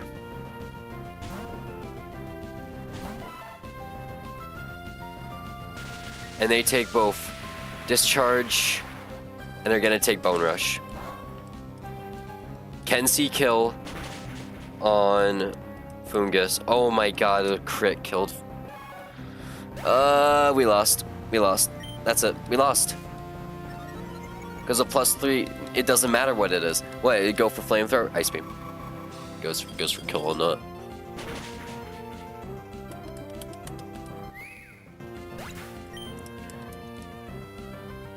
Of course.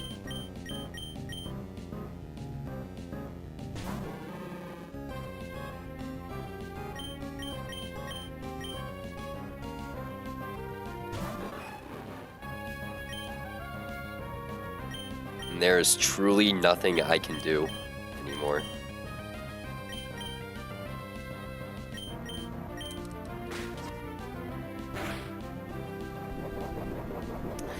Pop Citrus Berry too. Yes, fucking Citrus Berry. Of course, yeah.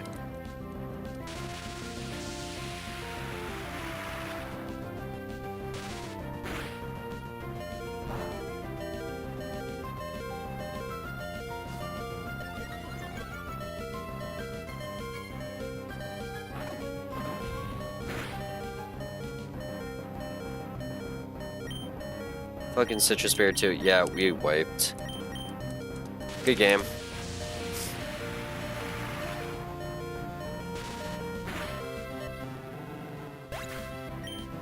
Good fucking game, bro.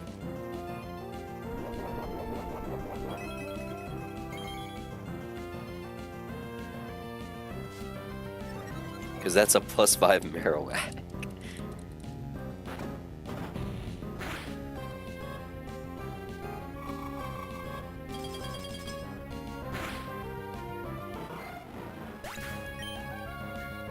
If Togedemaru didn't get frozen there, I think we would have had a shot at winning.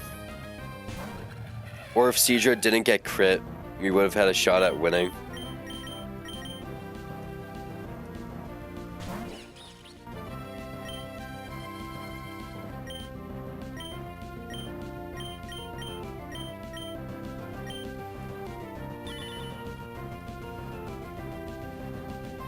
Yeah.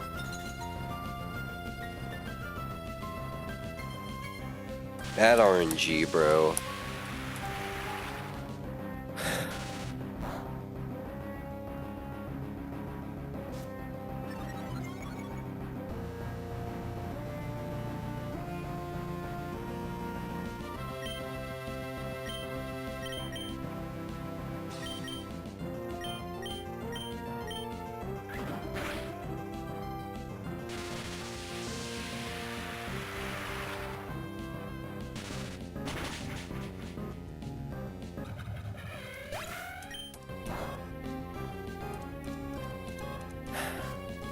What a run, attempt 7, huh? What a run. What a fucking run.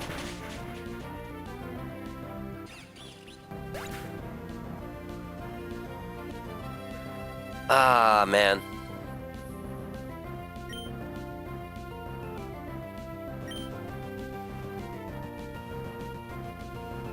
What a run.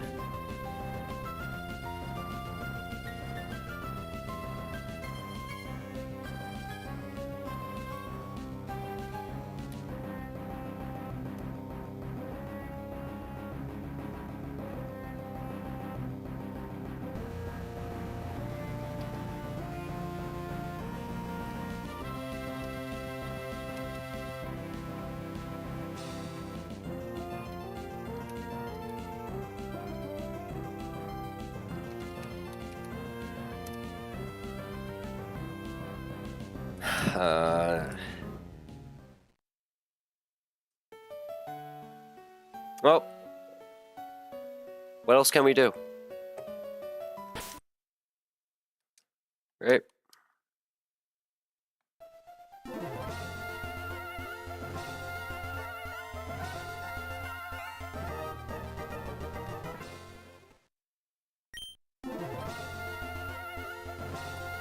Yeah, what else can we do? Just gotta keep going.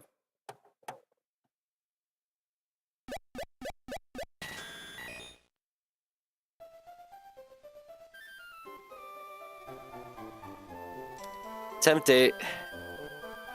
Badges 0. Death 0. Level cap 12. Back to the beginning.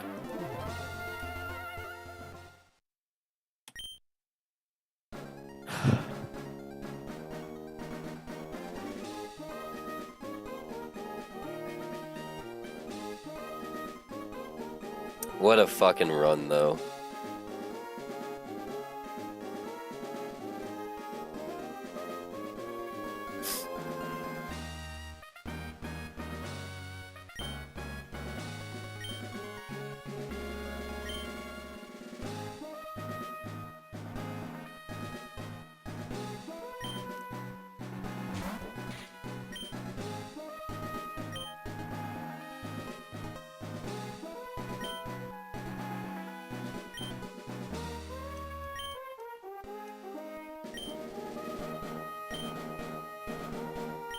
That's not the right fucking thing. Hold on.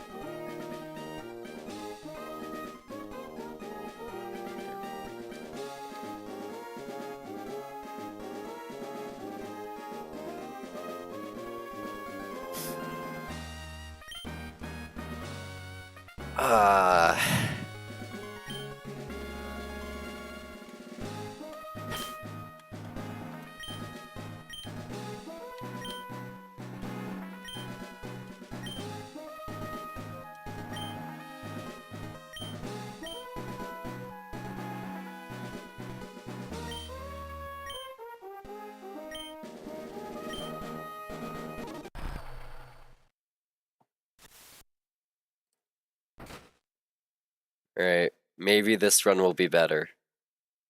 Can always hope. I'm just gonna fix up the current sheet.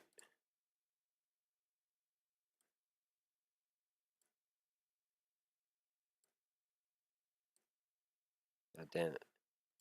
So many good fights, too. That run, right? Roxanne was an insane fight. Brawly, we had a cool strat. It's just that my box got weakened really quickly.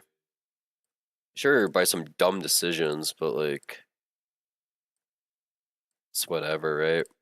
What can I do? Just gotta play better next time.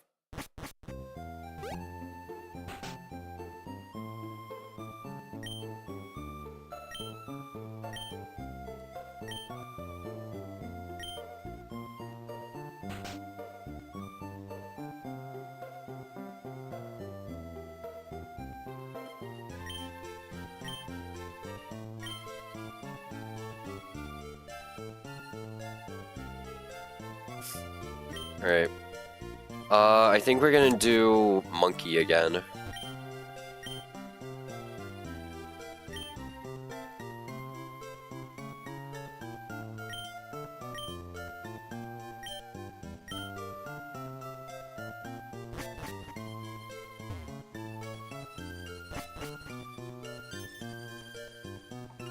We'll probably do Monkey Run again, right? Because Monkey makes early game easy. He's also really good into Watson. Torterra would be cool, but like, I mean, we get Torterra Shell Split, right? So maybe Grotle is the way.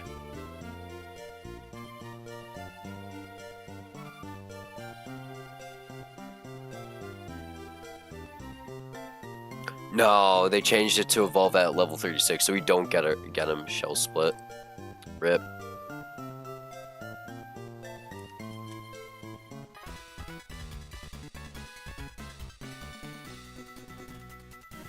Heartbreaking loss here, though.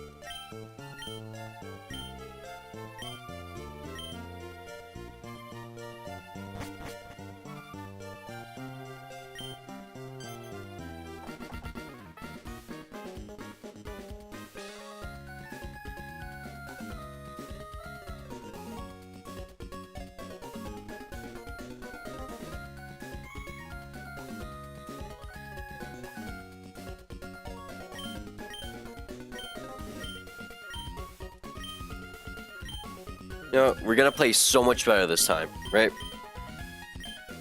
We're not gonna make mistakes. Aqua back-to-back is gonna be so much better this time. Brawly is gonna... I don't think we can make a better Brawly than last. Maybe without sacking a Carvana, but... We're not gonna fail this time.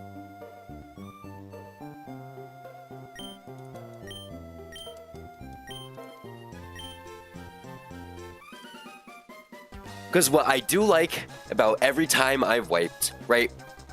Every single time, barring like 4 attempts, that I wiped to May like 4 times in a row, I made it further than I did last time. So, in theory, I will eventually get it. And my growth has been exponential.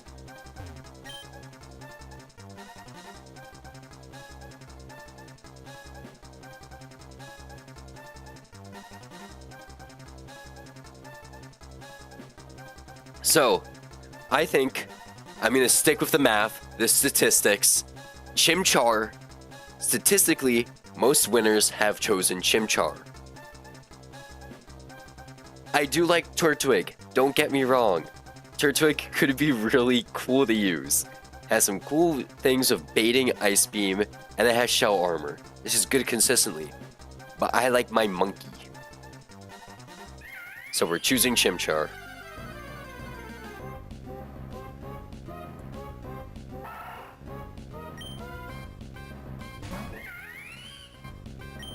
Let's see, what kind of monkey are we working with? Oh. Oh. That's not good. That's not good. Attempt 9. I want a good monkey. So let's... Are we gonna count that as like an attempt? Should we count that as an attempt? Because I'm just resetting for a better monkey. Because that monkey was rough. Does that count as like an attempt? Because I just reset on a terrible monkey.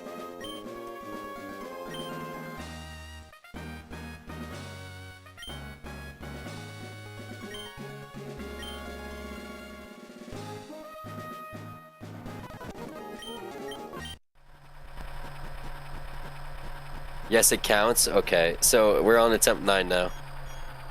Just reset immediately on the monkey.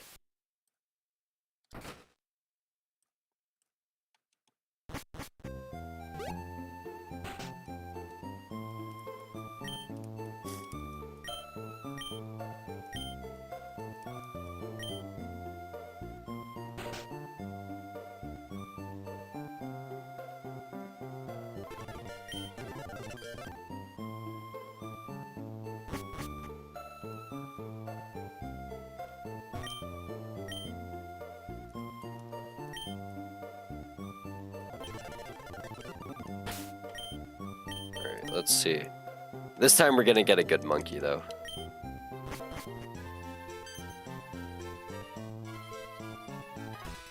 Trust, we get a good monkey this time.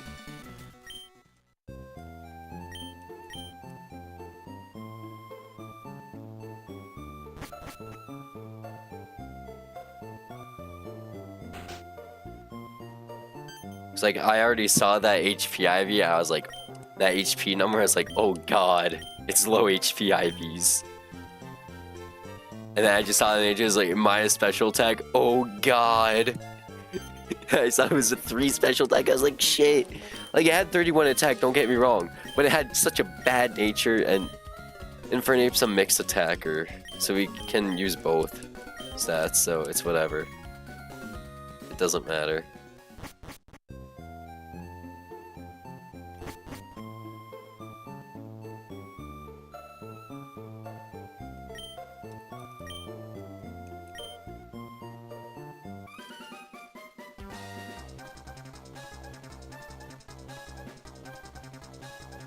Alright, hopefully this time, this monkey is good. It's like, don't get me wrong, Turtwig is cool, Torterra is cool, monkey is just mathematically better.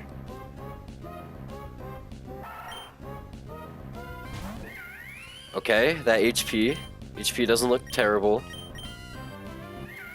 Got the bad nature again.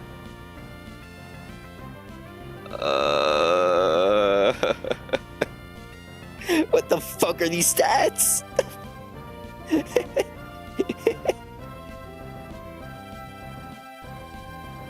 Like, you're good on speed, but oh my god, your nature. Oh my god.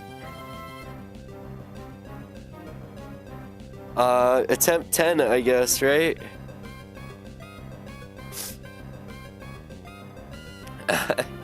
Or should I just run it with monkey? Should I just run it with this monkey, see how far I go?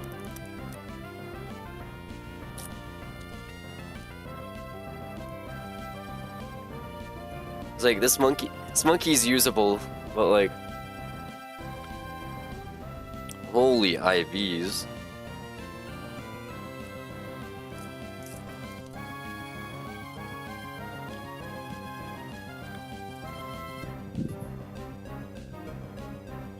I think I'm gonna reset one more time. If I don't get a good monkey, we'll just run with it.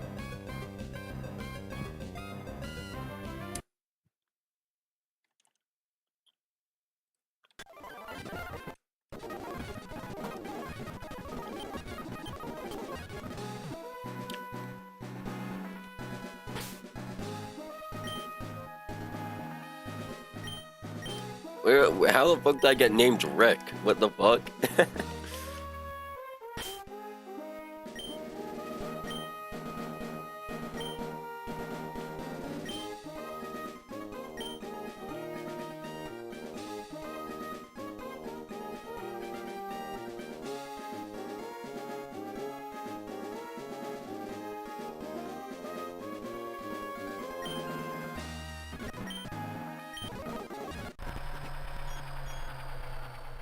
Alright. Here we go.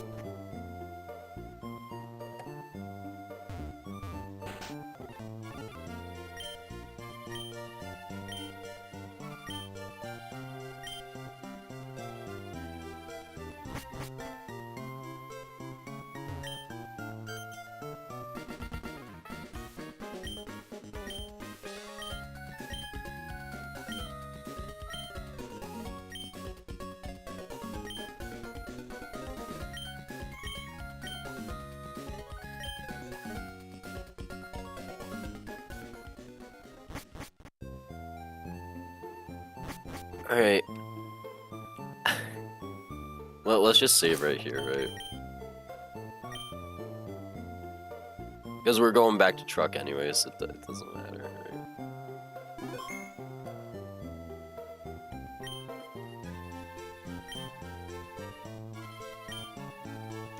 If it's another Careful Chimchar, I'm gonna fucking lose my mind. Careful is literally the worst nature on Chimchar.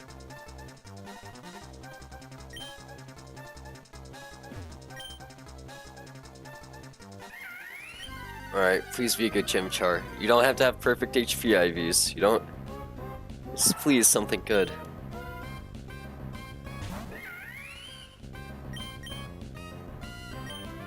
Swear to God, this is Careful nature. Timid? Which isn't ideal.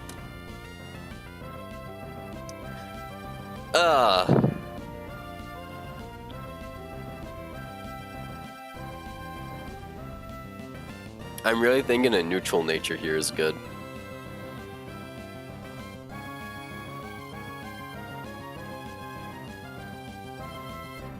No, this isn't good. That's not a good Chimchar. Alright, attempt 11. Yeah, most of it is just resetting for Chimchar. If it's the same exact Chimchar, that would suck. After this one, I don't care what the Chimchar looks like. It can have, like, defective stats. I wouldn't care. I just want to get going with this. It's gonna be Timid Chimchar. It's gonna have the exact same IV spread, probably.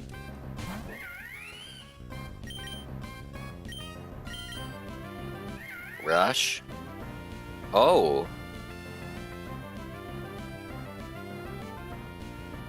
Okay, we can work with this. We can work with this, okay.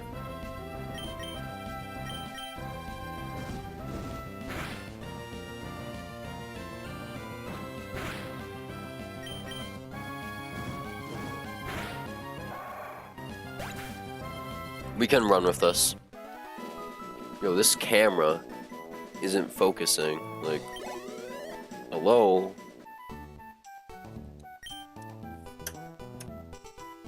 Like, what do I gotta do to make this thing focus?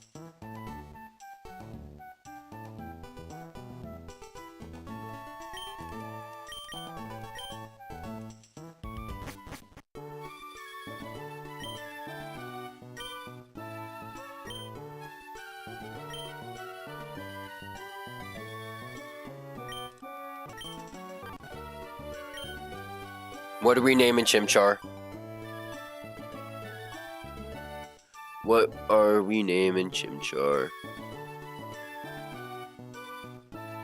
We don't have to do Mythos this time around. Maybe a different naming scheme. Like, I don't know. What would be a cool naming scheme?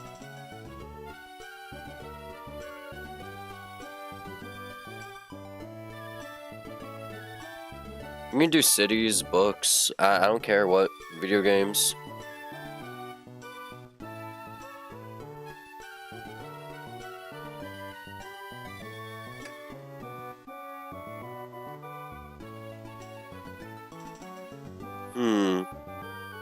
Book character? Okay. Yo, are you... Book character? Okay, what should we name Chimchar then? If you say Sun Wukong, I'm going to shoot you. Cause like, yes, that is technically a book character, but also no, is that's very close. We're doing that. That just be Mythos again.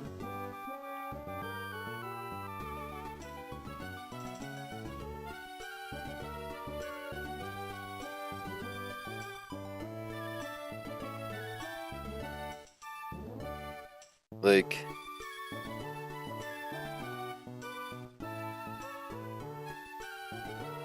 George from Curious George? Wait, that's tough.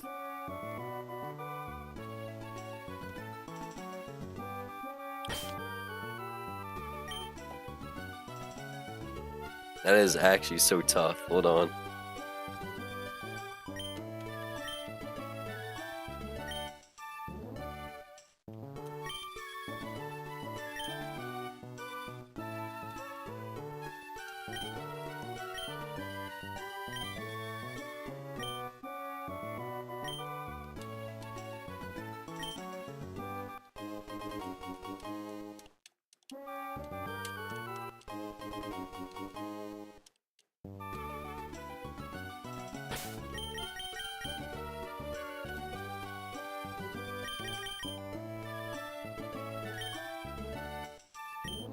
Let's level up Chimchar.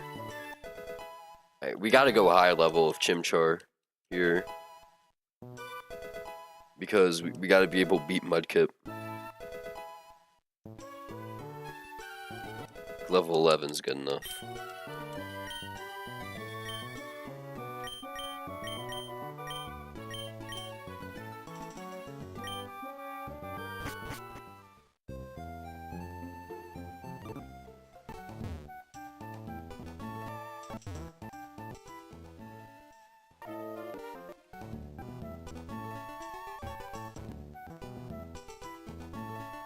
Alright.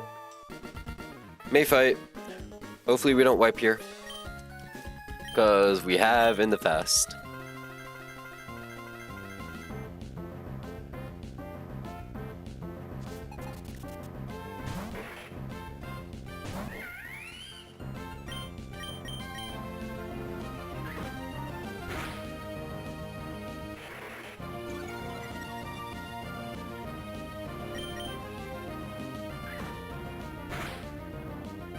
Oh, good shit, George.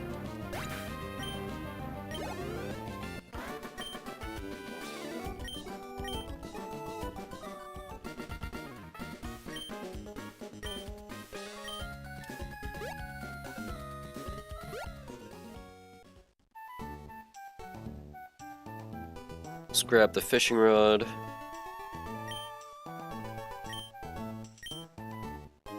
And this time we're not going to make the mistake of fishing here. Because last time I did that, we ended up with 0 grass types. Skrelp and Tentacle would be nice, don't get me wrong. But we should get a grass type. That would have made Roxanne so much easier. That would have made Aqua back-to-back so much easier.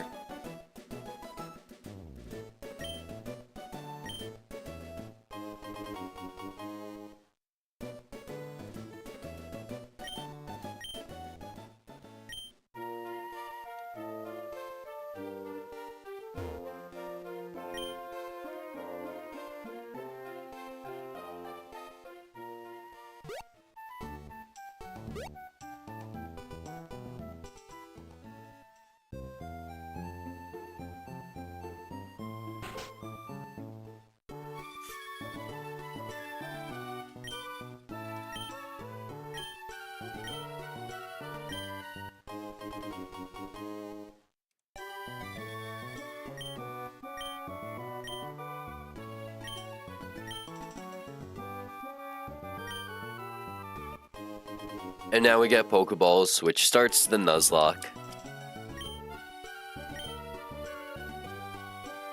So let's. Oh yeah, I still gotta reset the encounter sheet. Hold on.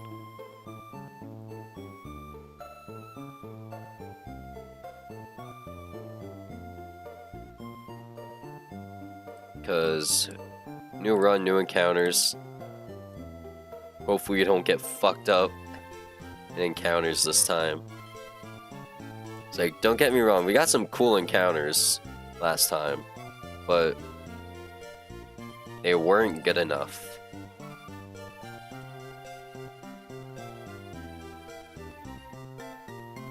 I think our best encounter that entire run was a Yanma. Like, I'm being so deadass, I think our best encounter that entire run was a Yanma. Yanma and Togedemaru were literally the best encounters we got.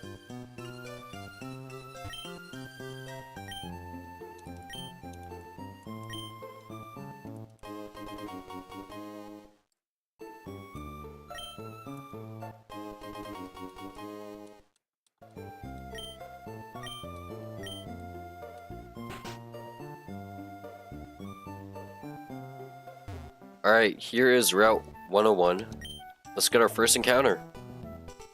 So, in this grass, we can get Lillipup, Bunnelby, Skitty, Galarian Zigzagoon, Poochyena, Starly, Pidgey, Litleo, and Deerling. Best encounter here is Galarian Zigzagoon if it has guts. If it doesn't have guts, it's kind of bad. But if it has guts, it is amazing.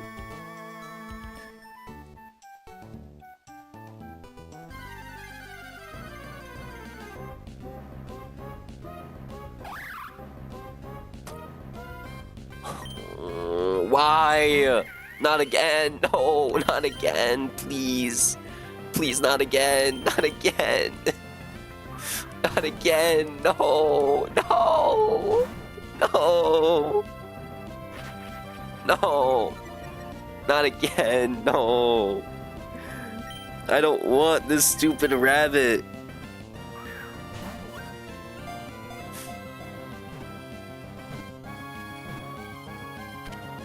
I don't want this stupid rabbit. Fucking dumbass bunny, yeah.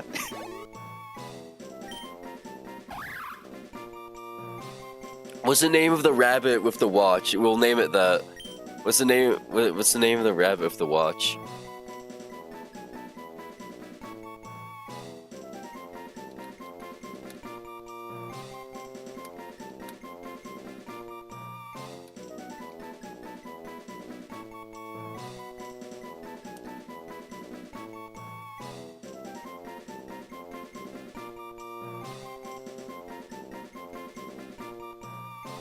Nivens McTwisp.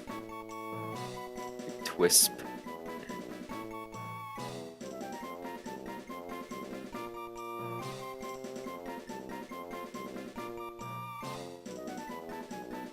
Nivens McTwisp. Yeah, we'll name it Nivens.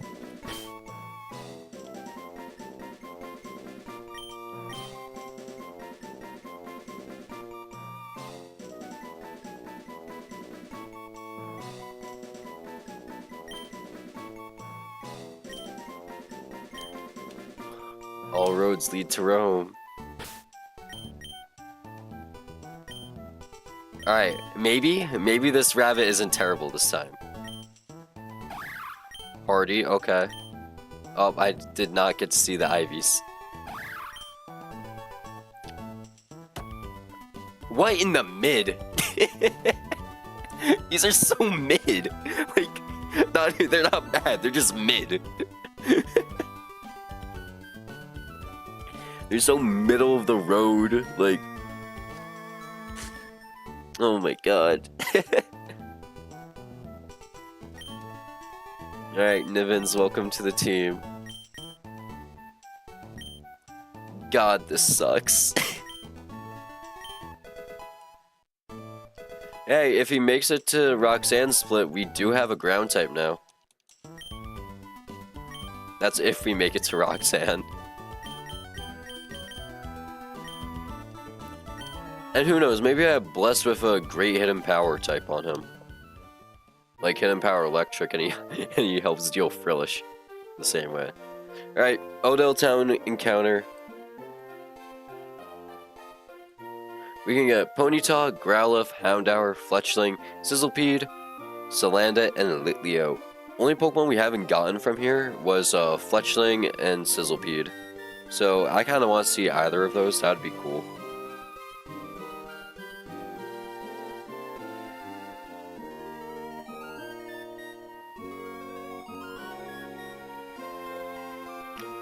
Let's see. If it wants it. There we go.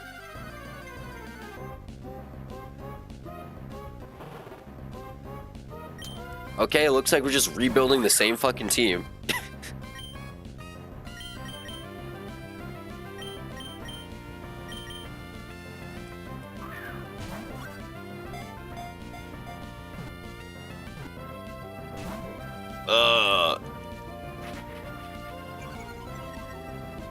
We're literally just rebuilding the same team, like...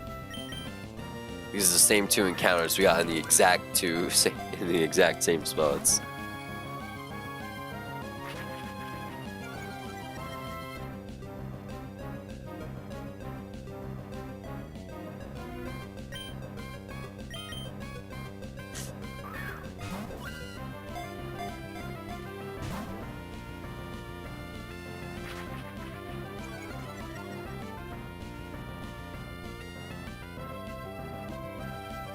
Hold on, I need to... Let me do some calculations real quick. Because I need to see if I can weaken this thing without killing it.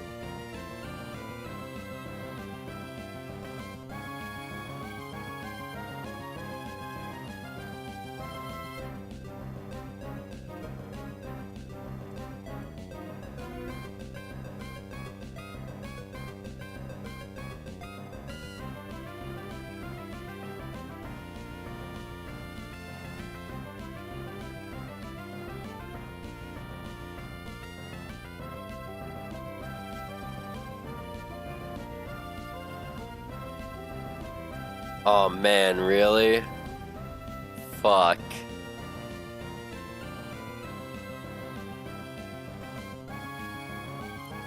I have a chance of one hit. I kill this thing with crit tackle. Damn. Ugh. Yo, get in the ball, please.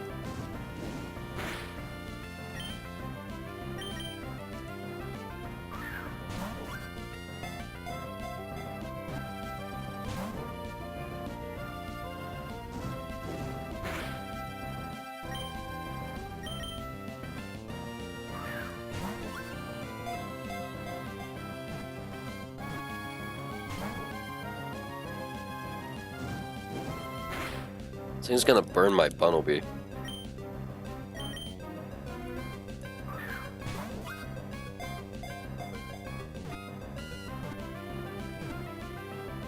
There we go.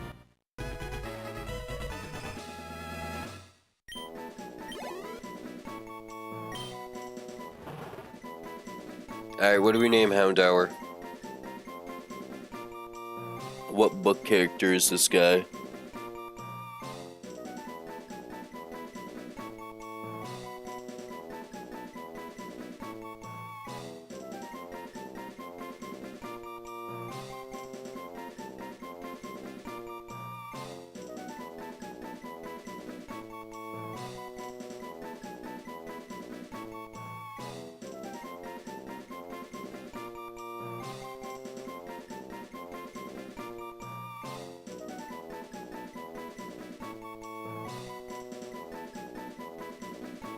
It's like,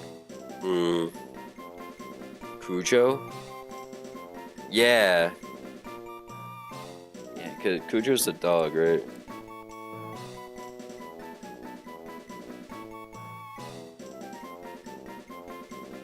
Yeah, okay.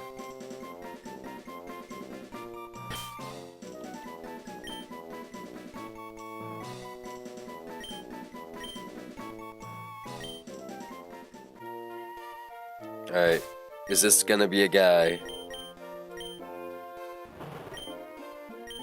Has early bird, so we got the bad ability already.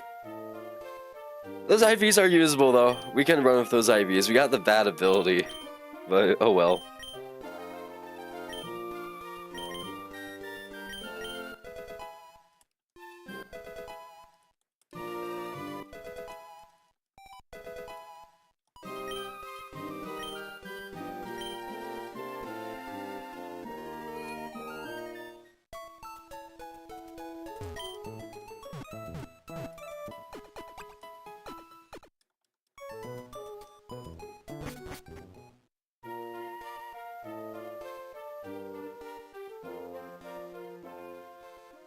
Alright, so here we want to get a grass type this time. So we can get Gossifleur, Bounce Sweep, Execute, Badoo, Seedot, Lotad, and Deerling. We probably want either Gossifleur or Bounce Sweep, which is great because they're both the highest encounters we can get. Because we can get Serena for Roxanne. So, which would be really nice.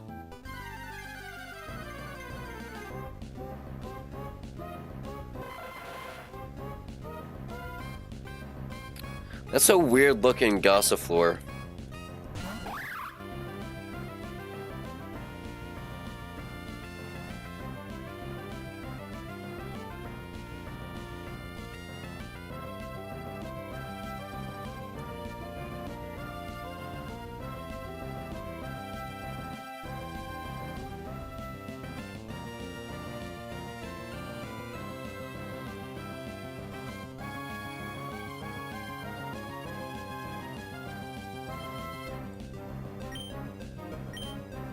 Can tackle, this won't kill. Early hypnosis is kind of cool. What do we name the eggs? Weedle when? Yeah, shit, yo, if we get a Weedle. But the thing is, if Beedrill, that's a late scale. We gotta get all the way to Beedrillite in order to make Beedrill, in order to make Weedle worth it, right? Because, like, I would love to have a Yanma again. Early Yanma would be sick. Alright, when we name an Execute? What are we naming the eggs?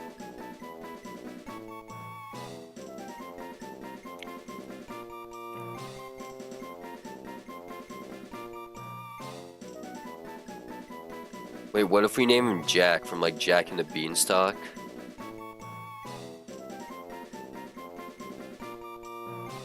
No, that's fucking stupid. Name the eggs Martius. I'm gonna pretend I even know.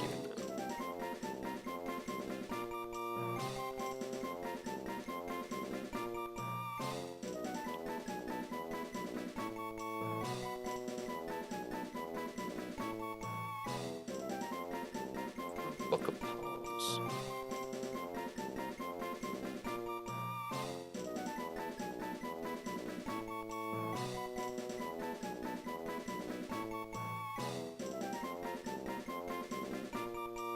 He is technically a book character, so.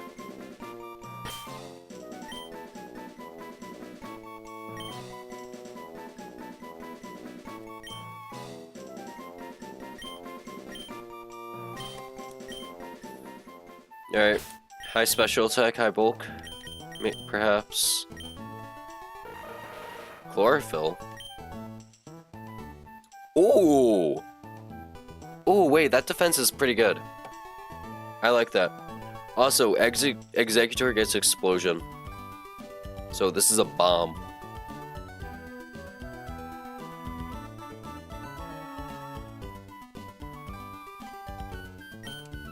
This can be a bomb if we want it to be. Kabloom.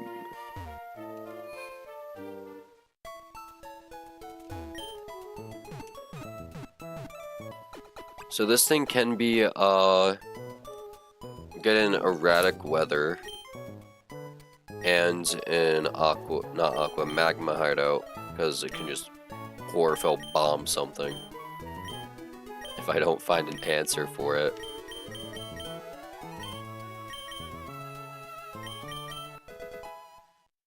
Or in Flannery Gym, we could just lead bomb. Although I don't think he gets explosion then. So I don't think we can do that.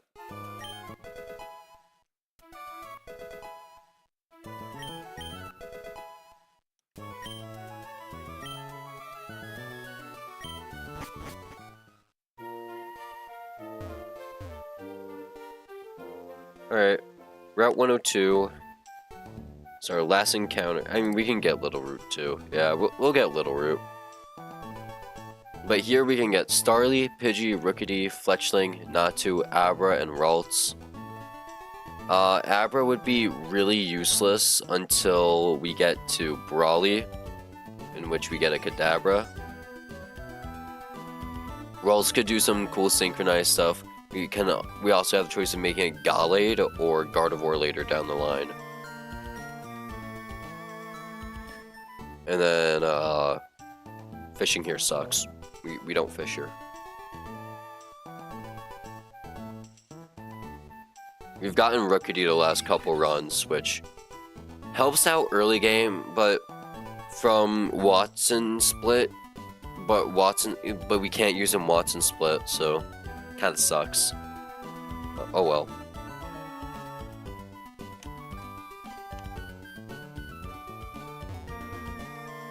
So you're gonna give me a count. There we go.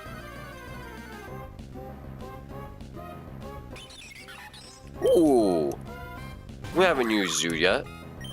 This is fun. I like this.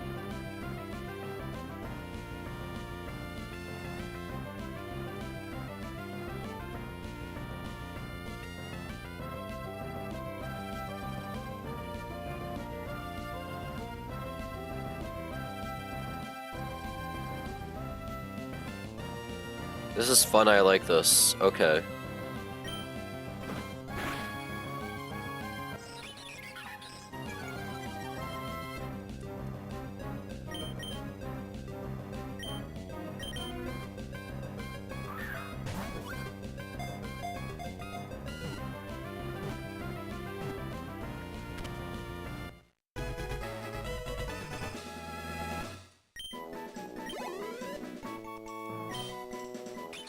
Alright, what are we naming Starly? Bro wiped? Yeah, we established that. It was a heartbreaking loss, alright? We don't gotta rub it in my face. But restart, we keep going. What are we naming Starly?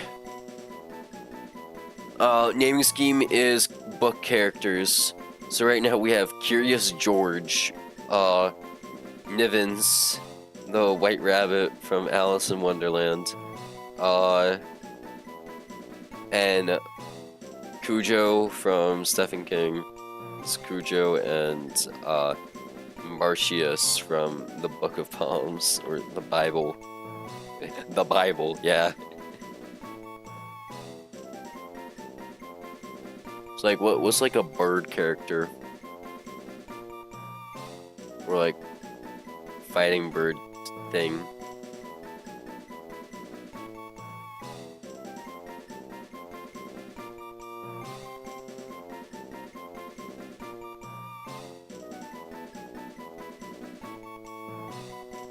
I'm not gonna name this thing Icarus or Daedalus. Griffin? Like Peter Griffin? I'm sorry, that was bad. I shouldn't have done that. I'm fucking losing it over here.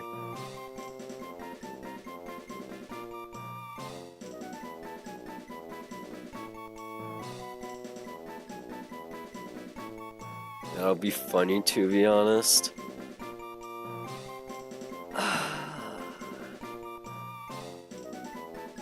Peter Griffin isn't a book character, though. That's the thing.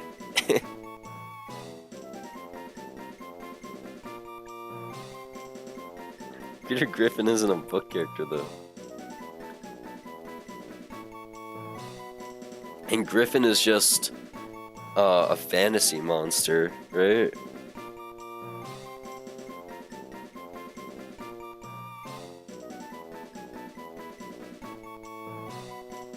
The Featherfief? What is the Featherfief?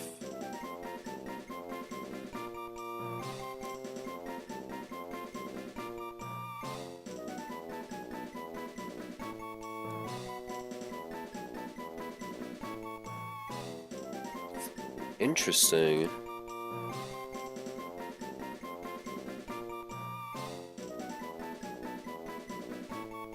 Edwin?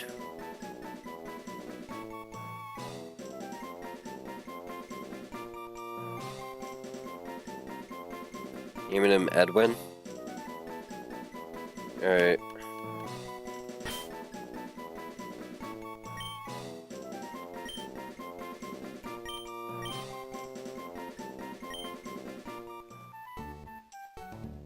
Alright, we get one more encounter, which is Little Root Town. Also, we should check this guy's stats.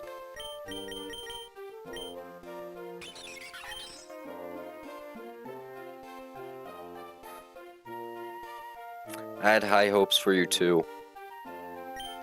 Rip Close Combat Dream.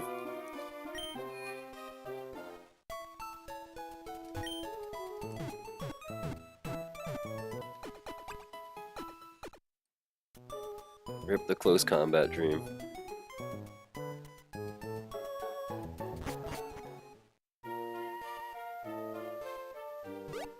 Let's go grab Little Root encounter, and that's the last encounter we get for now.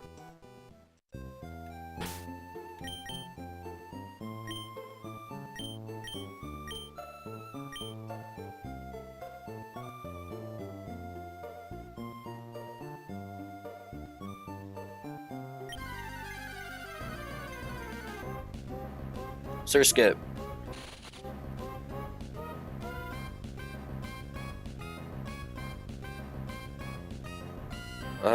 I mean, it's alright. This gets sticky web, so you know what? We can run with it. I like it.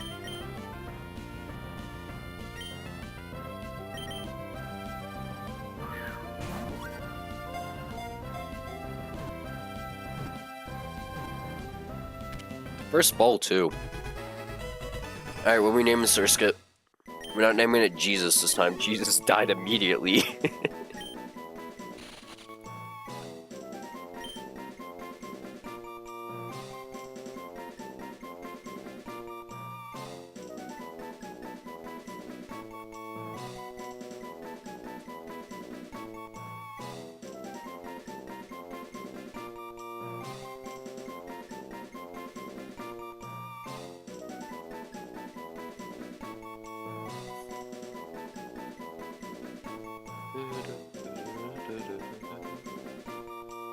What are we naming Surskit? Maybe like some sort of ice skater character? I don't know.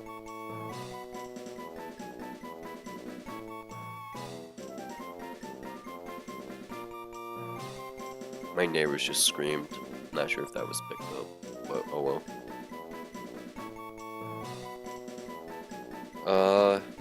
Surskit? Yo, I don't read books. I don't know why I'm doing this naming scheme. I'm gonna be real. Edna Pontelia from The Awakening. Okay.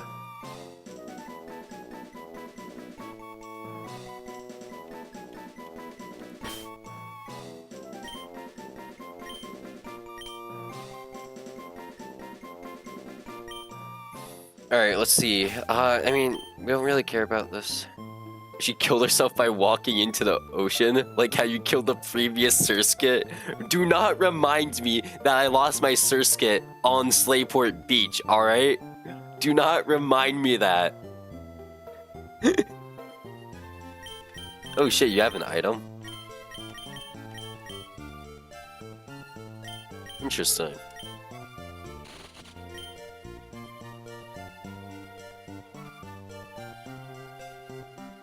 What the fuck went wrong?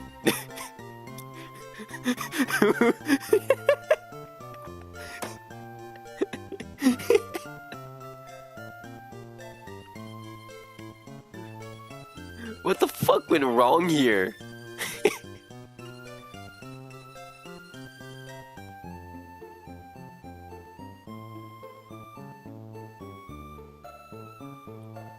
Yeah, no, you're right. Yep.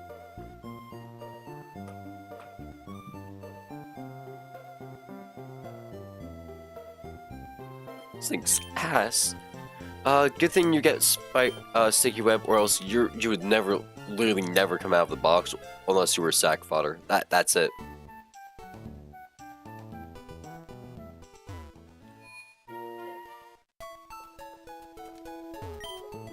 All right, let's see.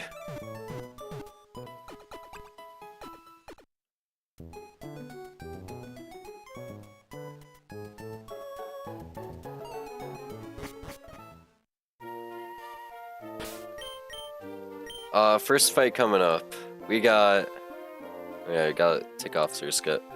First fight coming up, it's not hard. It's... Oh, wait, that's Roxanne split. I need to get off of that. We're not there yet.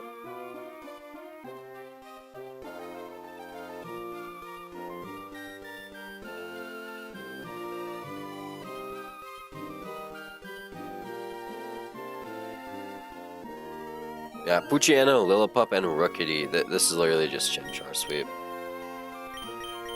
We're gonna level everyone up to cap, because there's no point to not.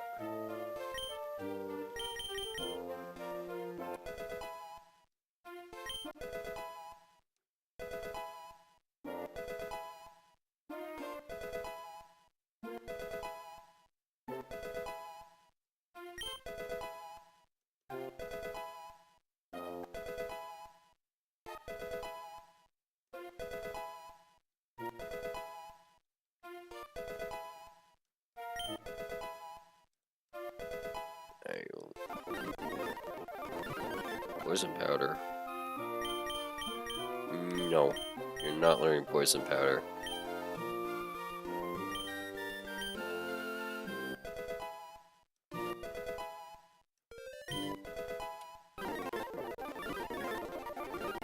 Oh shit, do I have a floor meeting?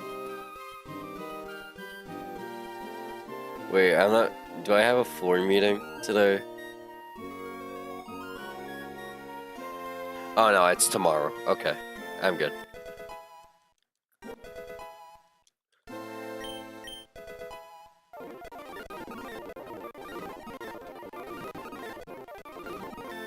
Alright, everyone's leveled up.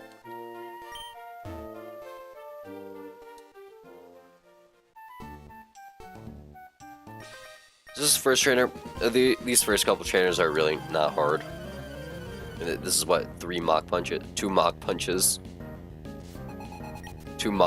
in Ember.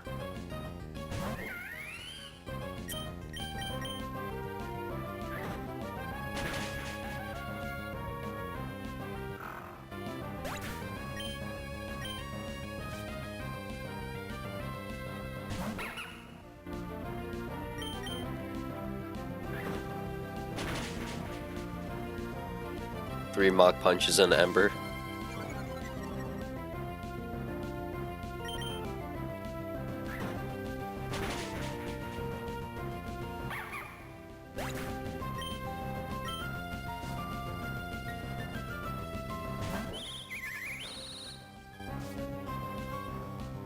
Yeah, I wish we got a nerve on our Houndour, but oh well. Fuck you, George. George, you missing the Ember. Yeah, I don't want to deal with this bullshit, so, go get him.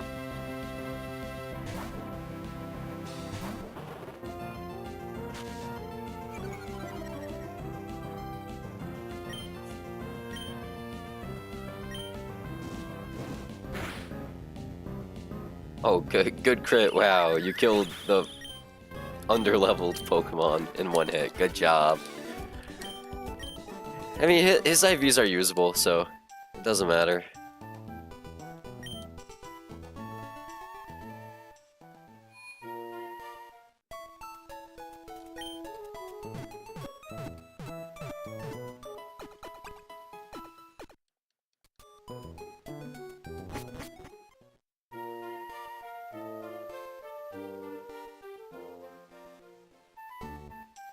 Alright, next trainer is Bug Trainer. Bug Catcher Rick, Scrub, and Pinecone and Sizzlepede.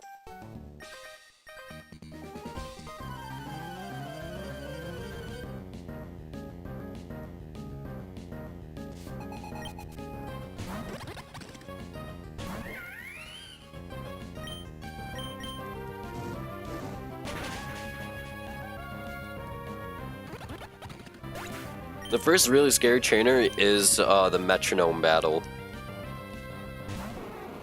So, we got that to look forward to.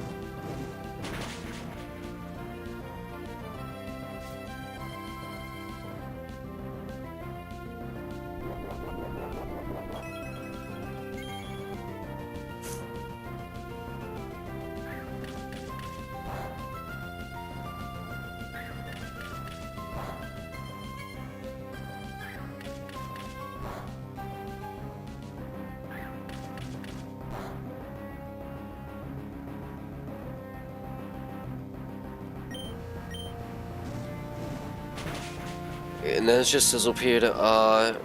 Do we have any good switch-ins for Sizzlepede? I don't remember.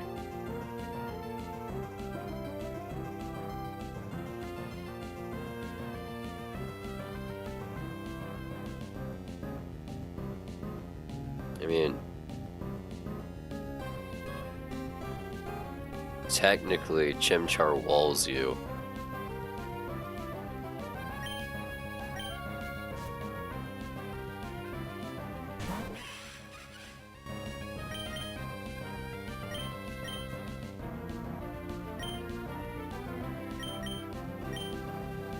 Hold on, I just want to make sure, because I've gotten very close to losing a few Pokemon to the Sizzlipede, so I just want to make sure. So yes, I am running a calc on Sizzlipede.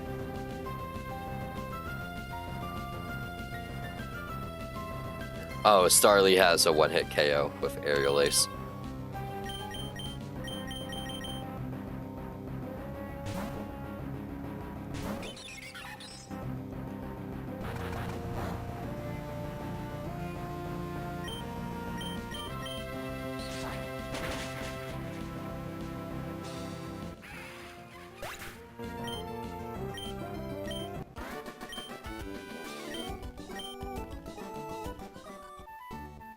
Alright, next up is Grass, Water, Fire. Or Grass, Fire, Water. Right, so...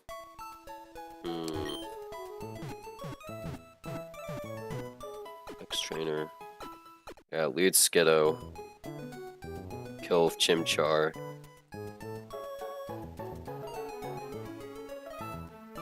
Two-hit kill with Houndour. Baits and Psyduck.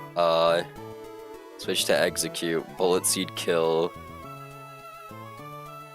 Just Litleo left, and then Litleo is one-hit KO by Surskit. Gotcha. What a hard fight this one.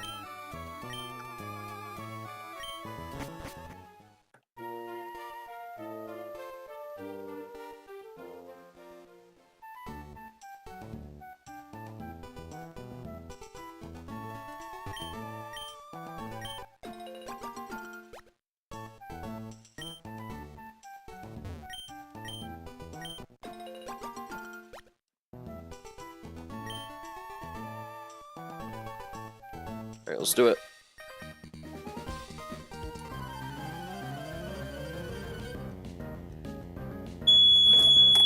There's a fire alarm going off. Alright, I'll be right back.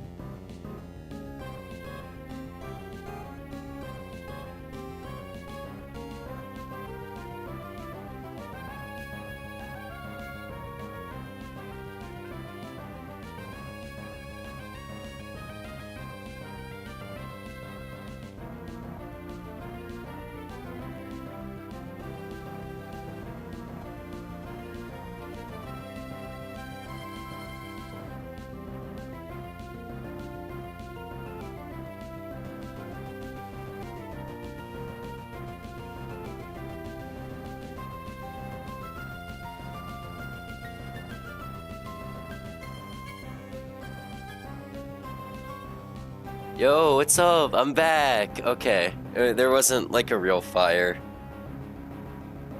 I have returned. There wasn't a real fire, unfortunately. Let's deal with young. Oh, it disconnected my controller though. Fuck you. So, oh my god, if I. It's annoying because I gotta play on keyboard now.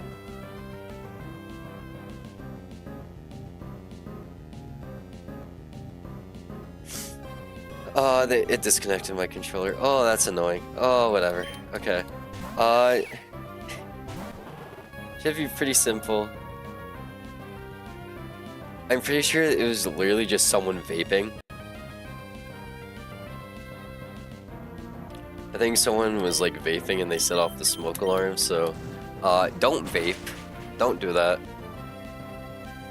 Just like in general, you shouldn't vape. It's nasty. Where you put in electronics into your fucking mouth. And you ruined my stream. Because now we're cut on time. Why won't this focus? Oh, the lights messed up the focusing, of course. Oh, there we go. I accidentally closed that.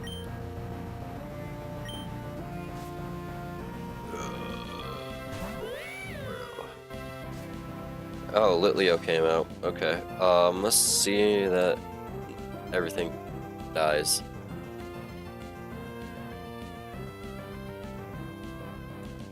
Oh my god, it's so good.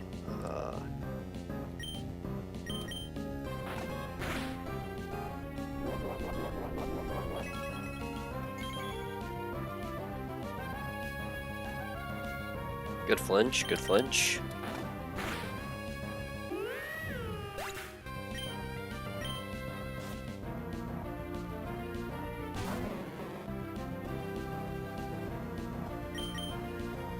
Switch to execute, and we just kill with bullet seed.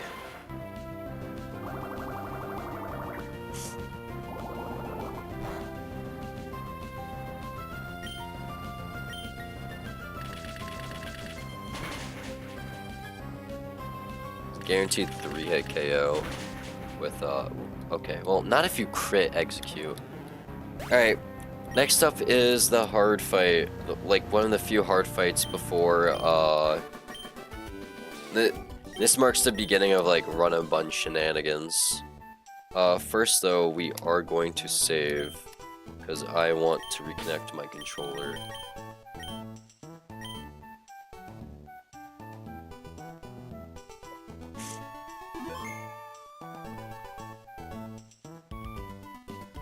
So we're just gonna emulator.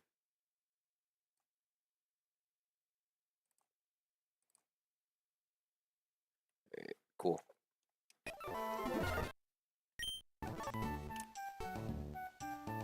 And we're back.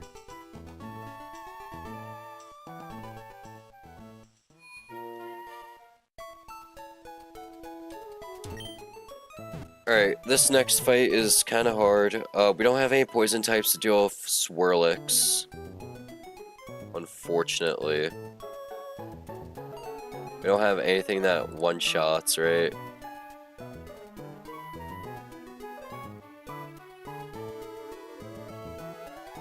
No, and no guaranteed 2-shots either. Especially after Berry Juice. We can lead to execute, I guess, right? Lead to execute, because we can get lucky with 5 bullet seeds. There's like a way out.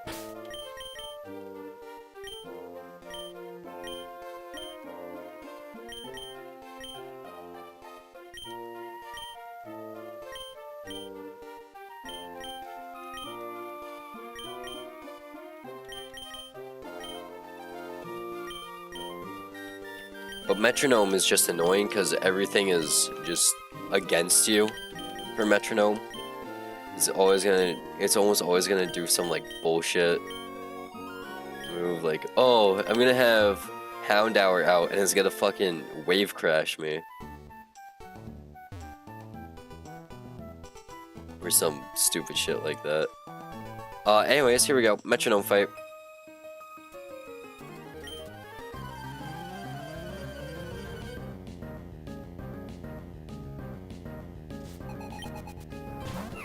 Lead Swirlix, we lead Execute.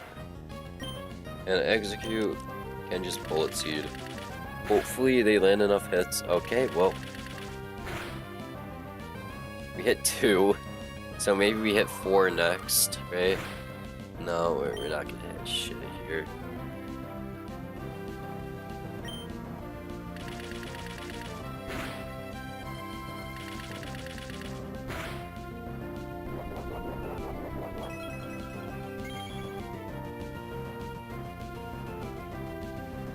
Oh yeah, of course, you only hit twice again.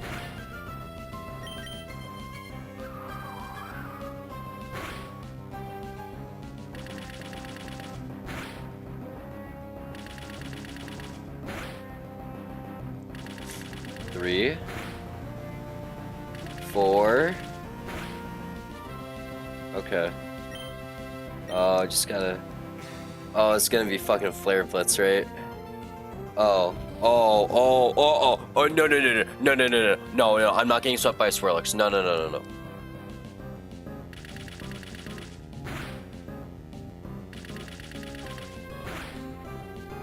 You need to hit 4. Hit 4, please. Thank you. Oh my god. I didn't want to get curse swept by another Pokemon. Oh my god. Alright, so this thing is always gonna fake out, right? So we're honestly just gonna let it. Because then we heal.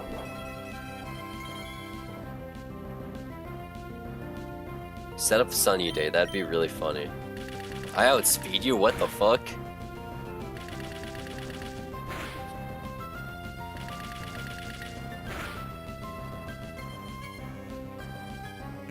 Metronome is gonna be Flare Blitz, right? Yeah, Blaze Kick, okay, yeah. That seems normal.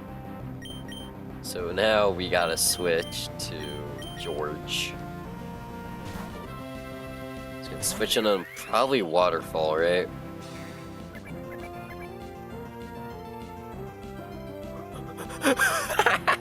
It just tried killing itself. No way.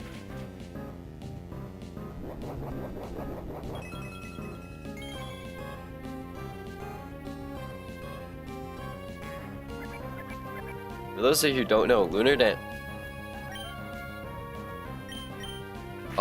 Dance forces the user to kill itself, but then it brings back on to full HP. Because it's the last Pokemon left, it can't do that.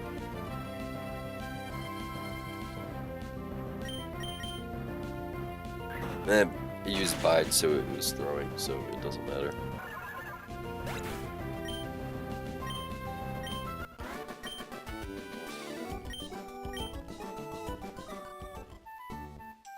Alright, and we made it to Petalburg. Let's grab this item.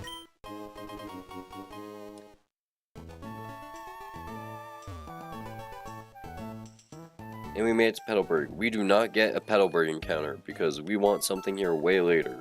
Like Arena, perhaps. But we need Surf first.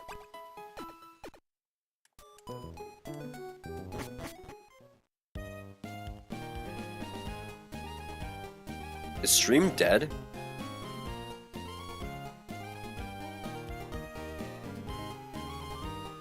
Uh-oh.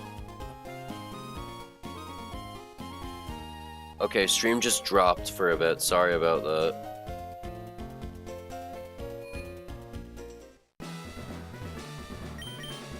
Yeah, I can't do anything about my dorm Wi-Fi. Like, they don't allow Ethernet here, so I can't have Ethernet.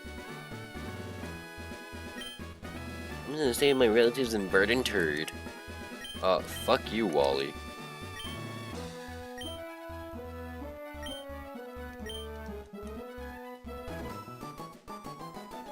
Yeah, sure was. Let's go catch your Ralts.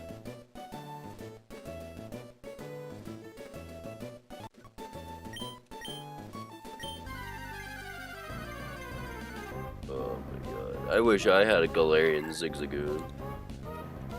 No, I'm stuck with this fuck-ass rabbit.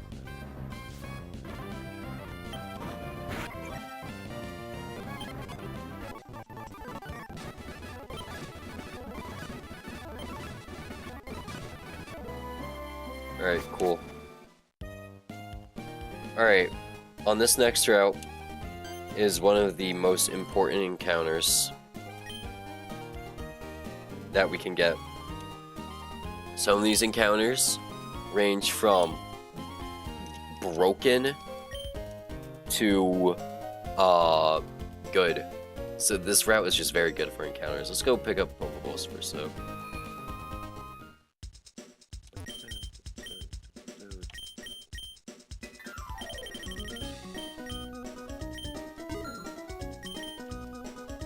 The encounters here. I'll go over the list.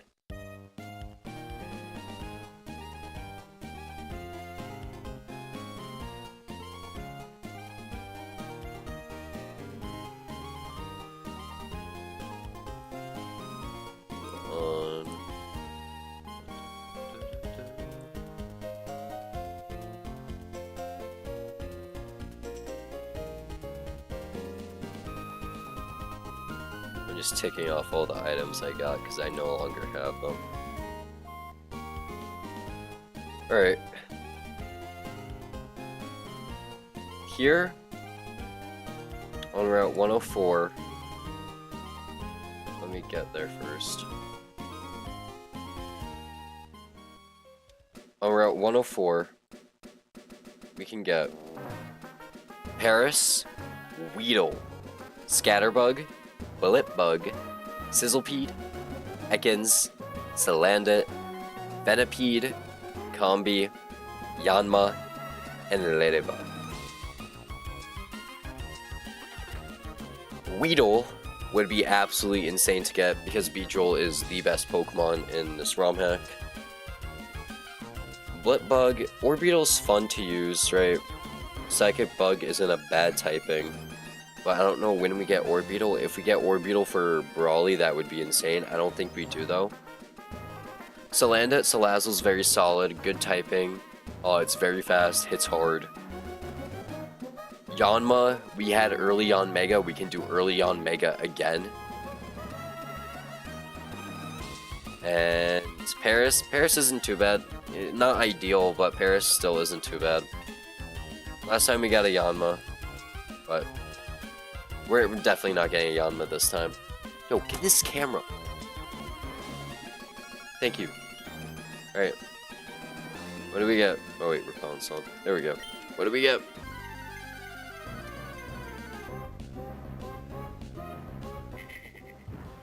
Okay, yeah, I mess with this. I mess with this. I mess with this. This thing can't one-shot me, so I'm just gonna still sport you. I mess with this. Salandit's good. Salazzle's fun. This is also a poison type.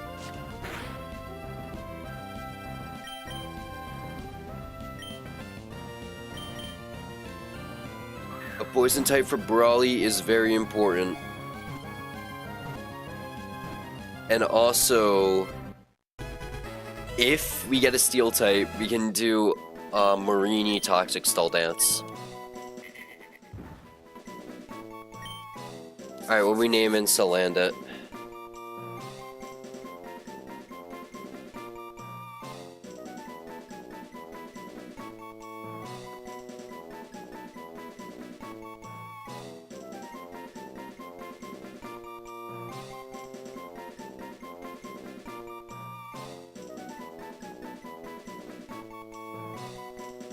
What should I name Salandit?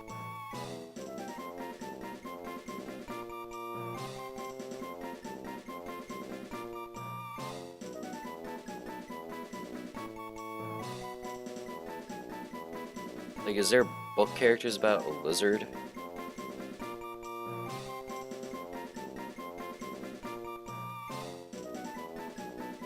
I'm naming him Gregor. Hold on.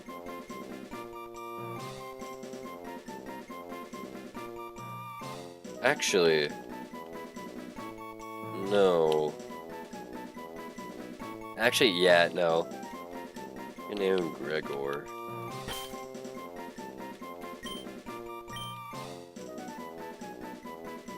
I just want to make sure I get that right.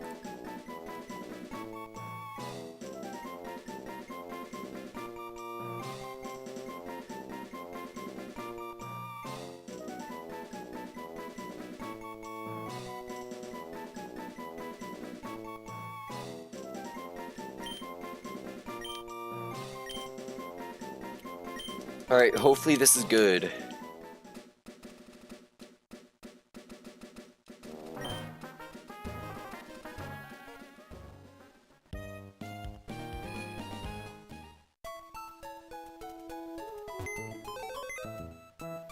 Please be good.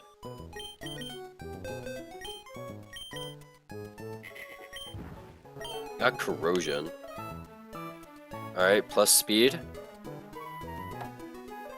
Oh, that's bad. That's just fucking terrible.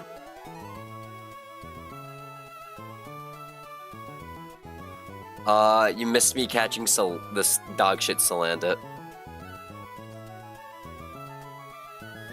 Absolutely atrocious Salandit. Like, this thing doesn't deserve to live, Salandit.